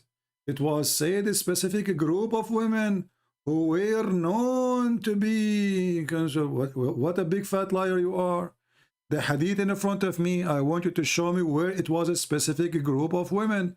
He said, "O women, give charity, for I saw the majority of people of fire are women." So if it's only smaller group of people, so how they are the majority of people of fire? Do you see even how stupid your answer? Now I agree with your prophet when he described Muslim women that they have half a brain. Do you see your stupid answer, how it's work against you? Read carefully. The majority of people of the fire are what? Are women. So if it is only a group of women who are going to go to hell, why the majority of the hellfire are women? Darax, your father should have changed your name from Darax to Wax, because you exist for one reason: to wax with your tongue the stupidity of your prophet. You try to fix it, you make it more ugly. Does it say the majority of people of hell are women? So how little group only? Do you know what the majority mean? That means when we go inside the hell, and you will be there for sure, we will see you from far distance. Maybe 80%, maybe 75% of hellfire are women. Not a smaller group of people.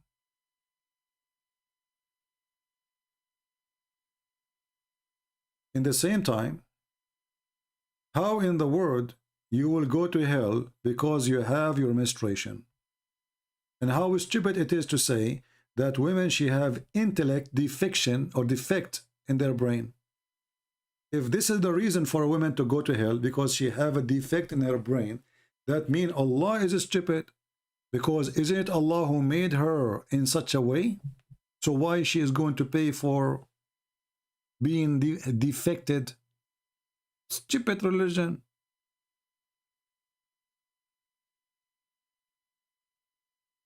Huh?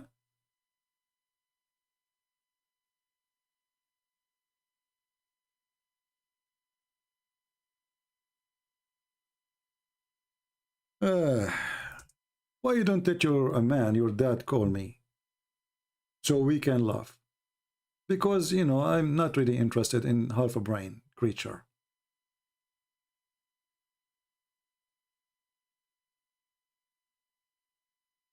Don't forget to watch the previous video, by the way, because you sent me a message in Skype and we showed the reference that women are the one who have half a brain in Islam, not in the Bible. All right. However, don't forget, please, before you leave, go to the website of Mimi Hijab. He is sitting in the necklace seat, and you can drop your earring. The first in his video, he says, donate here. We are going to teach people doing dawah. And suddenly he became a university. Scam. Well, we are teaching. We go live, we go offline. We don't mention anything about donation. And we are teaching people for free. And why today you need money to teach people about dawah? With the internet, are you paying for internet? I am paying for the internet now, if I'm talking to you or not. I have a computer, if I am talking to you or not.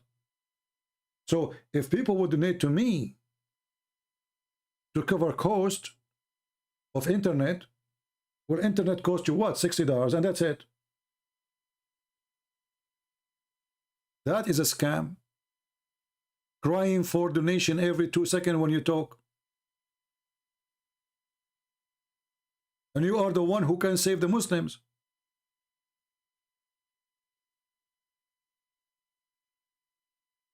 And your prophet, when he mentioned that women, they will go to hell,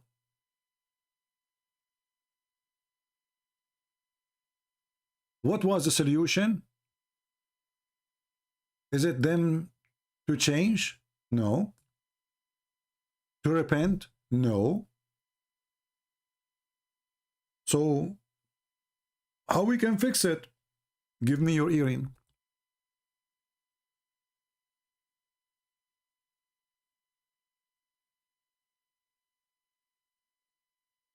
Are you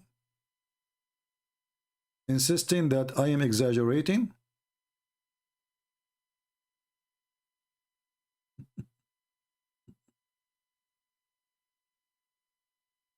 If the women are bad, why now she will go to heaven because she gave earring? And guys, actually, if you read the hadith carefully, you will see how stupid Muhammad is. Because if the majority of women are going to be in hell anyway, so how he will fix it now? They are there already. Did he saw a false vision? You know what I mean? People, do you see how stupid it is? If I am a prophet and I say 80% of women, they will be in hell. So you give me your earring, you don't give me, still there will be 80%. Nothing changed. The rocks now, she don't want to talk about Islam no more. Why you don't talk about your religion? You tell that to your prophet. Why he don't talk about his religion? Why he keep attacking the Christian and the Jews and everybody? Why are you talking? Why you don't? You don't want to talk about the stupid prophet no more. It's not. She is not winning. It's not working. The rocks. If the majority, Allah told him that the majority of women are in hell. So how giving your earring will fix it? They are already, Allah told him the majority are in hell. He was lying. Allah will change their fate because of some earring. Why you don't talk about your religion? You ask your prophet. You pray 5 times a day, you curse the Christian and the Jews. Oh, please, Allah, don't make us the same as the lost Christians and the cursed Jews. 5 times a day. What is the majority of the creation? Is women? So guys, look at this. Just to show you how stupid you are. I think now you will, from now on, you will see me in your dreams. Guys, look what she said. This is why they don't dare to debate me. They are, you know, what if the majority of the creation is women? That means your prophet is a liar.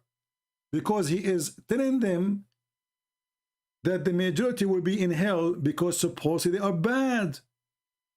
But if the women are the majority anyway, so nothing changed. I mean, do you see how stupid you are? People, think carefully. What if the women are the majority of the creation anyway? Okay, so why your prophet making it a big deal? They are the majority in the earth, then they will be the majority in hell, normal. Donkey. Certified donkey. You just got your prophet busted again. If they are the majority of hell, because they are the majority of population, that's normal, nothing. So that means they are not bad. They should not do anything different from men.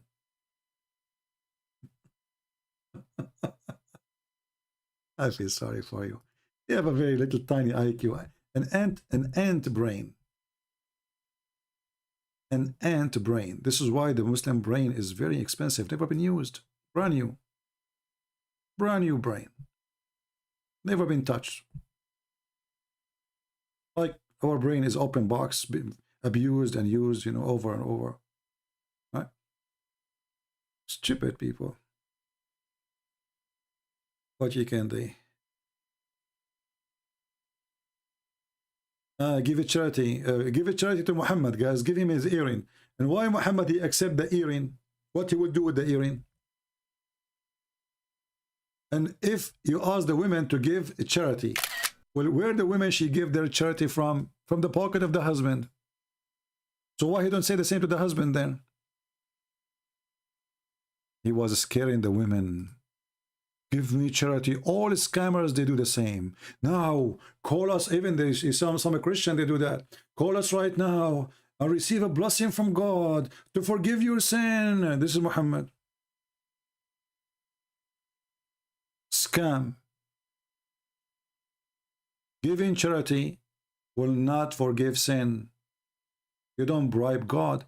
People, they give a charity for it's good to do. But this is not why you will go to heaven. So if Saddam Hussein, he killed tens of thousands and then he gave a charity, he's a good guy. Oh, I forgot your prophet. He said, if you do bad thing and you do good thing, the good thing will erase the bad thing. So we go rape and then we give some charity.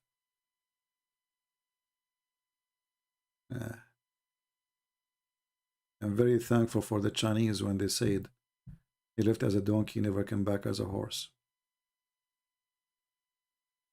And when Muhammad, he took the wife of his son, was it a charity?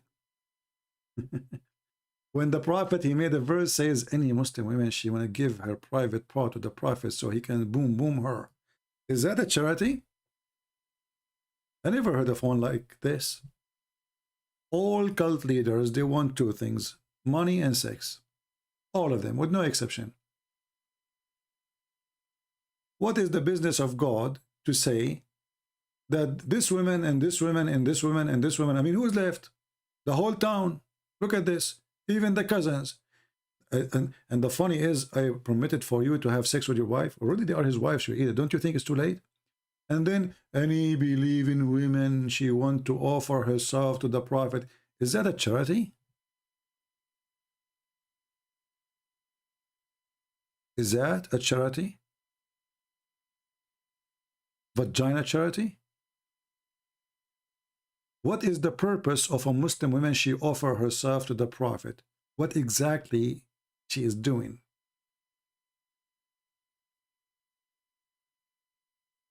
Any Muslim can tell me what kind of a charity this charity is?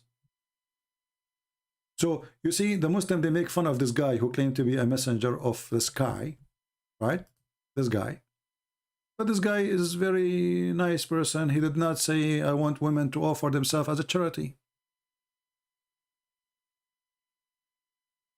The Muslims from around the world, they are bullying him.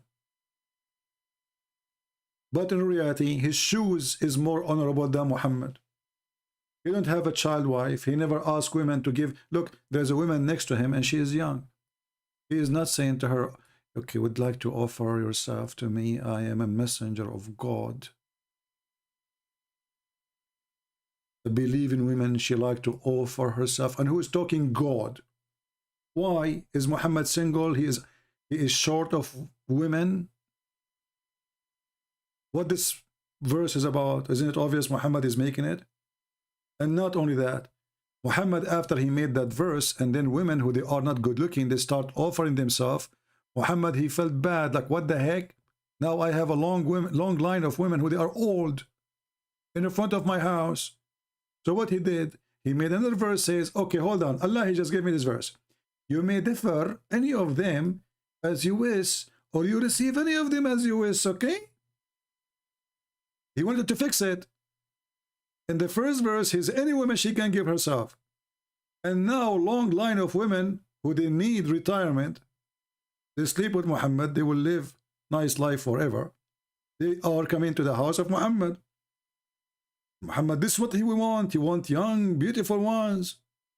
So now he have to find a solution. He said, okay, listen, Abdul, listen.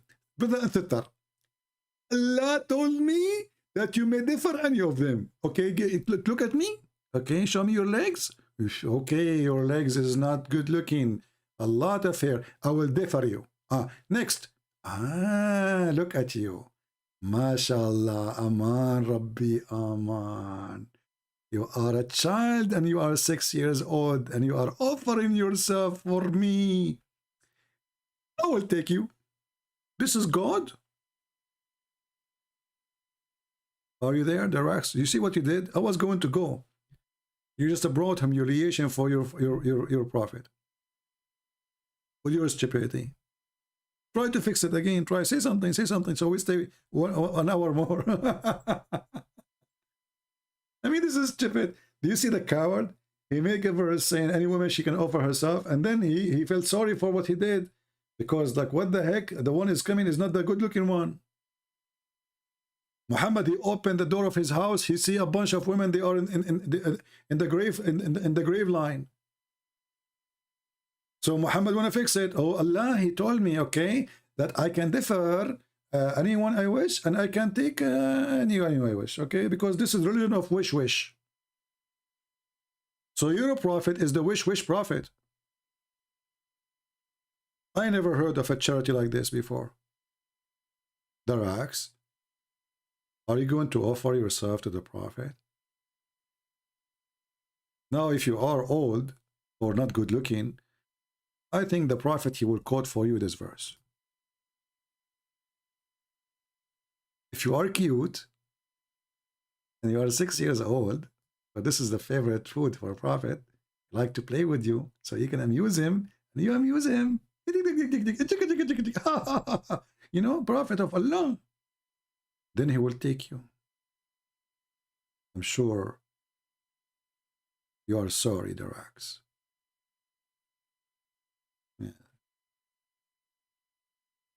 Yeah. She stopped saying anything because she had enough.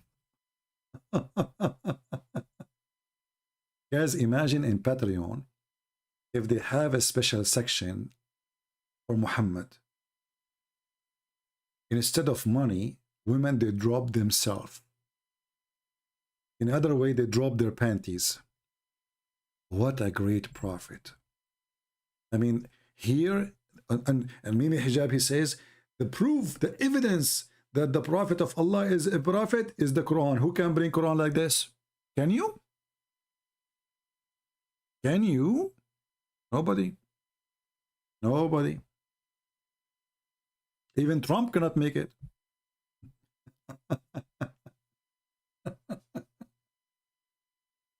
Who can make Quran like this?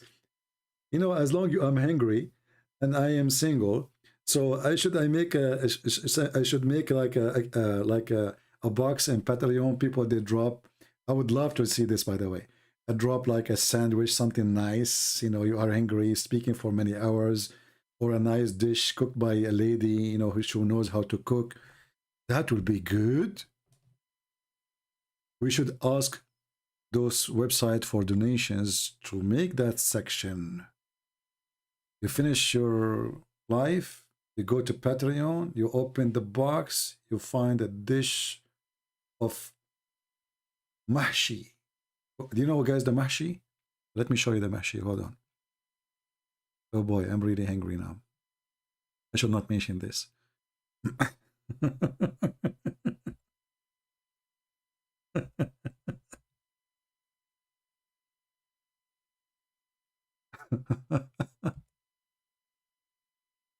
Oh, YouTube, Google saying to me, prove that you are not what the heck? All right. So this is a Middle Eastern food, which is very tasty, by the way. You should try it. Oh boy, I did not eat this for like a century. Let me show you.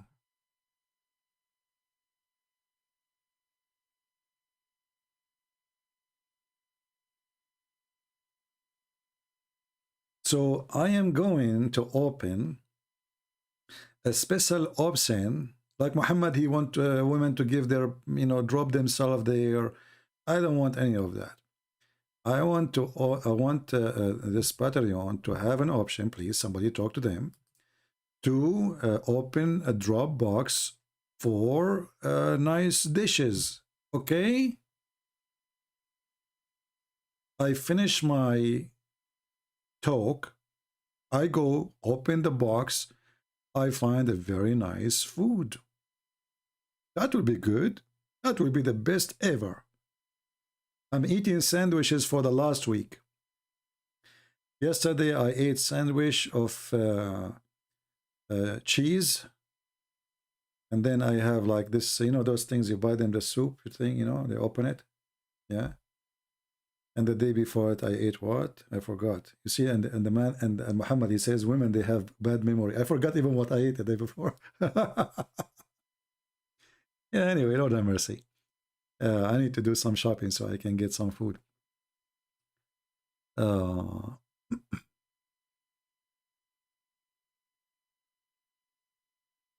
Is it true? It's Qatham, not Gothan. Qatham. And his last name, his father is not really Abdullah. It cannot be his father is Abdullah, because if Muhammad is a son of Abdullah, so how Abdullah, he don't believe in Allah?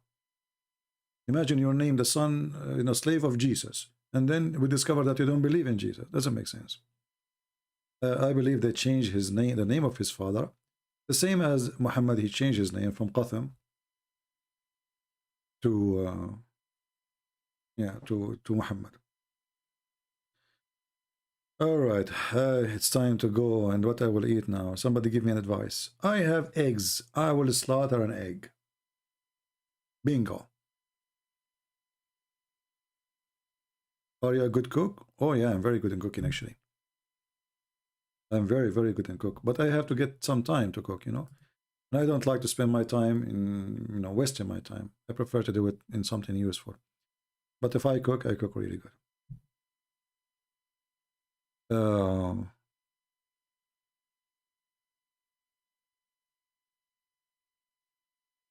Let us see.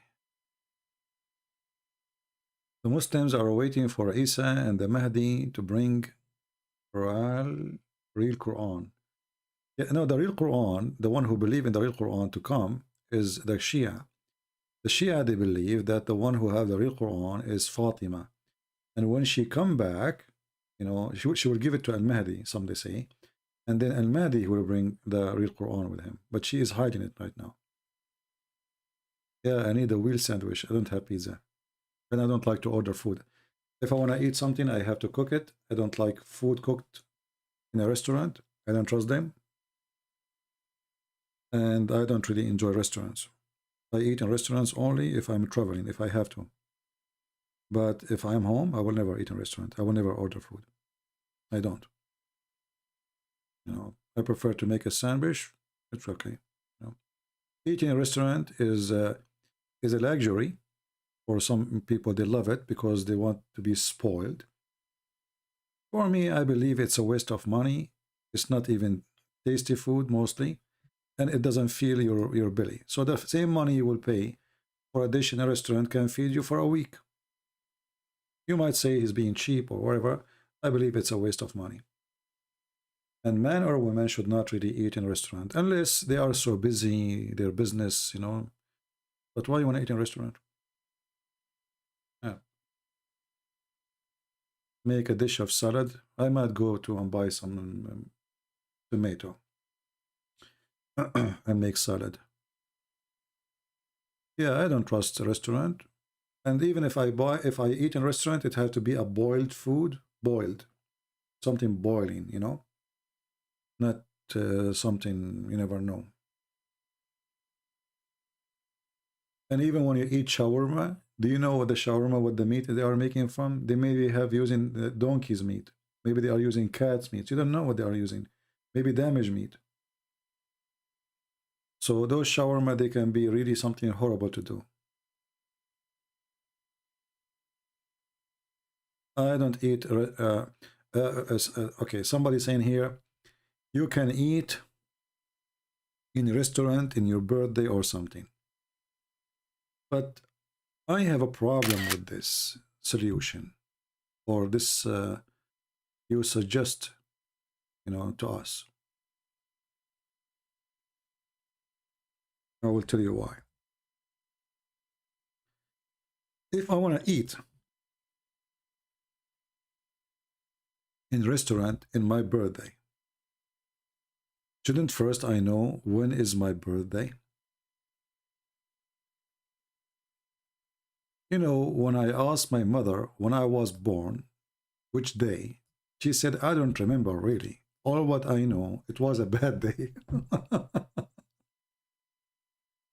And since then, I searched all calendars. I could not find any date. It's called bad day.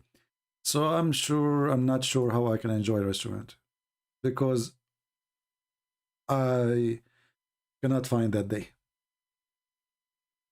I asked her more than once which day I was born. She said, son, all what you need to know, it was a bad day. All right?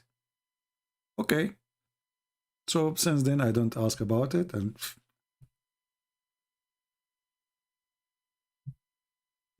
all right.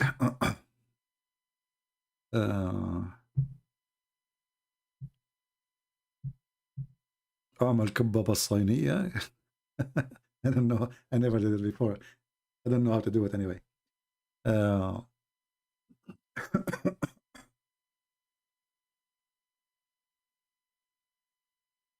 People are asking, talking to Durax why she's back.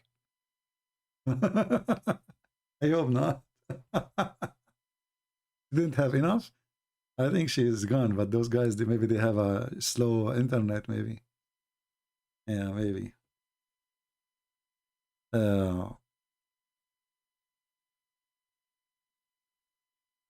You are a good person. You don't know me. Maybe I'm not. You know how you know. Don't judge people by, you know, you don't know them. You see, people, they sometimes we have an appearance, and sometimes our appearance can be very deceiving. So you don't know people until you try them. You know, you cannot judge. The Lord, he says, from their fruits you shall know them. So there's many people who speak good, speak very good, but they do very bad.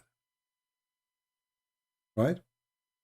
So don't be deceived sometime. And you know that the Bible says only God is good, right? So I am not good, and I cannot claim to be good, for all of us, we are sinners.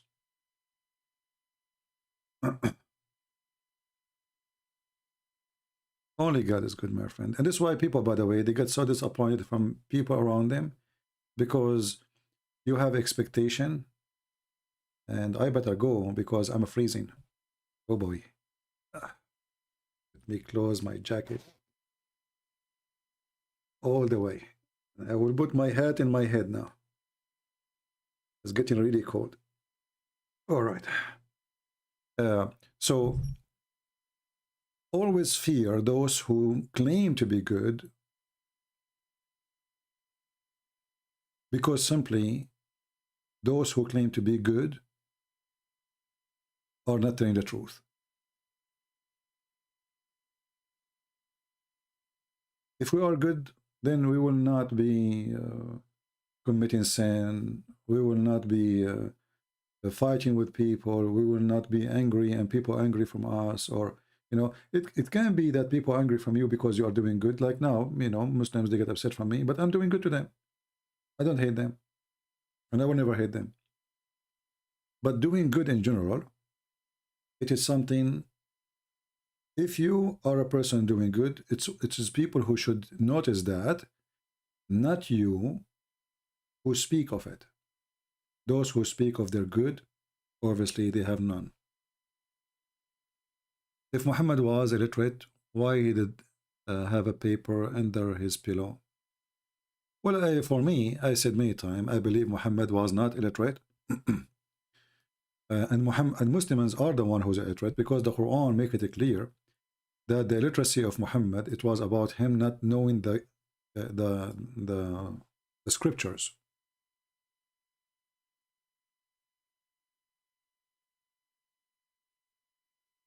Those who know the scriptures are not illiterate. All right? And the Quran is making it so clear. But what you can say, Abdul, you know, you talk to Abdul, you are talking to the wall. The Quran says, and among them, illiterate, okay, people who knows not the book. Now here they put the word Jews. It's not there in the Quran. This is false. So among them, there's people who they are illiterate. Why they are illiterate? Because they do not know the book, not because they don't know how to write, how to read. And there's tons of verses like this in the Quran saying that. So obviously Muhammad is trying to copy the Jews when they say Gomai. Gomai is from the nations who they are illiterate. They are ignorant about God. Those are the Gomai. So they say, and some of them, they are Gomai because they do not know the book.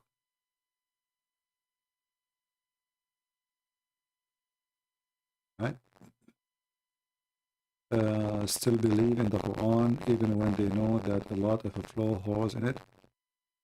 Well, the Muslims who believe, the Muslim who knew that the Quran is full of lies, he can stay as a Muslim because he has no choice. Like if I live now in Morocco, they make a special law that converting out of Islam is against the law. You will go to jail. And if somebody preached the gospel or any religion to Muslims, he will go to jail too. So the only way for them to keep Islam surviving is to force those people to stay as Muslims. But we will not know who stay as a Muslim or who is not until you give them the freedom. My mic again, I think if I stay for certain hours, my mic is golden.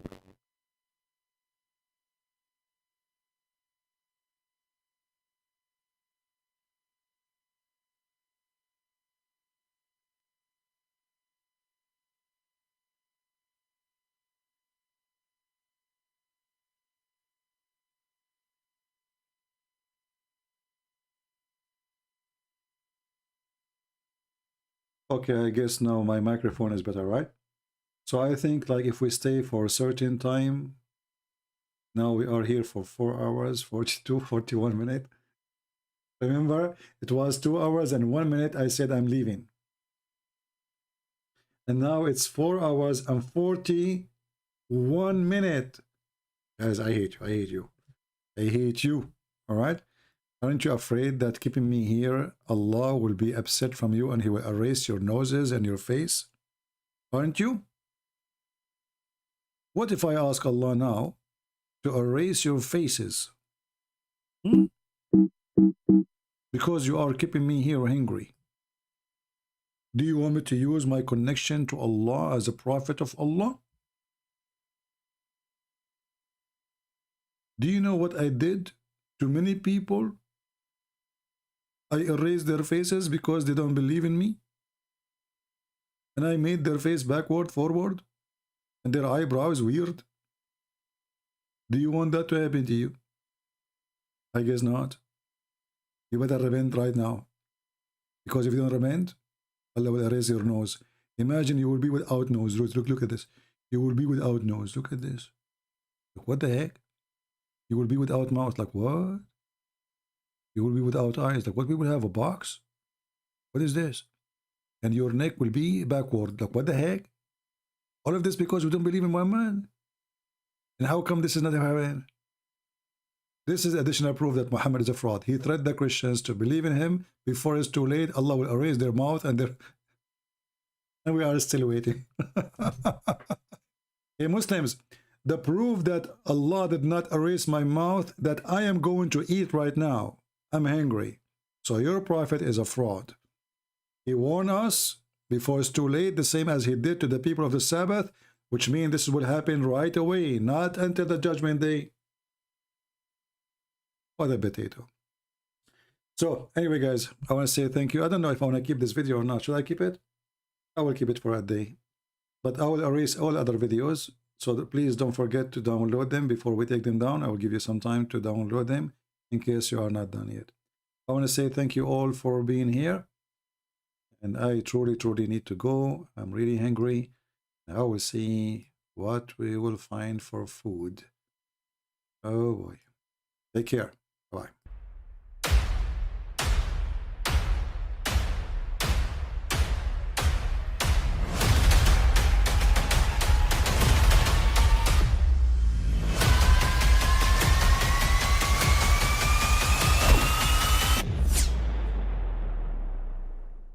But I mean, again, he doesn't know who Gabriel is, right? Because he didn't come from an Abrahamic faith.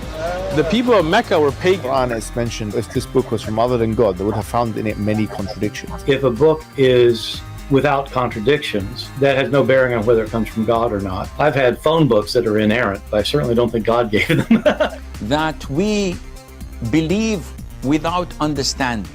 The brother asked a very important question, that most of the scholars say that listening to music, watching movies, and most of the television programs, they're haram. So how can we have fun? Let me tell you, brother, at the outset that having fun is permitted in Islam as long as the fun is halal fun. That the standard narrative has holes in it. The Prophet tells us because Satan or the devil sleeps over our nostrils. Those who oversleep and not pray Fajr on time, Satan urinates in their ears. I really do think Jesus was crucified and that he really was dead and buried. He thought that he was a son of God in the sense that he was specially chosen by God. I think Jesus really did think he was going to be the Messiah, the future king of Israel. I mean, that is, after all, why they crucified him.